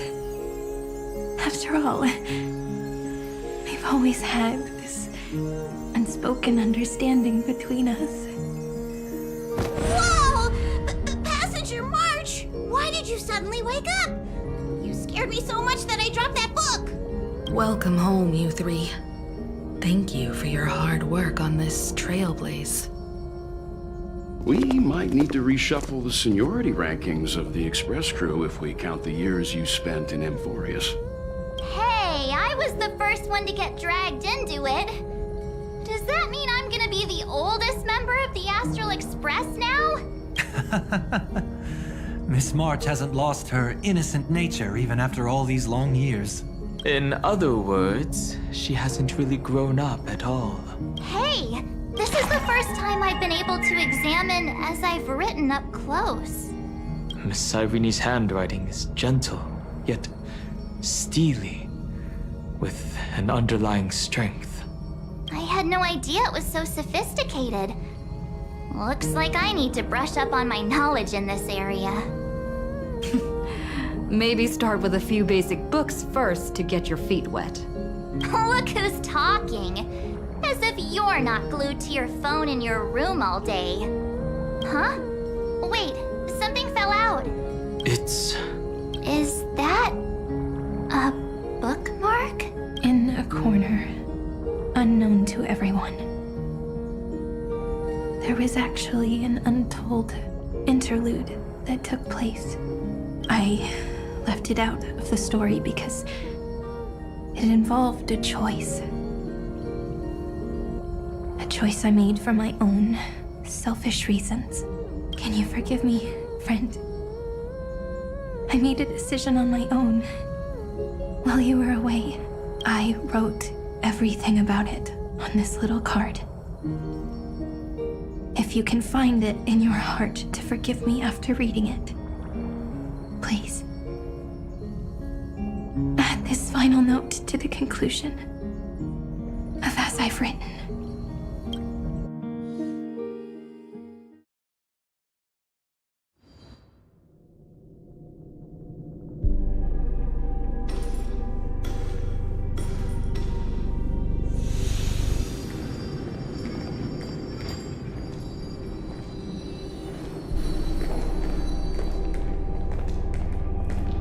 Memories swallowed by Iron Tomb. Return now to reality.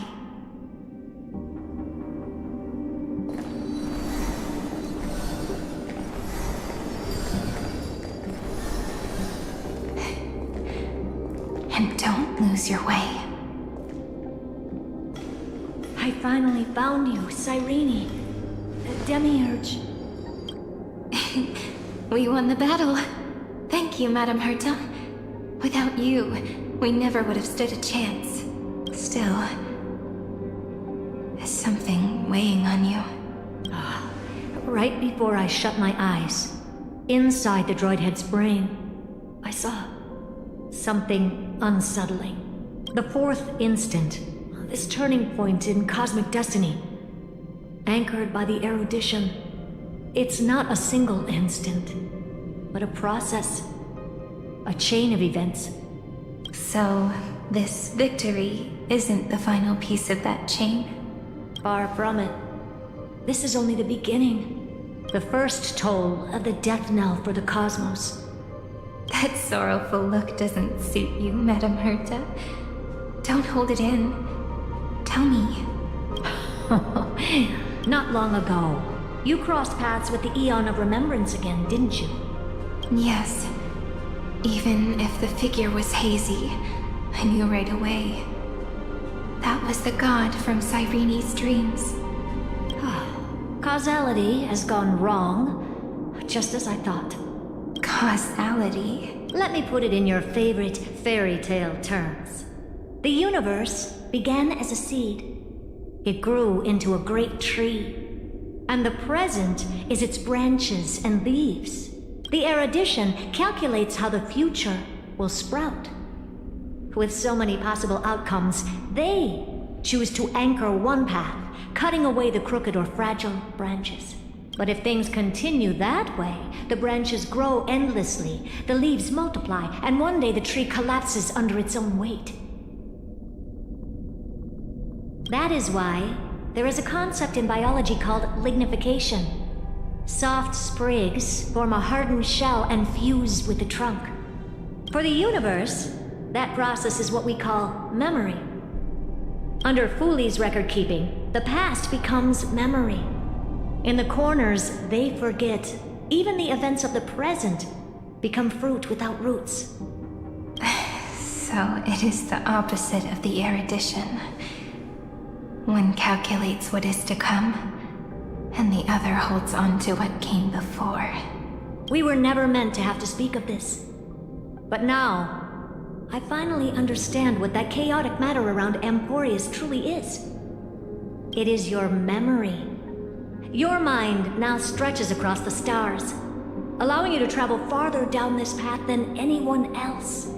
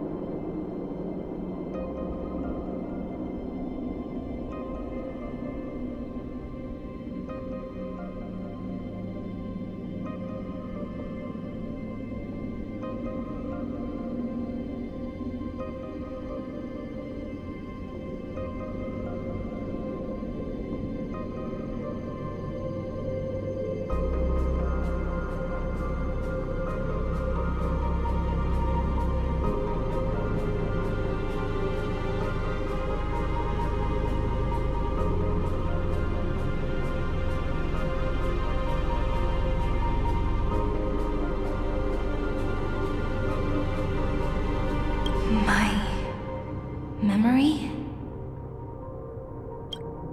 Yes, you live in the now, but your memory remains in the past. Just like the Eon of Remembrance, a being made entirely of memories. What does that mean? Did they fall? No, quite the opposite. They have not yet been born.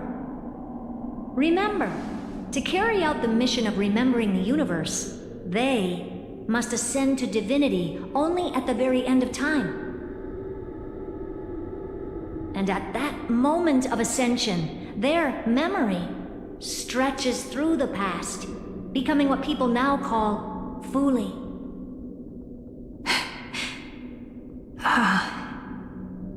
That is why they feel so distant, so cold. That crystalline form is just an empty shell. I do not know how the Garden of Recollection managed to hide this until now. They must have their reasons, but none of that matters now. Here in the present, we cannot know who will become Fuli. But one thing is certain. They will be born. And those who might become Fuli all share the same characteristics. They are known as Children of Remembrance. Pure child of Anasrava. Both of you, Children of Remembrance. So help us. Find where Amphorius's memory began, and bring it out. We are the sacrifice. The garden used us. The pure child of Anasrava. Abandon us! So that name, it was never my past. It was my future. Or maybe it is the present. Noose has revealed to me two paths. And on both paths, I see you standing. The first, follow the trail of memory you have forged. Break free from this world and reach for the stars. That would mean Amphorius's causality will no longer concern you, at least not the person you are now.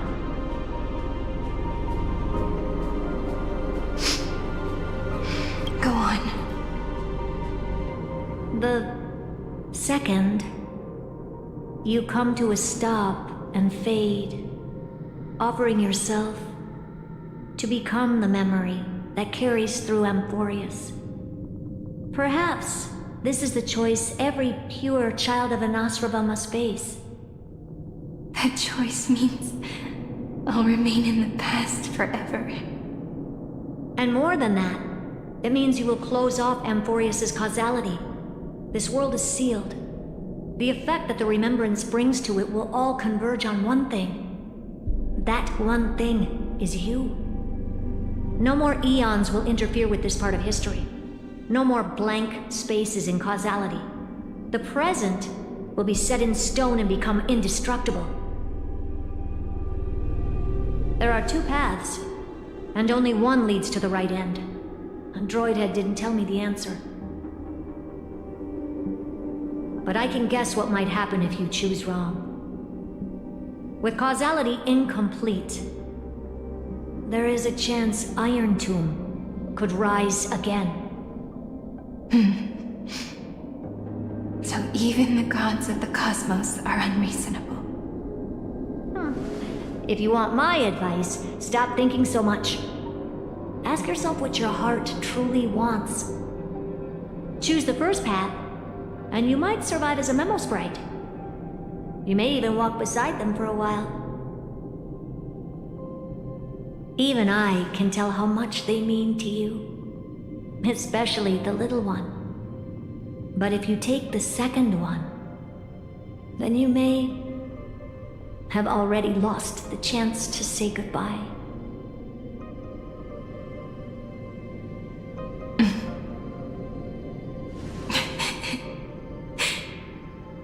I have made my decision, Madam Herta. I thought you would need more time to think it through. The answer is clear, is it not? Still, I do need a little time to quiet the sorrow in my heart. Her kindness is always just right for the moment. I believe she will forgive me.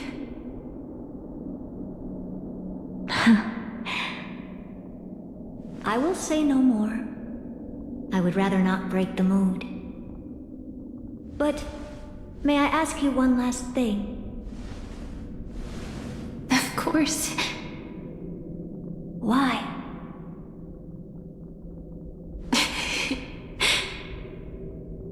I once heard a saying that went something like this. Divinity is flawless humanity, and humanity is flawed divinity. We children of Amphorius gave up on gods long ago. Those beings who love to play pranks on the universe. I believe in her much more than I believe in them. And I believe in who I am. As a human. Oh.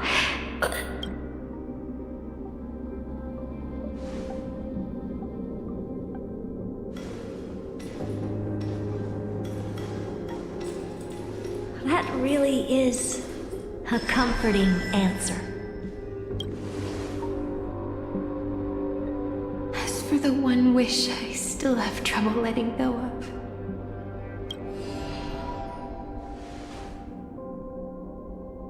One will remain in the past. One will walk toward the future. I believe that the one I cared for most will witness on behalf of the ripples of past reverie. Every starlit tomorrow.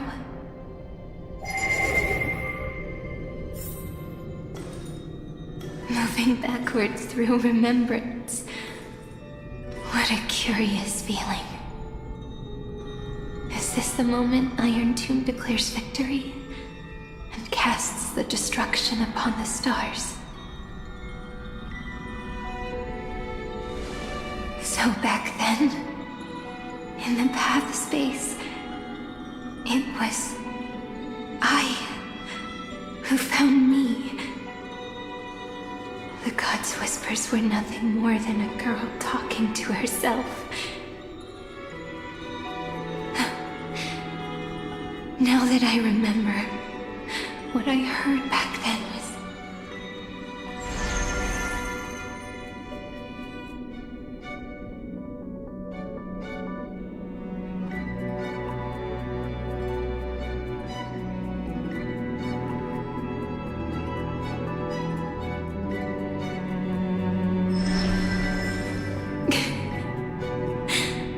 All I wanted to say was, don't give up. She will find you. Memory truly is amazing. Then let me wield this power and plant the seed of causality for the miracle that is destined to bloom.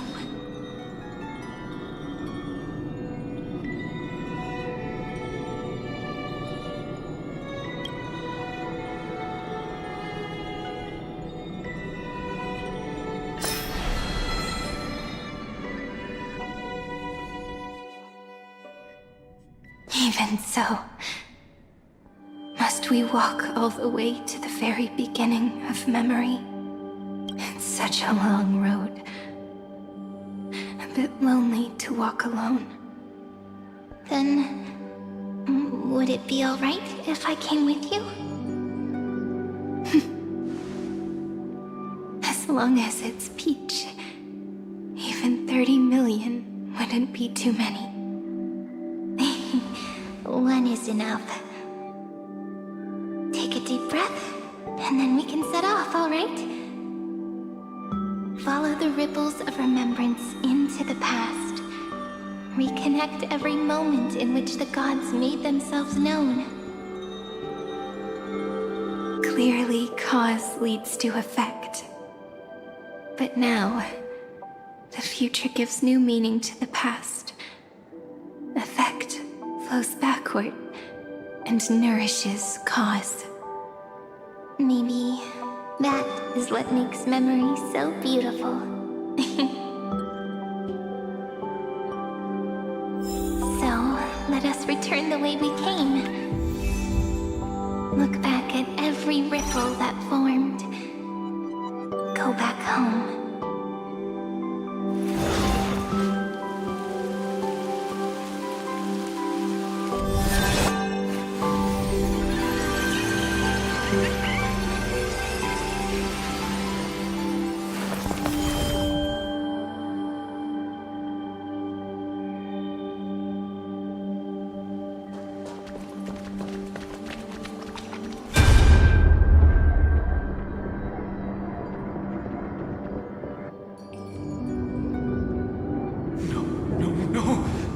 Impossible!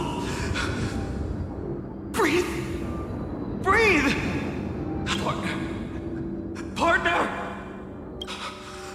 No. I have to get you out of here first! Just hold on!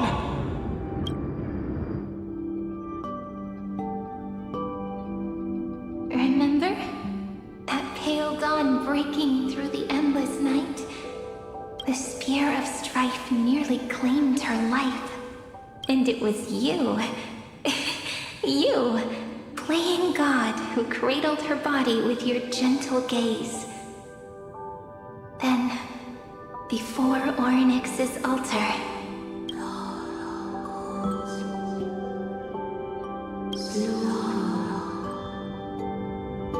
even the Titan of Time mistook you for someone else. I never imagined there was a hidden truth behind our first meeting. The first time was also the last time I saw you, friend.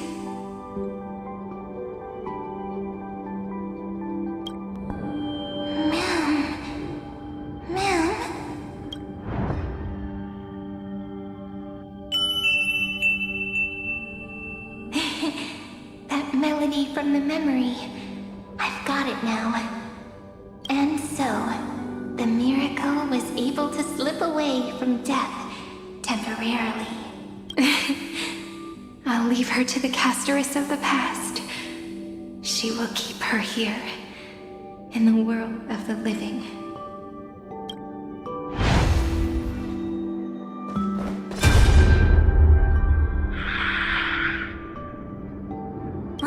Darn it! What are these things? You're not taking me down. Not before I find a way to help her and Don Hung. If you've got a bone to pick, take it up with my six-phased ice. March wandered all across Amphorius for 97 days straight, chasing one goal: to save her friends. And with her bow and arrows, she brought down every obstacle that stood in her way. So that's how it happened. My skill with the bow. I owe it all to March.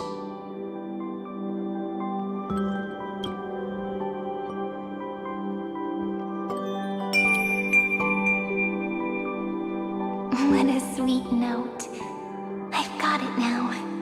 And so, in a memory from the past, you inherited March's mastery of the bow. And that arrow bearing golden flames will streak across the stars in the future, becoming a glimmer of hope for the cosmos.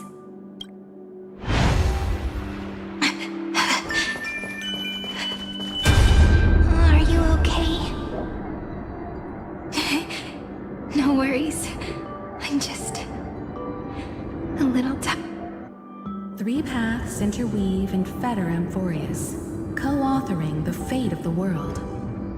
Ordinary pathstriders aren't known to leave traces in the mirror, so if what you said is true, then this isolated star system must be home to at least 3 beings comparable to emanators.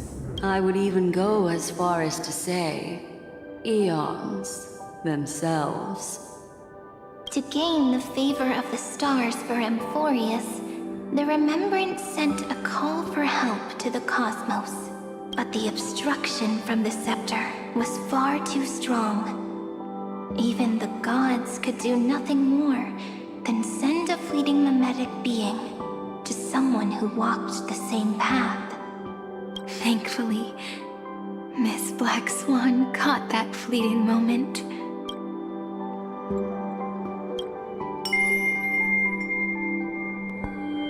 Though, that signal drew some unpleasant attention as well.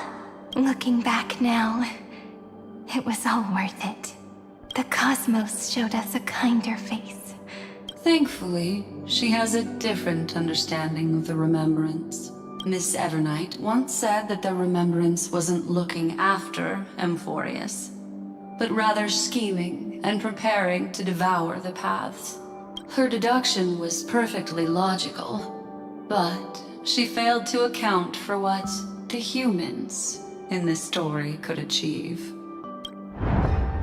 Maybe I have a scheme of my own. A scheme that will bring happiness to everyone. Please keep helping them. And the others in the future too, Miss Black Swan.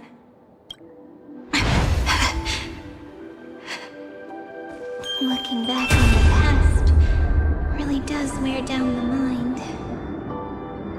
And wears out the body too.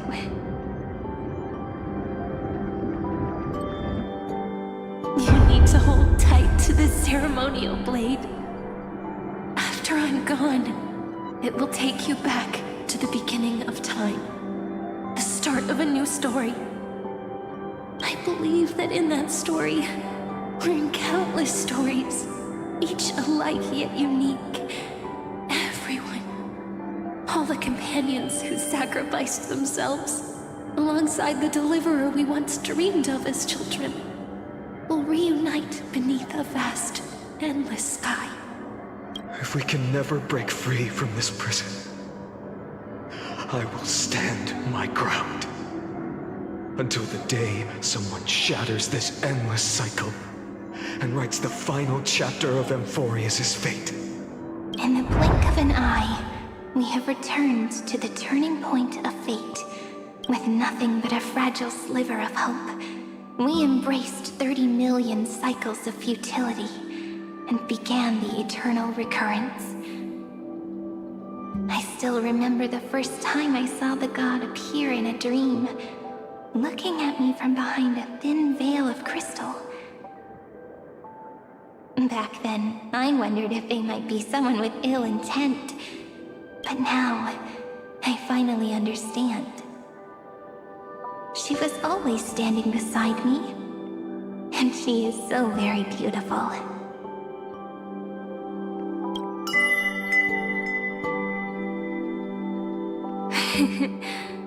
Causality really is a force that cannot be stopped. Even if I wanted to leave a few more words for Cyrene, it seems I no longer can. After all, you still have to leave behind your final consciousness and plant the very first seed. I remember what you once said. When a god sheds a tear, the thing reflected in the ripples must be the most beautiful thing in the world. But do you know what Amphorius saw when its heart was born? The first thing it saw was a name. 0, 9, 3. Looks like you figured it out. Sometimes, all it takes is a change in perspective to reveal something truly unexpected. Don't you agree? That's right. Turn these numbers upside down, and you'll see a beautiful eternity. Something we believe in. The ego.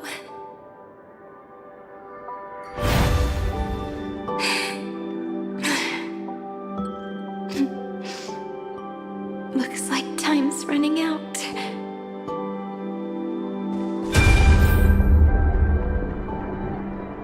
I want to protect everyone in the village. But can I really do that with the strength I have? I shouldn't think too much. Better finish the farm work Dad left me first. The hero within has been by our side since we were little. Finan has always been strong. But without that faint glimmer of hope lingering in his mind, would the weight of fate and endless recurrence finally break him? If only someone could place even a sliver of hope inside his heart, he would hold on and keep going. Yes, just a single spark, and he would guard that fragile light until it turned into a blazing sun.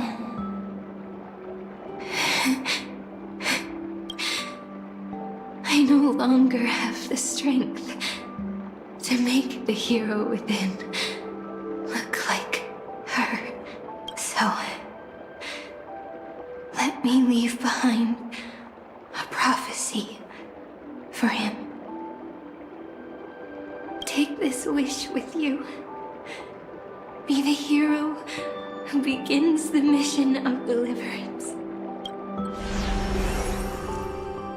As prophecy foretold, you will bear the blazing sun until the pale dawn breaks. Continue onward, bearing this world upon your shoulders until the ashen hero, the nameless deliverer, ushers in the dawn.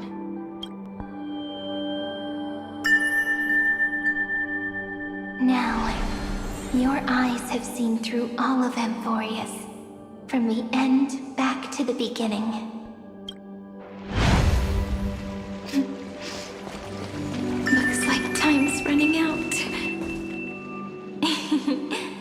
The first ripple was where it all began for me. 1, 2, 3, 4, 5, 6, 7. I thought they were just musical notes scattered aimlessly throughout memory. But they had already become part of this world.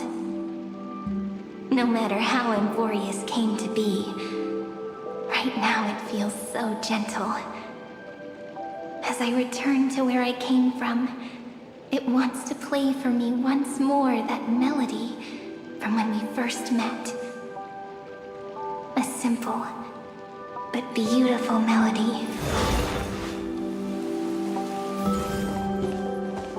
Behind this door, I can smell it. The scent of wheat fields. You're clever. I bet you figured it out long ago, didn't you? The end of this journey back. The final gap in Amphorius. It leads to the place we both call home. We can finally go home. Are you ready? If you leave memory at the very beginning of the story and cast the first stone, that final gap in Amphorius will close. The causal loop of Amphorius will become a fixed point in the stars. And if I don't do that, then this world and the cosmos beyond the sky might still fall into the destruction. There's no way we would let something like that happen. Exactly. I remember that tree in Ivy Silicii. It grew all alone, unable to go anywhere. It watched the sea in silence, dreaming of a faraway shore it could never reach. But now, a tiny boat set sail carries a seed of hope, plucked from the tree, and heads into the great beyond.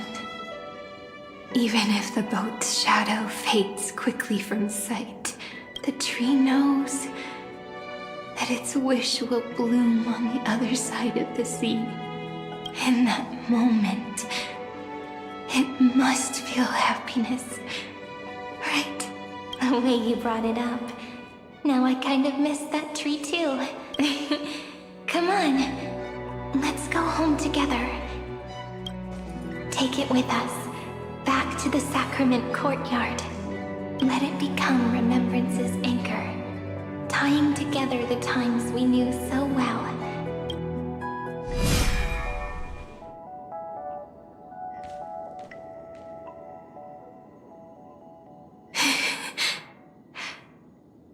Let's go home. Together. Oh, that final note. Right. It's been with me all this time. This is Do. It is also the first note. The one from the first time we met. And the one that stayed to the very end. Heidi Silicii. The place where it all began. It's like time itself has stopped. And the breeze and the sound of the waves never seem to rest. We've made it. The sacrament courtyard. This is the place where we first picked up the ceremonial blade. And where we first began writing journals. Now, the journey through memory has reached its end. Once the anchor is placed, what awaits us is 30 million lifetimes of reunion. Looping. Again and again. Endless farewells. Do, re, mi, fa, sol, la, ti. And with them, endless encounters. Ti, la, sol, fa, mi, re, do. Such a happy scale. Whether it's for Cyrene, the Deliverer, or every sprouting branch of Emphorius, I leave this tale of love here. May the river of time flow backward, bringing scenes of the future before our gaze. In the eternal land that no one remembers. The legend of the Trailblaze is about to begin.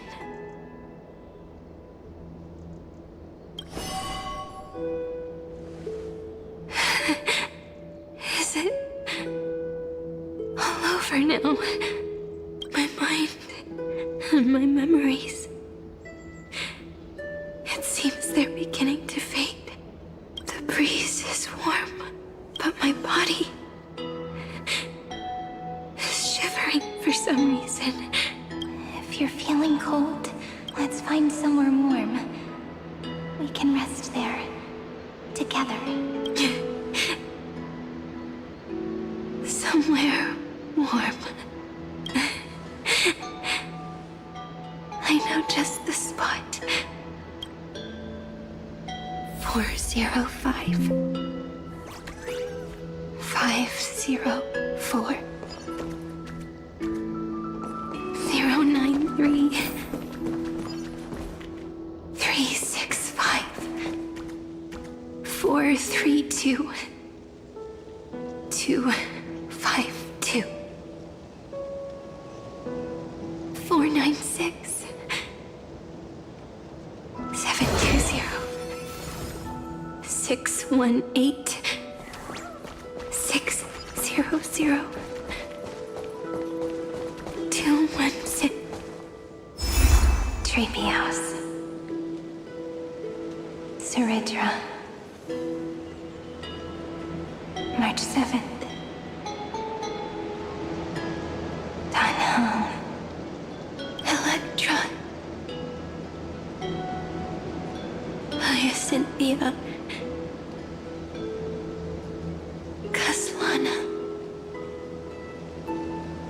Anaxagoras. Aglaya. Midemos. Castoris. Cyphera. Cyrene. And you. Look. Everything is already as we've written.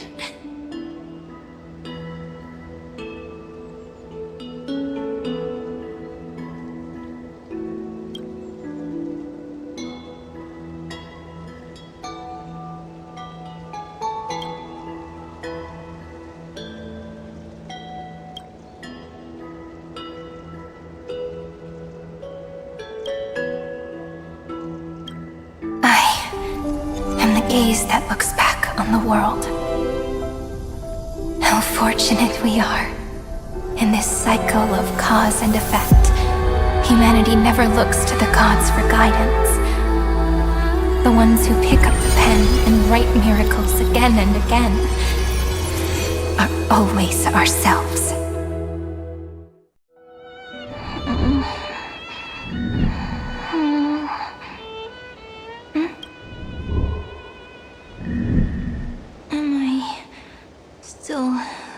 Awake? Peach, where are you?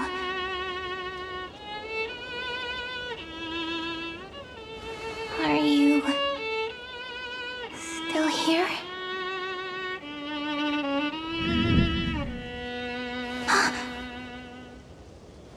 I shrank.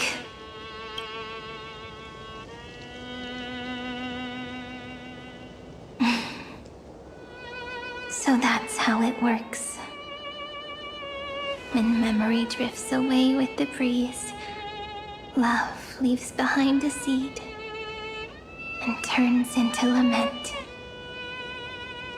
Demi-urge, Cyrene, Mem, back again to the first Philia 093.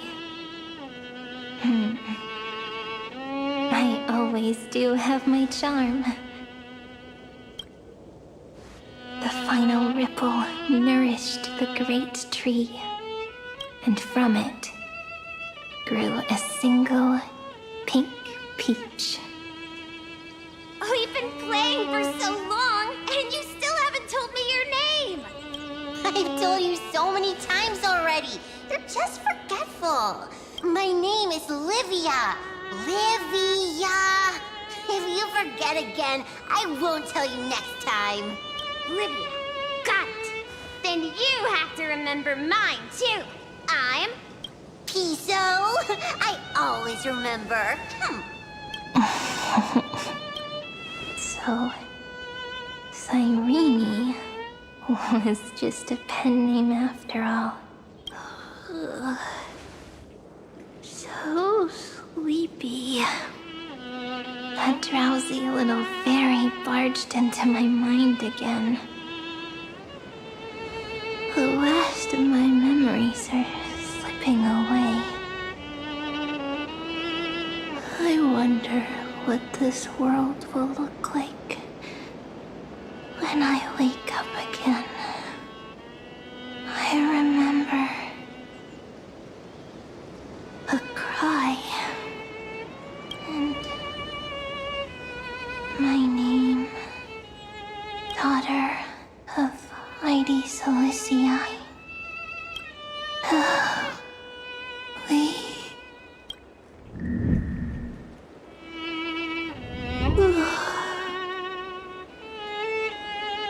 Shh. Never mind. The same seed when planted in different soils, blooms into flowers that are alike, yet never the same. But what truly makes her beautiful is each and every soul in the world. No matter what form liking takes, it is still precious love, and I will accept it gratefully and return it with joy.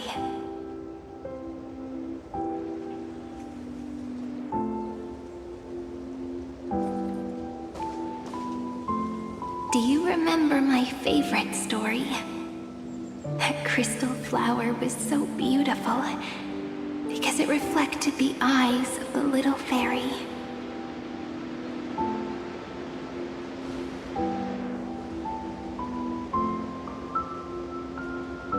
The stars across the cosmos will know I am the fairy who wrote, as I've written, together with you. And in your heart, I know I will always be given the name I love most. The one you gave me. After all, we've always been in sync. Hey, don't rush! Slow down. Let the words settle. We have plenty of time. In Amphorius's month of mourning, all conflicts across the land come to rest.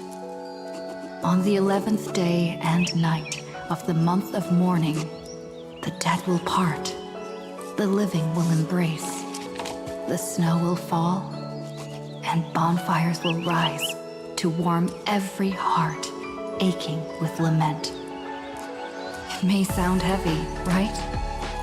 But on this day, laughter always rises louder than tears. Because people understand that parting is for the next reunion, and sorrow is so we may love more deeply. That is why this day is her favorite of the year. Under the same sky, across 8 phases of the moon, 13 heroes composed an epic together. 1 plus 8 plus 13 equals 2 11s. Would it feel more fitting if the rest were written in Miss Irene's voice? Agreed. Then, we'll add 1. A 1 like none that has come before. A 1 that blazes new trails. I make this wish. On the 12th day of the 11th month, 13 heroes will take every core flame ignited across 30 million lifetimes and scatter them among the stars. Later, when the people who know this story gaze upon the cosmos, they will discover that the countless stars in the sky now glow pink. And after 13 seconds, that radiant light will quietly fade away. It will be such a romantic, yet puzzling sight. But that's all right. They will keep that mystery close to their hearts, constantly pondering. Pondering what the ego truly is. They will love. They will get hurt. They will rage. And in 30 million moments of helplessness, they will stitch their shattered hearts back together. Again and again. But remember this well.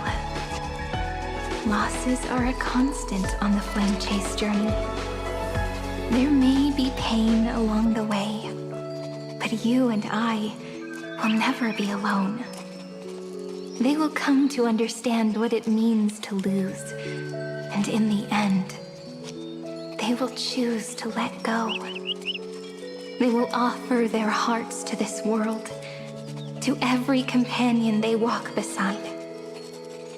and they will take in the hearts of others and pass them onward. For every soul that exists in this world, there is a different ego, a different prime mover of life. There will never be just one answer, not even for love. But when people gaze into the night sky and love what is fading with the same resolve they have to praise the stars, I want that soft, gentle pink in the sky to tell them love will always be answered. This is a story about love, and a story about how to answer it. Whether it is one we have already written, or one you are yet to write, it will be a romantic story, like none that has come before. You think so too, right? And a romantic story deserves an ending that is free and complete. When every clue and thread has found its end, and the weight of the pen is no longer constrained. Pour the spirit of trailblazing into it, and end this tale with the most pure and romantic period.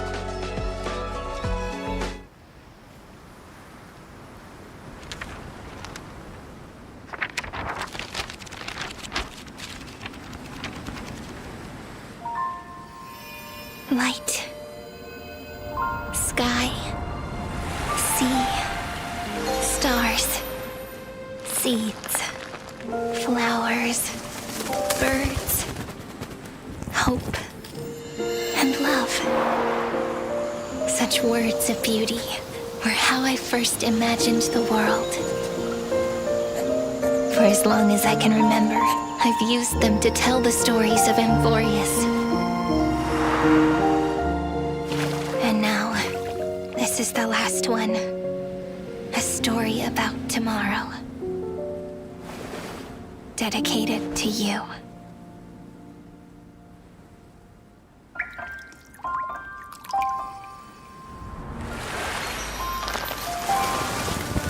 Once upon a time, morning glow, scattered light, shone on you and I. Fading poems, frozen rhymes, or traces on the breeze. Whispers of past reverie. Please let me linger for now, enveloped in your sound. Love on the pages, the ink our stories penned. No matter how it ends, so do it all again.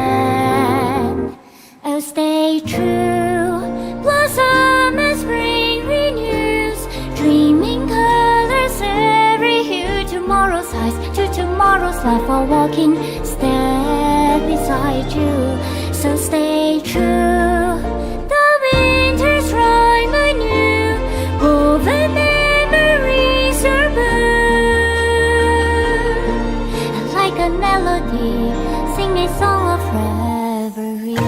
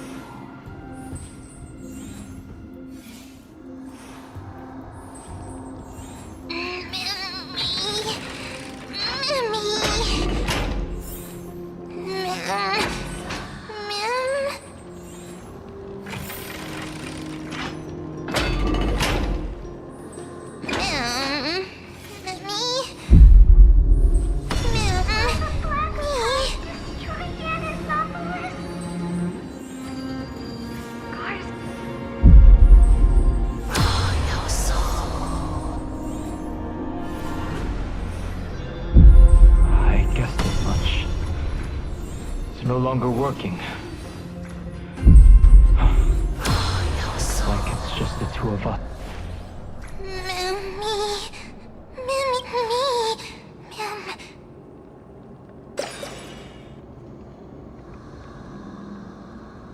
Let's find someplace safe to set up a base of operations first. This statue and the buildings we've seen so far point to a civilization here on Amphorius. We can only hope that they're not hostile toward outsiders.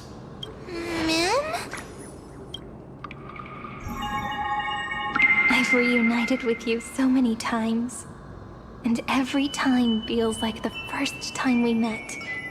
Each time, love breaks through the stubborn cycles and takes flight toward a pink tomorrow.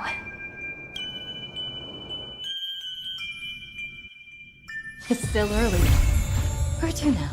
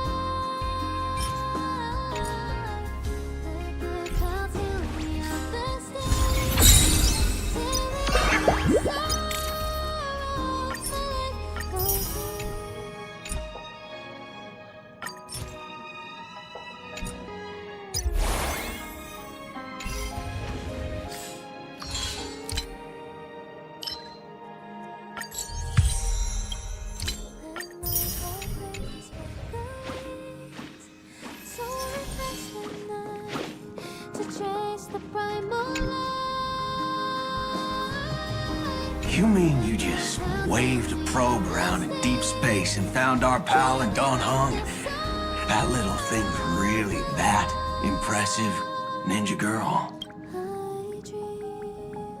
This is a ninja tech device, blessed by the Great One. It senses the ultra-low frequency electric waves of the human body. Oh, that's a whole lot of pretty wubbaboo. Since we found him, let's drop the act.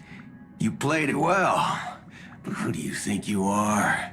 Brother Hanu? Thinking you could pass as a Galaxy Ranger?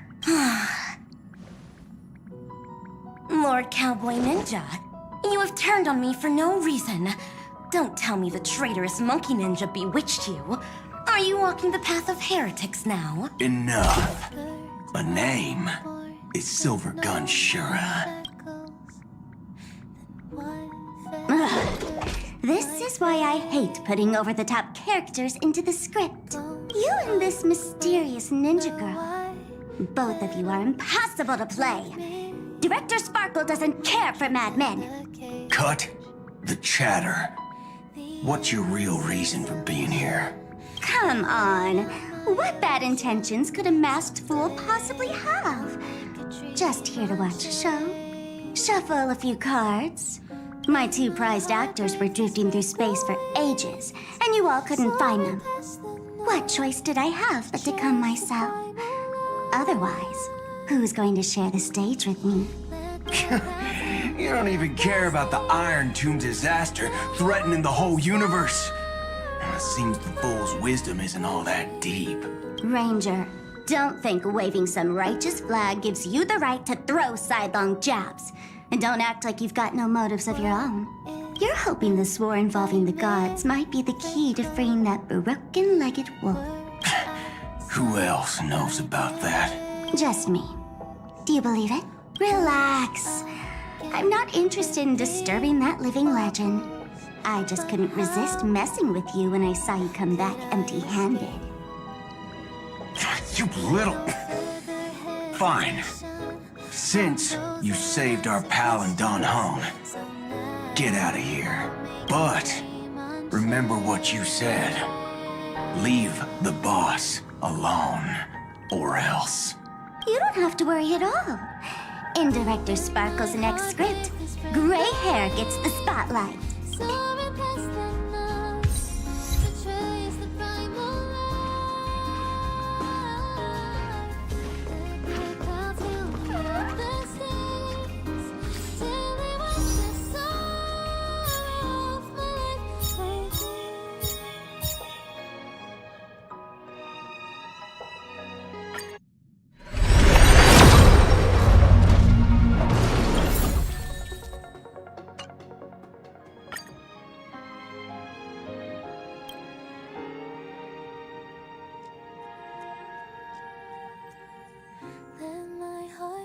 Spread the wings, soaring past the night to trace the primal light.